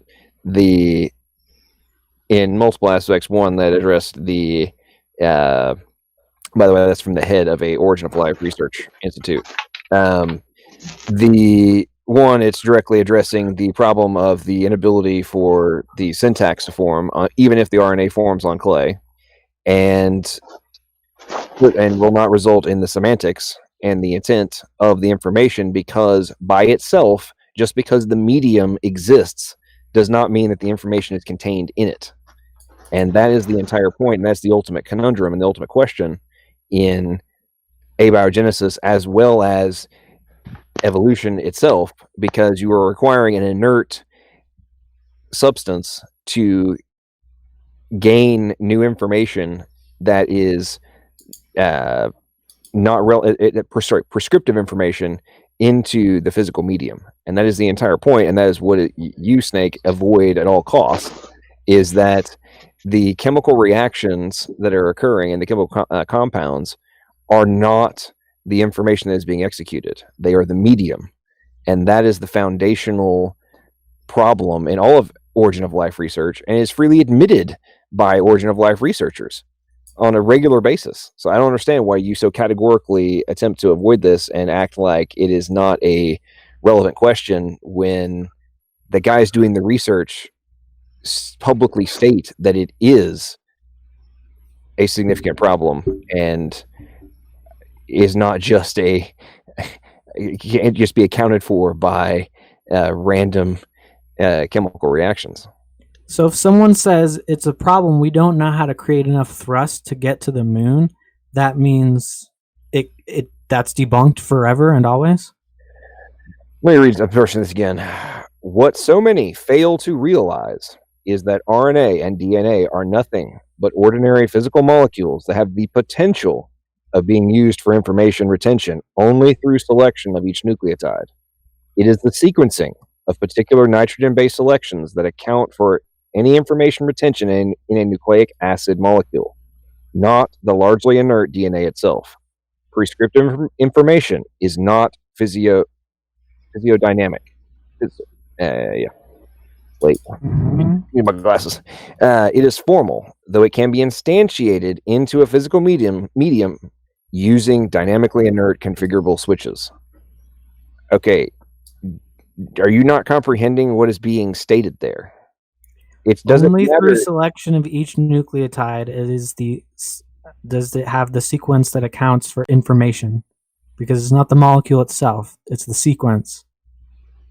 And who's doing the sequencing? An intelligent agent. Do you know how these experiments even work, man? Guess what? We can randomize sequencing, and it still produces functions.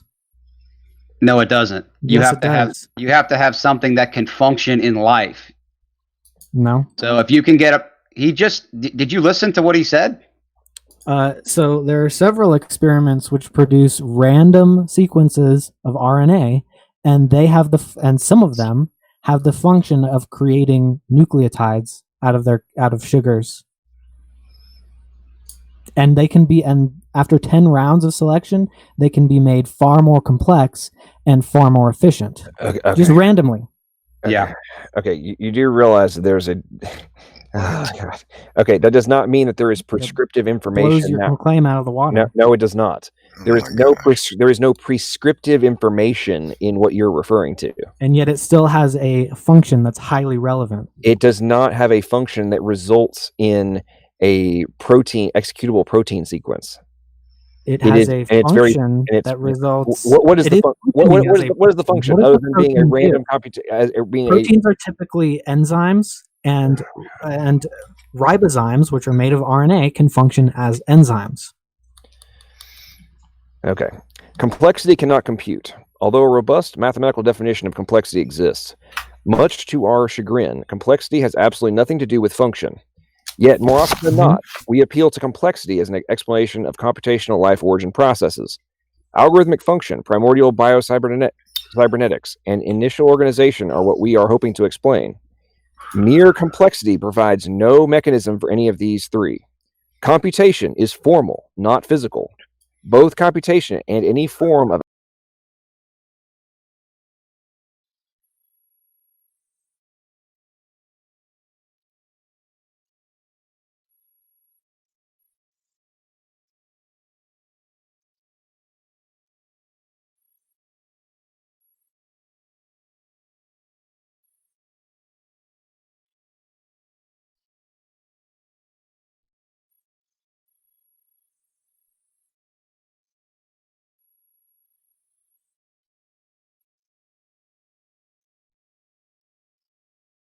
types. Yet selection must occur at the logic gate level of genetic programming. Configurable switches are set in stone with rigid covalent bonds before folding begins. Three-dimensional conformation of molecular machines is largely determined by the minimum free energy sink of primary structure folding. The primary structure of any protein or sRNA is the already covalently bound sequence of particular monomers that serve as configurable switch settings.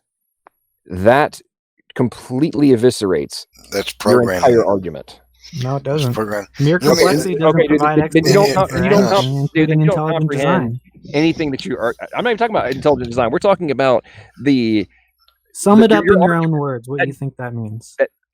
How come the RNA world hasn't led to anything, man? You have a bunch of hypotheses here that never go anywhere. It has. Snake, let me share something with you. Functions of ribozymes and things like that. Snake, let me share something with you. That's a bunch of manipulated garbage. It's actually randomly sequenced and has a function anyway.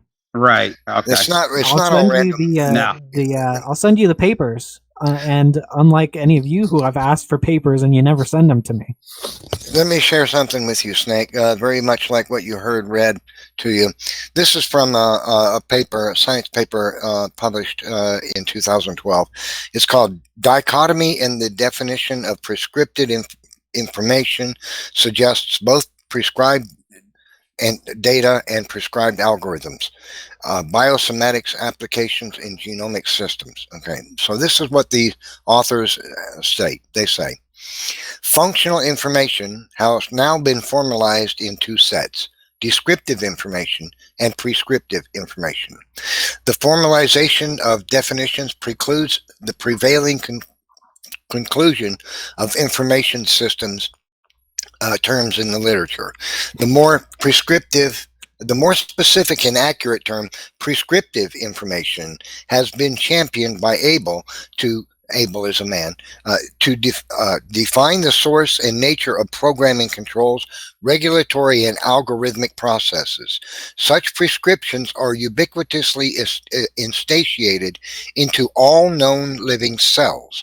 Prescriptive information instructs and produces formal function in such a way as to organize and institute a prescribed set of logic gate programming choices.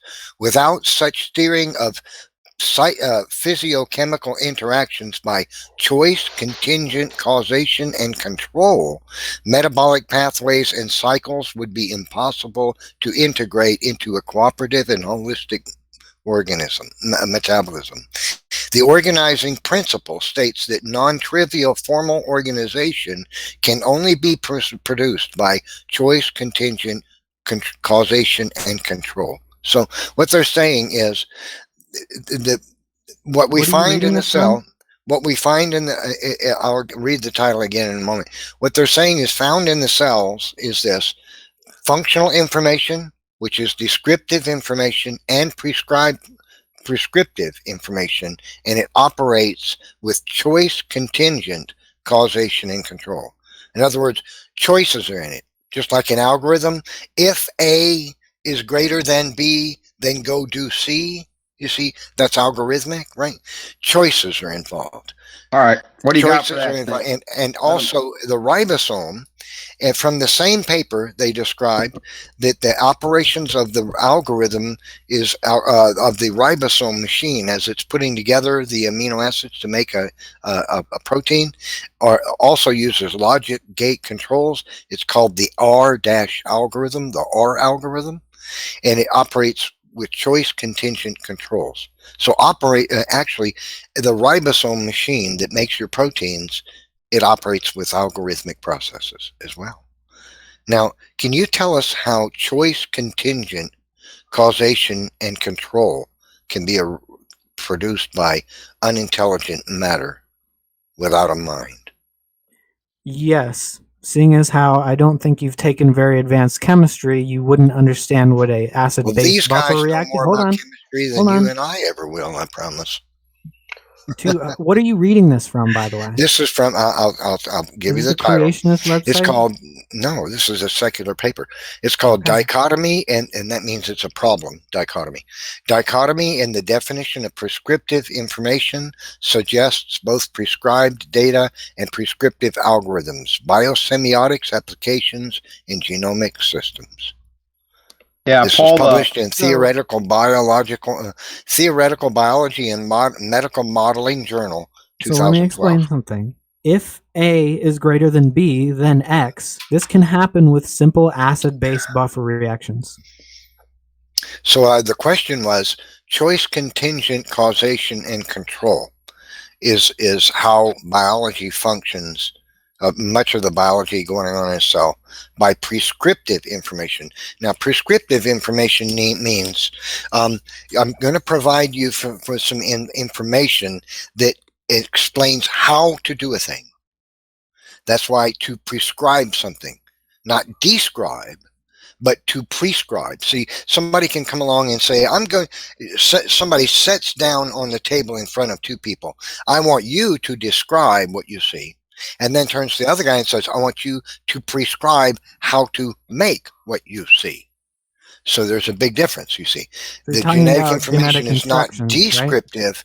It's prescriptive. In other words, it's a set of instructions on how to assemble something, and it operates with choice contingent. That means depends upon choice making. Choice contingent control and causation. Choices are necessary.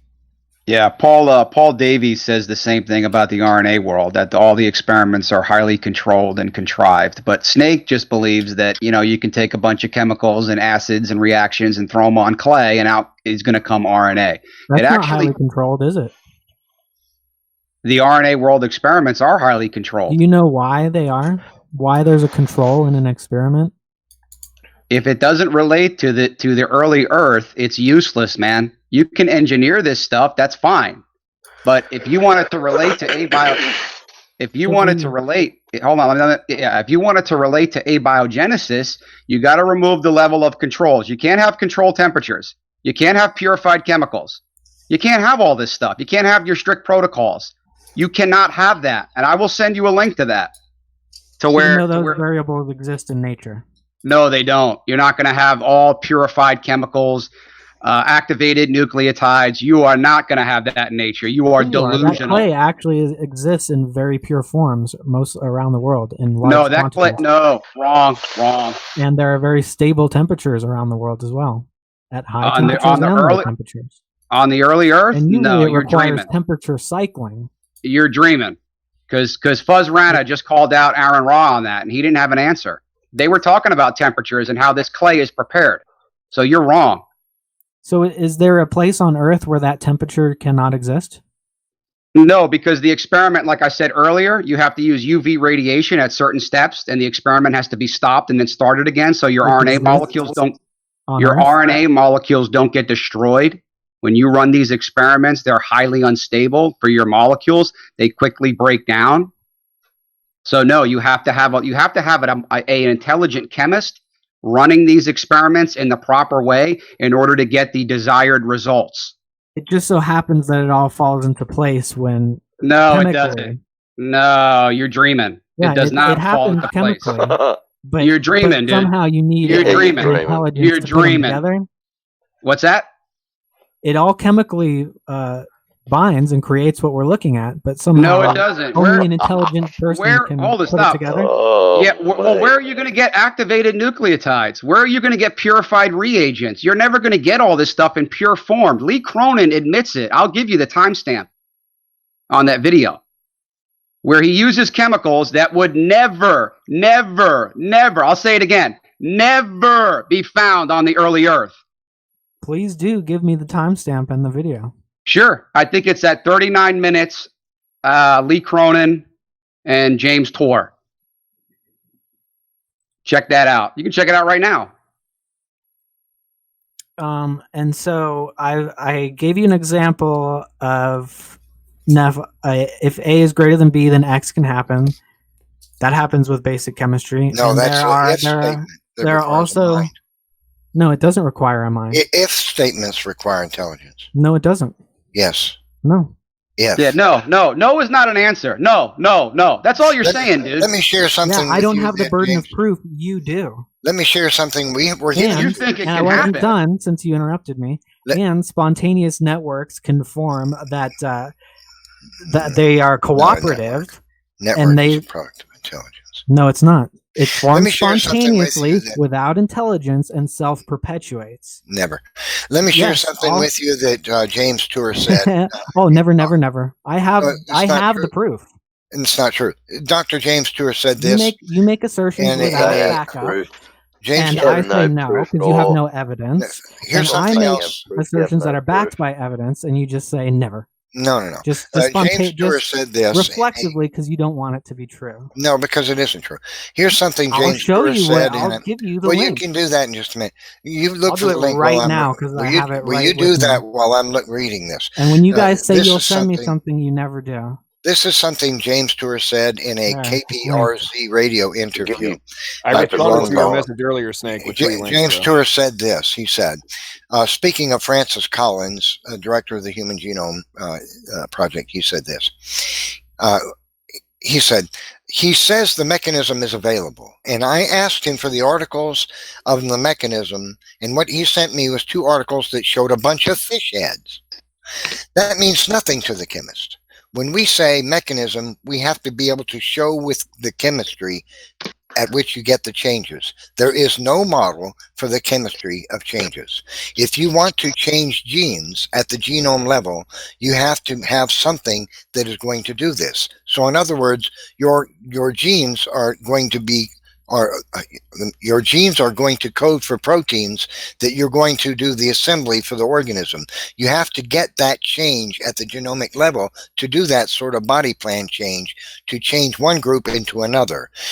Of all the all that is based in biochemistry, you have to show the mechanism, he says, and it's not there. Now he says this also in that same discussion. You have to deal with 4 basic classes of compounds: nucleic acids, proteins, carbohydrates, and lipids. These 4 classes of molecules is what you need for life, and you have to show it. We have no understanding of how those formed. Now, did you hear what we just said? We have no understanding of how those formed. People have put things together in a laboratory in very high concentrations and said, hey, I got an amino acid. But that means absolutely nothing. Not only was it not chiral, but it came in a broad mix of many of them. And then amino acids don't hook together to form a protein without other enzymes, so it doesn't go together. So it's even impossible. Even having the amino acids doesn't give you life, doesn't give you the assembly of life. Many people grossly misunderstand the results of an experiment in the 1950s by Miller and Urey that made a few different classes of impurities of amino acids, but that doesn't give you all the classes and doesn't give you the chirality you need. What happens at the organic reaction is the impurities kill the reactions for the next step. You can't build up impurities upon impurities. In other words, the process that they try to create in laboratory to show abiogenesis is true creates stuff that ruins the process for the next step. In other words, it will never happen. TARS and racemic mixtures. That's right. And yet, cell membranes form spontaneously and create that a lipid barrier. sphere And doesn't. guess what? Cell membranes the don't sugars that nucleotides are made out of are Cell the most membranes don't permeable form to those spontaneously. membranes. Did you hear what this guy just said? There's Cell 40,000 membranes- different Hold lipids on. just have been identified in the cell wall alone, and that's only the ones they've identified. 40,000 different lipids, and then The you've got sugars- many more times can't I finish the carbohydrates sentence? because. Go on. The sugars that are made up, that nucleotides are made of, riboses. The carbohydrates are are the even more most- complex than Hold on. DNA. Hold on.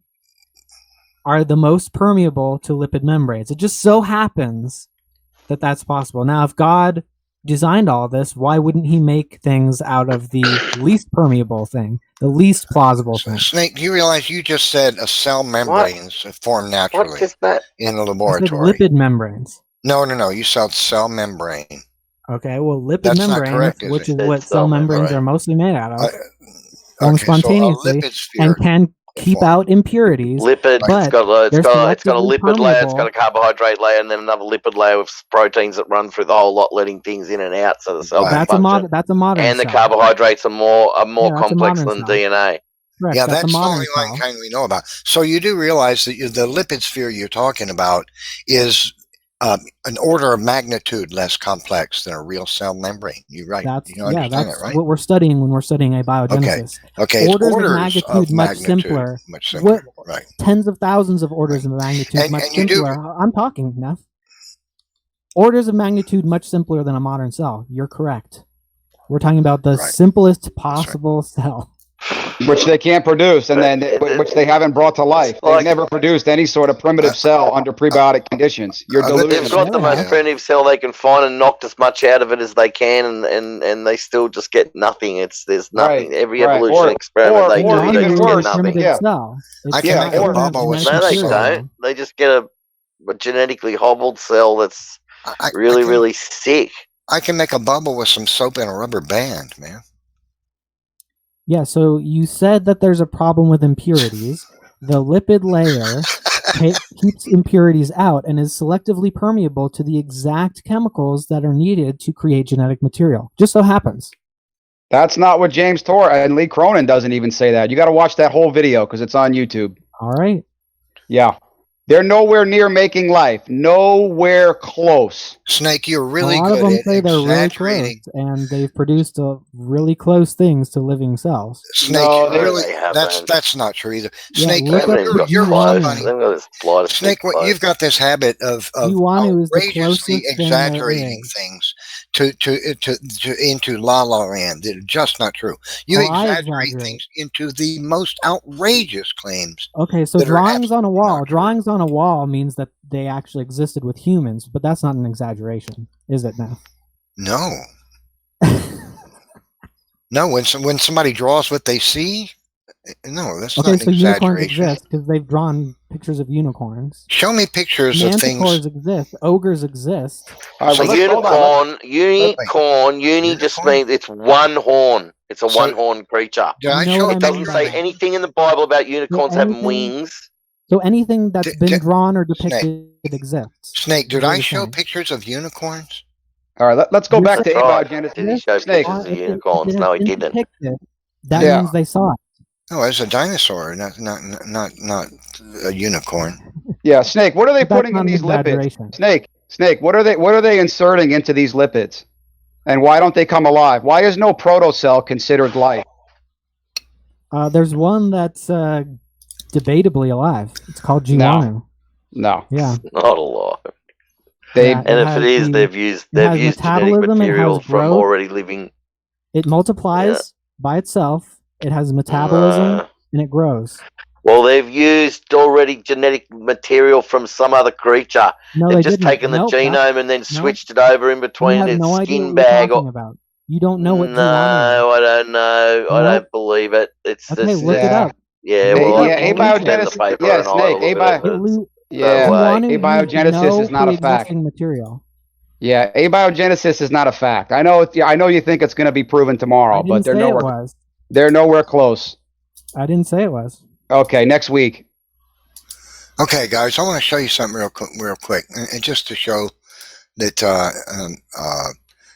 this Snake is he still here? Yeah, Snake, I want you to look at something. I'm trying Yeah. to share my screen. What's, I wonder if you can see it. I Yeah, want what's to show your you. real name, by the way? All you atheists hide behind all these ridiculous names. Like, what is your real name, dude? Mine's Tony. What about Aaron Ra? What's his real name? Grow up. He changed it to Aaron Ra. That's his legal name. Oh, wow. Okay. What was That's his he real goes name? by. Yeah. What's your name? Snake Plissken? Everyone here already knows that, except for you. Yeah. And I think it's been said in this stream. I know. I don't know. I think it's someone has a I use Tyler. my real name. Taylor. I know Jason doesn't know it. He's close. He's a Tyler. No, Okay. close. He's a Very Tyler. close. He's a Taylor. Yes. He's a Taylor. Yes, he's Okay. a Taylor from it. Yeah, that's it. You got I it. got it now. He's Thanks, a fish Tyler. from Snake. the ocean. He's a Taylor. You got That's it. proof of fish to humans evolution because he's a Taylor from the ocean. I'm trying to screen Taylor share fish. something, but it's not showing up, is it? You guys aren't seeing it, are you? No, I think Praise has must have screen share turned off. I tried to share earlier too. Oh, you did? Hang So do on. you still Let me think I'm refresh hiding it. behind a pseudonym? No, can't see it. Or perhaps people just come up with names for their channels like He must have screen Nephilim share Free turned or on. Logical, Plausible, Probable or Standing for Truth. No one knows his name. Everybody knows my name. Dude, my name is literally in my about description. I don't- And, No, I've I said know. I've said my Snake, name. are you multiple going to watch times in the videos. debate with James I'm Tor? saying, yeah, I'm saying people have pseudonyms for their channels. It's not mind blowing to Tony. Yeah, I just use Tony, but that's cool. Mm-hmm. Whatever makes you Okay. happy. So algorithms don't require forward thinking. A lipid sphere proves abiogenesis. What else we got, Snake? What else you believe? What are you working on? I'm just pointing out some of the bizarre things you believe. Are we still waiting for you to put claim to screen share? Well, I can't. It looks like the Praise has stepped away from his computer and he's controlling the thing. So he's turned off screen share. I can't do it, it looks like. All right. Well, while I have the opportunity I would like to ask Jason a couple of questions. Uh-huh. Okay, so you want to talk about orphan genes for a second? Not really. Why Yeah, not? why don't you tell us? Is Yeah, that why don't you because I tell? schooled you on them Bloody already? orphan genes again. Yeah, why don't you tell us why Here we abiogenesis go. hasn't been proven? I Why really want to can't they talk prove to it? Jason because he claims that the orphan gene Drosophila studies only look at gene losses. Yeah. And I really wanted the opportunity to talk to that with him on an accountable format. Orphan You genes don't every support time. creation evolution. They make an argument against it. What's that? Orphan genes don't support evolution. They make an argument against it. Yeah, they do. No, because they're all these gobs of genes that have no ancestry, that they can't find any alleged ancestors for in the antecedent, the creature that allegedly come from them. They just pop into existence from nowhere. If you know, and so they don't. There's no evolutionary path to them. They're just there. Yeah, and there is. You know, mutations No, that's can what an cause new orphan genes gene to arise. is. Mutations don't do anything. So if a family level They don't have a defines a clue. kind, as Jason says, then all of the Drosophila species are in the same Could have been family. many different flies on the ark. Who knows? We don't know when insects dude, were there. We dude, don't did you know look- anything about that. Did you look up the species of flies that were in that study? They're all in the same family. They're all in the same genus, actually. Yeah, I know that. So but that means this that is all just of the orphan genes within them must have This been is- evolved because they're all related. What? And How yet you know there they're are related? gains and losses is a within subject that's better that Matt's Also, better at. Apes I'm and humans not. are in the same family. So do you still believe that? No, they're not. Yes, they are. How are apes and Hominidae humans in the is same family? The How family much level bigger? How platform- much larger is the ape genome? How much larger is the You ape said- genome than the human genome? You said How much creationists larger? believe the family level defines a kind. How much? Mate, go and have a look at barcoding. Go and have a look at an ape. Go and have a look at Denisovan, Oh, you want to talk about Neanderthal, and barcoding? human barcoding. So, have a look at the barcoding, so and then when put an ape up against those three. Yeah, when Denisovan, you actually Neanderthal, use the right one- and human, and the current humans, and then put an ape up against it and see. They're completely different. I'm going to link you a video where it shows the actual barcoding of a gorilla versus a human, and they're virtually identical. Correct me Yeah, while I Matt don't know. made up Whatever BS. study that they've manipulated in whatever way. Yeah, No, it's just the gene. it's just manipulated rubbish. We'll look at it. We'll look Snake- at it and we'll refute Snake, it did later. you You say- give us. Did give you us say the they? paper and we'll refute it. Snake, did you say that they know that the precursors to the orphan genes, they can show that they evolved from other genes? Is that what you're saying? I want to make sure I understand what you're saying. Yes, there are mechanisms which cause new genes to arise. No, I'm talking about the orphan genes, which seem to pop into existence in all these species that they don't have ancestry for. They can't find where they came from in the previous creature that allegedly evolved from. That's the definition of an orphan gene. Right. Okay. So you seem to have been saying they knew where they come from. They know how one can form. They don't know exactly which components they're made out of. Like which Okay. How does because there are how do things new called genes form? transposable. There are things called transposable elements which insert parts from other genes into genes on totally different places on the chromosome, which means that it's hard to track where they came from. So how does a totally new new sequence? How does a new functional gene come into existence? Well, as we see, I mean, most genes, if they have a start and stop codon, they have some kind of chemical function. But we've seen multiple times where random sequences can produce relevant functions. And we see many times where random changes can Wait, back up. You said we've observed new functional genes to arise? Mm-hmm. What, can you cite an example? Because I'm calling BS on that. I'm sure you know what the citrate enzyme was in the lens. It's not a new functional gene. Yes, it is. Okay. Snake, No, can I just give you Snake, can I give Yes. Snake. No, it's an already It is existing a new gene with a new function. No, it's not a new gene. It is. No. It's a new That- sequence no, that has no, changed its sequence not. due to mutation. No, Random it's not a mutation. new gene. It's a mutation that turned a gene on or off. It's not No. a It's new an gene. epigenetic regulation. No. Yeah, it's not a new sequence. gene. It's a new No. sequence. Well, that's Snake. epigenetic. That's No, a it's not genetic. epigenetics. That's It's a not change in right. sequence. No, I mean not epigenetic. That's genetic regulation. I just want to give one quote, guys. I got one last quote and I'm done for the night, okay? I got one last quote and I'm done, okay? Goodness. Okay. Snake, Yep. you say that we're not current to, the chemistry and what's going on today with origin of life research. I'm going to give you a quote from last year from Paul Davies. We He's a never say we're physicist. not current. Okay, well, I'm just going to give you I'm one sure quote we here. read stuff. Yeah, we do. And James Tour is one of the most cited chemists in the world, by the way. So he's up there. But this is from Paul Davies. This is what he had to say about the RNA world. He said, the so-called RNA world theory falls into this category. Though these studies are instructive, they are very contrived and require carefully managed human intervention to prepare the materials to do the selecting to accomplish anything. Relevance to the natural world is far from obvious.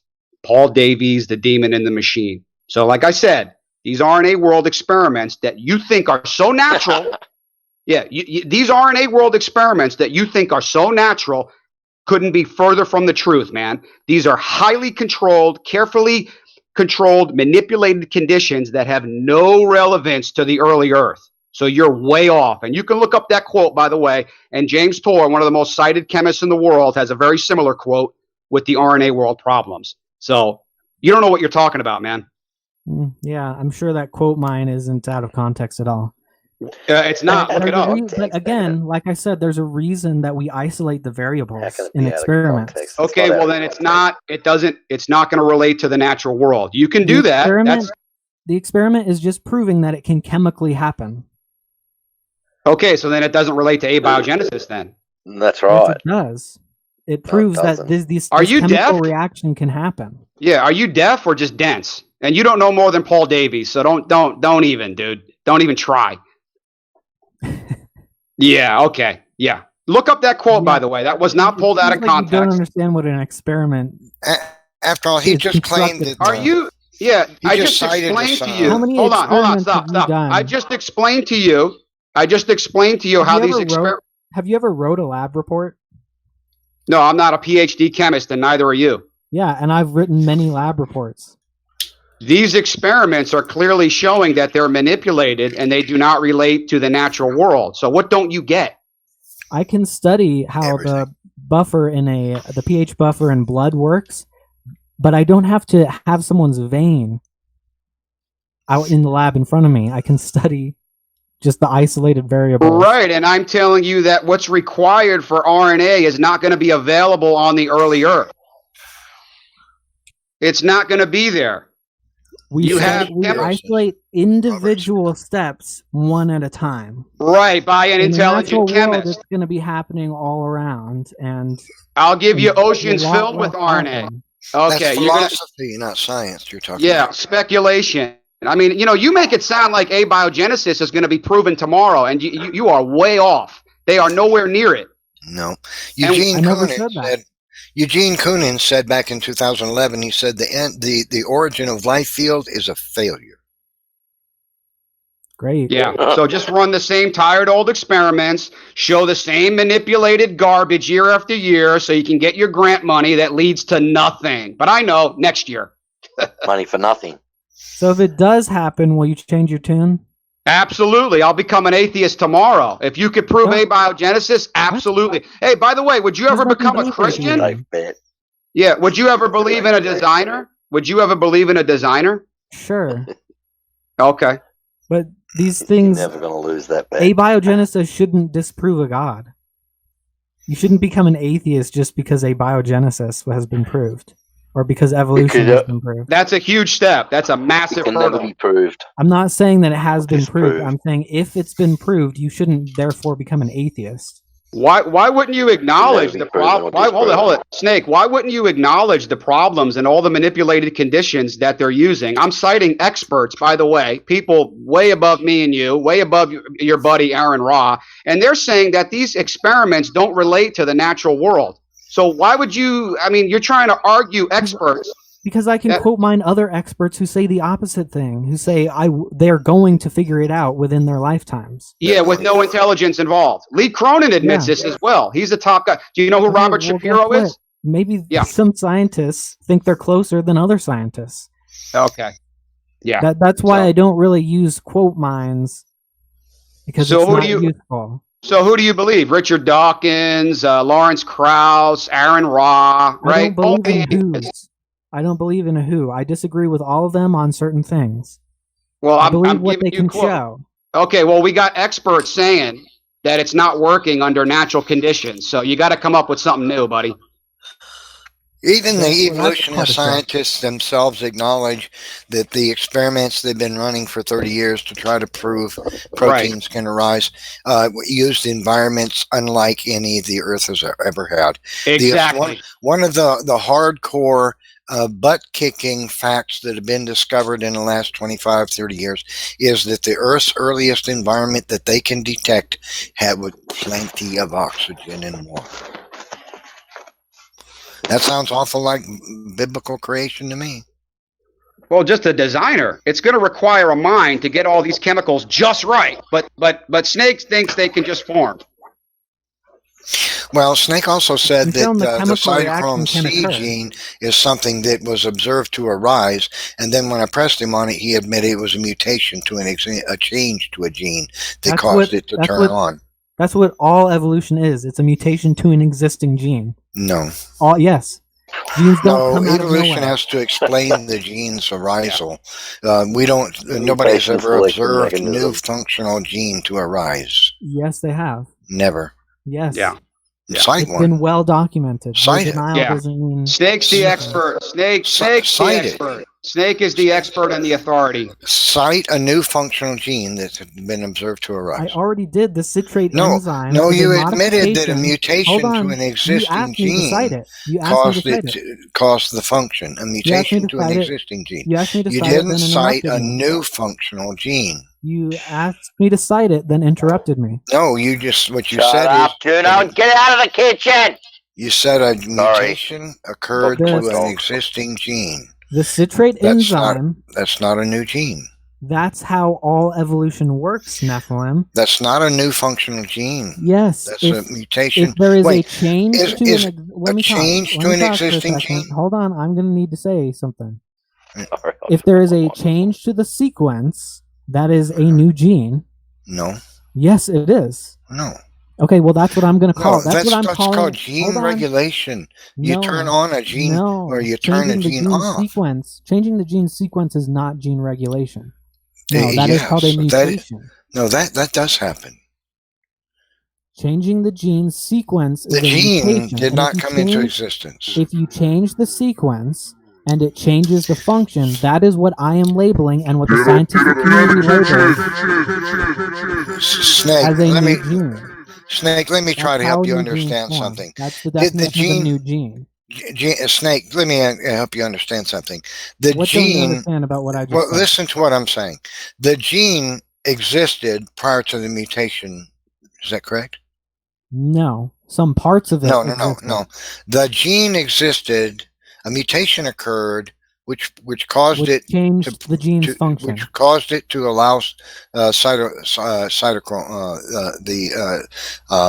utilization of vitamin C. Right. So the gene existed, and it was mutated. Right. The mutation caused a change in function, which means it's a new gene. A mutation to a gene occurred. Is that not correct? Which changed it. That's true. And it changed its function, which means it's a new gene. Then a new gene did not come into being. An existing gene was changed by a genetic factor that allowed it to express the information that utilizes vitamin C. And yet it has a new function and a new sequence. Then you lied when you said a new gene was observed to come into existence. That's what we define as a new gene, because all genes are made from other genes. You just did, Snake, you dingbat. Listen, you just admitted it was an existing gene that a mutation occurred to. That's how evolution works. You coming into existence. Dork. That's how evolution works. All new genes are built different from way. genes. Okay, guys. Methylation or diet, I've had enough insanity for the night. I've had enough insanity for the night. I'm out of here. You guys deal with this guy who claims a new gene was observed to come into existence. They said, well, there was a mutation to a gene. But did the gene come into existence? No, it's a mutation to a gene. All right. That's exactly how it works. I'll see you guys. That's how it works, man. Good night. Snake, if you want to watch that Cronin video, I'll come back on here. We'll do a full debate just on that video on the Lee Cronin James Tor. Sure. Yeah. I'm down for these conversations anytime. Yeah. Okay. Just to let you know, Lee Cronin hasn't proven anything. And if you think I'm lying, please watch that debate, because everything I said was true. And the RNA world is filled with massive problems. You think that it's been solved somehow, or it's on its way to being solved. No. It's nowhere close. And again, the environments that they're showing do not, I don't know how to make this any more clear, because it's not sinking into your head. They do not. I know what you're saying. Yeah, the environments do not relate to the natural world. That's not going into your head.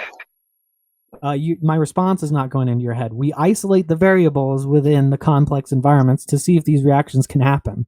Correct, but no, they cannot. That's what I'm trying to tell you. You're not going to get all this stuff in the right place at the right temperature, all at the right time, and it's not going to come together the way you think it does. Watch the video. You're completely wrong. Yeah, not at the same time. Well, then how are you going to get this primitive cell? It's not working, obviously. A couple billion years is not at the same time. This time is not the solution. By the way, James Tor goes into that. Your molecules break down. RNA is unstable. All your proteins are unstable. You're not going to get this stuff to just sit around in some chemical puddle. That's Watch not what the video either. Wherever you want to put the origin of life, dude. Wherever you want to put it. It's got problems wherever it goes. Yeah, it doesn't seem like you'll understand my responses, but I'll still try. A top origin of life researcher is struggling and is admitting the problem. God did it. A designer? Yeah, that's plausible. Absolutely. Because of the information that we see. That's a fallacy, though, so I can't believe that. Okay, so how would you ever falsify abiogenesis? You never would. You'll just push it to another universe. Say we couldn't prove it here. What would Snake say? It happened in another unseen, untestable universe. That's where you're going to go. You can falsify specific hypotheses. It's not really a theory yet. Okay. Yeah, not even close. A series of hypotheses. So you can falsify certain chemical reactions. Okay, so in the context of these little micro experiments, obviously, we know that a lipid has a chemical composition that causes its existence. There is literally chemical composition to everything.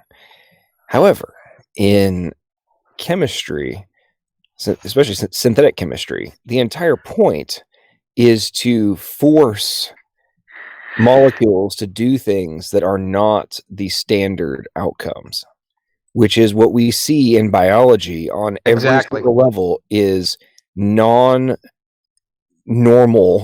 outcomes that would not occur without all of these different control factors that govern the processes and equal the outcome. This is a known fact to anybody in biology and organic chemistry. Exactly. This is known beyond doubt. It's in every aspect of every organic material. And to take your argument that, hey, chemists might be able to figure out which chemicals put in a specific order in a specific context can potentially turn into a simpler form of this highly complex version is it kind of cracks me up, because it's like, for example, let's say you've got there's the secret of Coca-Cola, right? For years there was all the conversation about, hey, we got to reverse engineer Coca-Cola. Well, a chemist with enough time and enough drive could reverse engineer or come extraordinarily close to whatever the process is that they use for creating Coca-Cola, and i.e. Pepsi. It's not the exact same, but it's pretty close. They were able to figure out the different chemical compounds and processes and the heat and the timing and all that kind of stuff to create that end result of soda. When to insert the CO2 or the carbon and all the gases and stuff. However, I have a direct question for you. Is there any context in which you think that Coca-Cola could ever, and the chemical compounds and the chemical processes which are required for its existence, could they have ever happened without Dr. whatever his name was back in 1892, I think it was, when he created it? Yes or no?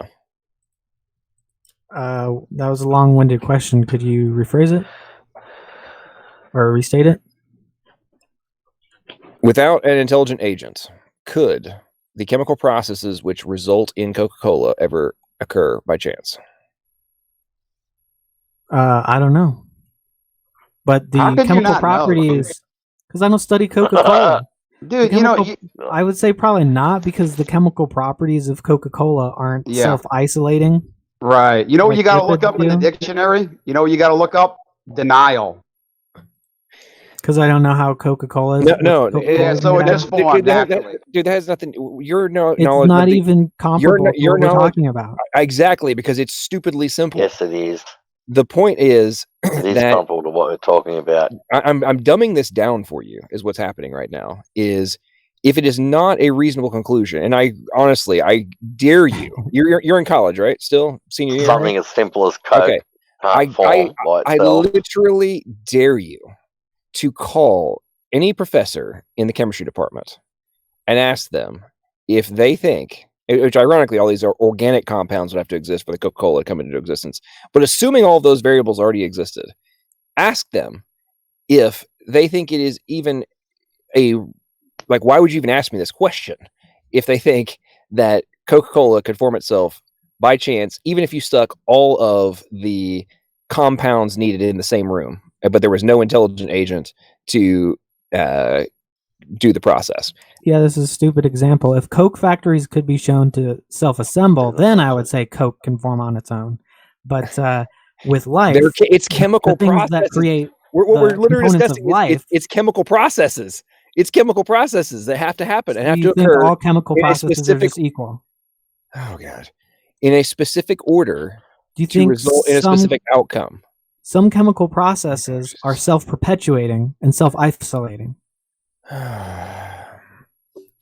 So if the things that put Coke together, you need all the chemical processes to be self-perpetuating and self-isolating. Got to be there all at once, man. Not just one of them or two of them here and there. Grow a pair of cojones, call a professor in chemistry, and ask them if it is a remotely plausible conclusion that with an infinite amount of time and an infinite number of universes that Coca-Cola could ever without an intelligent agent, if the process required to create Coke could ever occur. Just ask them. They will say, I guarantee you, they'll say, "What the hell are you asking me this question for?" Because and if I said that was an analogy for life, they'd laugh too, because they're not comparable. No, because you're right. Because life is exponentially more complicated than Coca-Cola. It's a lot worse. The processes required to happen in sequence. So you just don't understand. Oh, you just think complexity is complexity. I read about complexity. I read about complexity and order from a paper for you earlier, which you clearly didn't understand. It's complex, therefore it can't. How is a gene? And we talked about this in our debate. How is a gene expressed? There's a million different ways to answer that. I don't know what you're trying to get to. What are the fundamental requirements for a gene to be expressed? It depends. There's a million different ways that a million different cells do that. You know what Snake does? He plays. All you're doing is trying to dodge. You want me to give you a specific example? I don't know what you want me to answer. Because you like to play neutral, but then you want to say that, oh well, we're so you play neutral, but then we're so close to abiogenesis. How am I playing neutral? By saying I don't know what you're getting at. How does a microRNA modify the outcome of a gene sequence? What are you talking about? Yeah, what do you want me to say? Are we speaking Chinese? I'm asking you how it occurs, and from a chemistry perspective, how does a microRNA modify the outcome of a protein synthesis through modification of a mRNA? How is it done? Why don't you tell me so I know what your point is? Hey, Snake, what are the problems with abiogenesis, by the way? Can you tell us some of the problems and why they haven't shown it? One of the major problems is a RNA replicase. Is it stable or is RNA stable or unstable? Is it highly unstable? That's another one of the so-called problems, but the fact that RNA can link up with RNA means that it can continuously perpetuate that sequence. Yeah, but again, to go back what I stated earlier, those molecules are carefully prepared and purified in such a way, which you won't acknowledge. But you're going to hear that from Lee Cronin. You're going to hear that from Lee Cronin, buddy. And most of the problems occur where any one system that you talk about can't do all the steps. Like the volcanic vents at the bottom of the sea can't do all the steps, and the puddles they can't do any of the steps, and the puddles at the top can't do all the steps. And the ice flows can't do all the steps, but each one can do some of the steps. Cronin. So Lee Cronin says that. So how? So this is you're saying that is the irony of this entire discussion. So all the steps get assembled together. Well, and then brought to life. Correct. And there are plants that can create a fractal spiral. Plants. Yeah. Plants exist. Have you ever plants biological organisms that are required? Broccolis? Have you ever seen those fractal broccolis at the grocery store? I have. That happened randomly. No. That happened randomly. Did the plant? You can't tell the difference between designed complexity and evolved complexity. What is the root cause of the broccoli? When you say broccoli, right? What is the root cause of the broccoli's existence in the first place? And the structures that the broccoli creates. No. I'm talking about from a biological level. What is the root cause of that piece DNA, of broccoli existing? Information. I don't know what you want me to answer to that. It was evolved he doesn't have an answer. From mustard seed? No. I'm talking in the here and now, in the right now, as we speak in 2020. What is required for the DNA to grow at the absolute core? What does it have to have in order to take advantage of nutrients and the rain and the sunlight? Stuff. No. What's the core? What does the seed have to have before it starts to grow? And water? What inside of the seed is required? Are you just dumb, or are you just play dumb?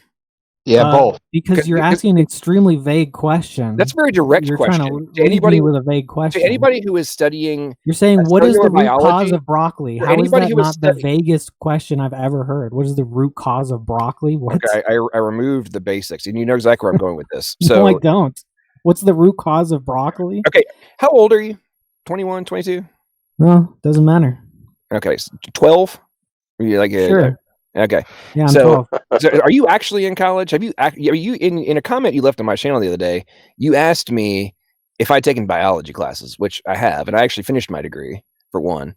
And I also live in one of the biotech capitals of the world and have personal conversations on a regular basis with high-level researchers and know a lot of this crap about biology, which you seem like either. Okay, and most of the high-level scientists disagree with you, so. Well, they would agree with me in my knowledge of the functions and the outcomes and how things are processed, and many of them are directly questioning the fundamentals of the Darwinian arguments, neo-Darwinian and modern synthesis for sure.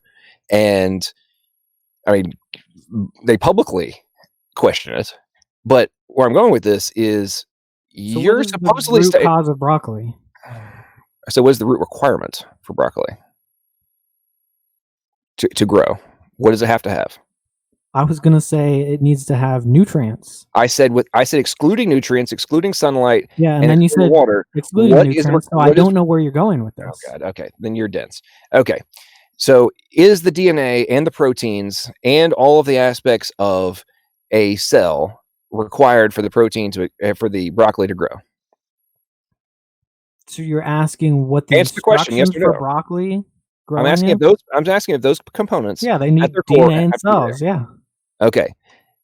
For the DNA to be transcribed, what is required? Like, which components are required for DNA to be transcribed to execute every single component of that growth process? A lot of stuff, including the ribosome, principally. But what does that have to do with abiogenesis? Because abiogenesis is talking about much simpler forms of that. So number one, as we discussed, even if RNA forms on clay, it forms in a polymerizes. Yes, but does not form prescriptive. It does not form prescriptive sequences. Random sequences can form prescriptive sequences that are functional. Yes. Not if you require a syntax, a non-random syntax. Non-random syntax. I mean, that's literally the opposite of what you just said. And that is what is required for the expression of genes. And then to express those genes, you have to have, and this is the known single biggest problem of the RNA world hypothesis, is I'm just talking about the sequence.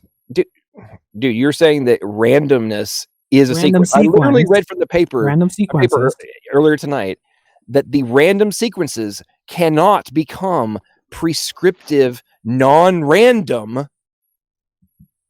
Yeah, random isn't non-random. I get it. Okay, do you understand that the genetic code is non-random? It's not random, it's non-random. You do understand this, right?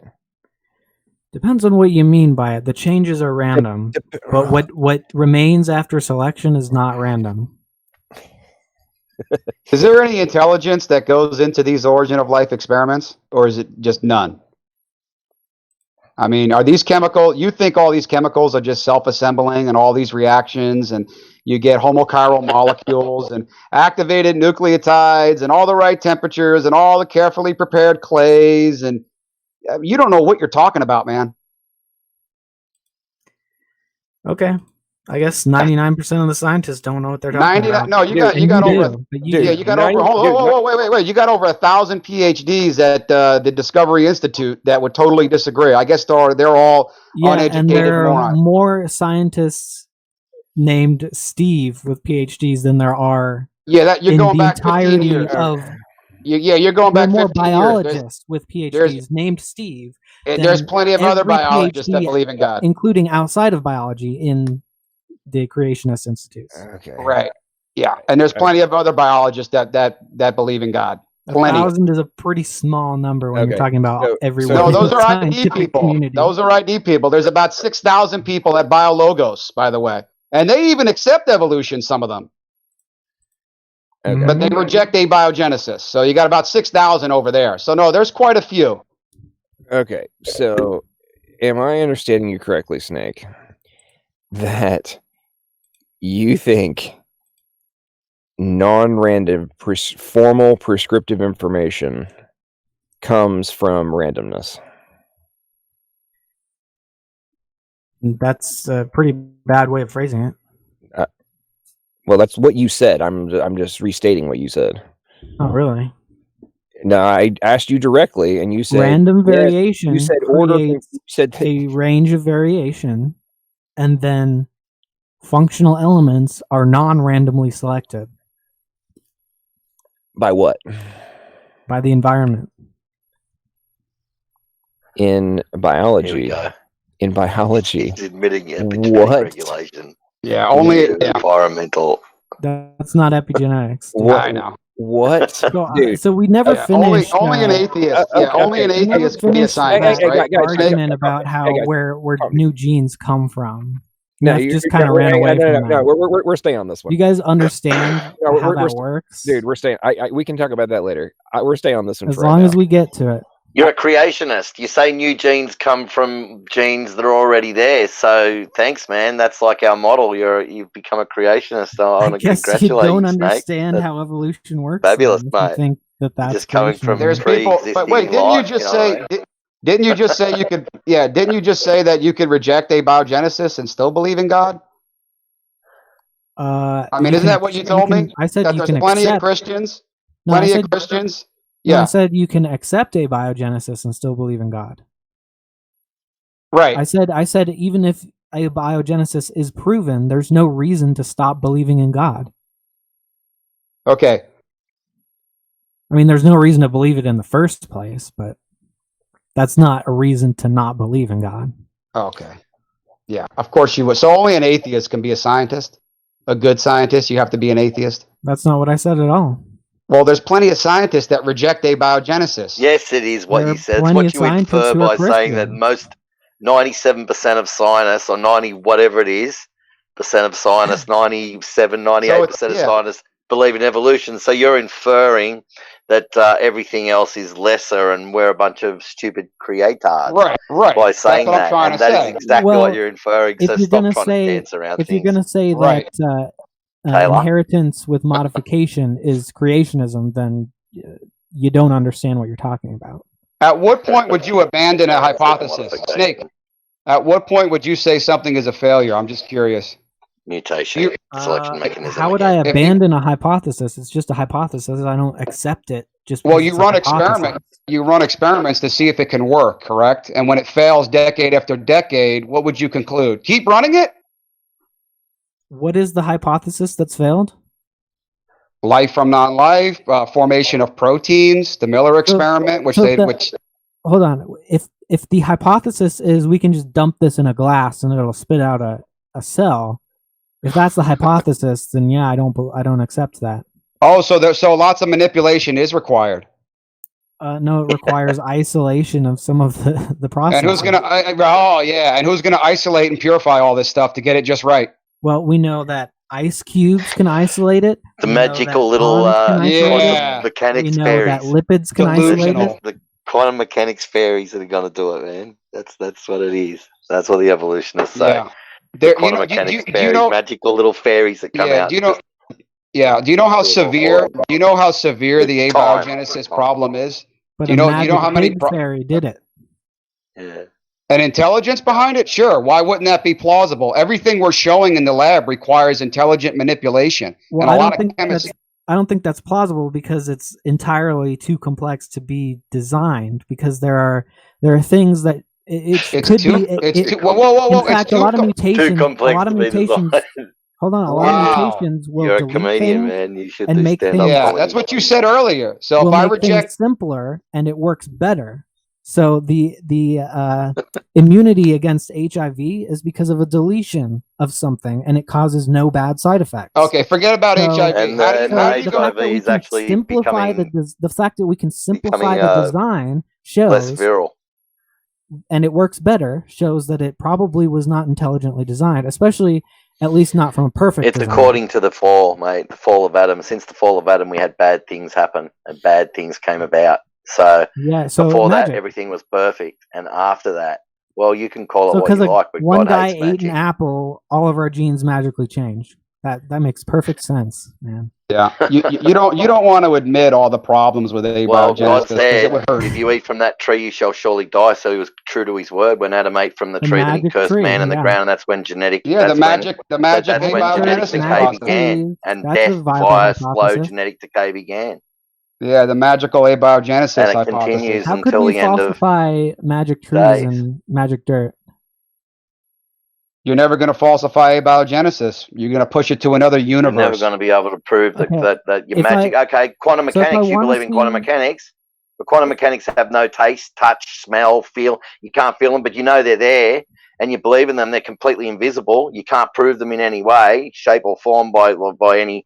Like visual means or any way. You can't prove quantum mechanics because they're invisible, but you believe in them, but you don't believe in invisible lawgiver. But you believe in invisible laws. Particles? you believe in invisible laws that bring, you know, magic dots out of nothing. You think particle physicists can't detect particle changes? Changes in the behavior of I particles? believe they can detect a lot of things, but that's got nothing to do with what I said, and it really hasn't. The particles exist and don't exist. Hang on. They are being able to observe the effect. They are not observing the direct cause. Sure, but we just say something is causing this. This something we're going to label as quantum mechanics, and we can describe and predict its behavior with these calculations that we're going to put under the label of quantum mechanics. Yeah, because you can see it has influence on things, right? What? You can see its influence on things, so you know it's there. Mm-hmm. Yeah. But the other thing, taste it, or touch we can Can't weigh predict. We can predict its influence precisely. Yeah. That's what makes it so. And who set the laws of quantum mechanics in motion? Because laws need a lawgiver. I don't think it has to be a who. So once again, it's just an accident. Who set the laws of God in motion? It's just a cosmic sort of quantum sort of accident that the laws of quantum mechanics the multiverse set themselves in motion. The quantum accident that God exists. Yeah, the infinite, unseen, untestable multiverse garbage. Yeah. Even if you had an unlimited amount of multiverses, an infinite number, it still wouldn't help you because the laws of physics would be the same in each one. So yeah, an infinite regress. It wouldn't help you. An infinite regress. Yeah, it's a huge infinite regress problem, and even some of the atheist physicists are admitting this.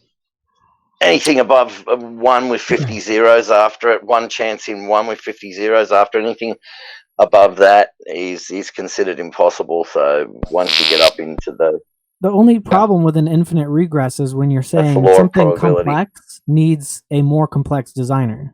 And so does the multiverse generator. Do you know some of the problems with that they're having? I've never said that I believe in a multiverse generator. Okay, well, something. We never said we believe in a non-complex God. Yeah, you believe in a complex God.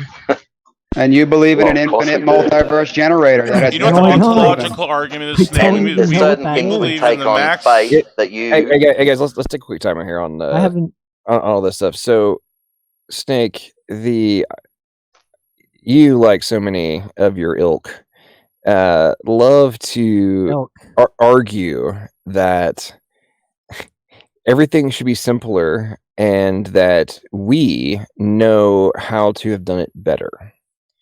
Which is ironic, given the fact that we actually don't know how. You literally talked about how things should be simpler, and there couldn't be a designer because otherwise it would be. You literally said that about. Well, the fact that we can simplify it and it works better shows that it can be simpler. And work better. It shows that something can be modified to alter an outcome, but the ability to have that modification occur requires a greater level of complexity. You can always remove a function. Doesn't mean that the end result is necessarily a positive outcome, but sometimes it is. And very often there might be a short-term positive outcome and a long-term negative one. Or it can be a positive. Yeah. It can be positive in a short period of time, not in the macro. But anyway, both are possible. True, but you can only if there was a previous benefit, that means you had a function that could be degraded into something that could stymie a new variable, but that you had to have had the function in the first place to be able to make the modification. But in the context of this whole being simpler is better, the reason I say it's a very arrogant position and it's a naive one is that we don't even know how life exists. We can't even explain it.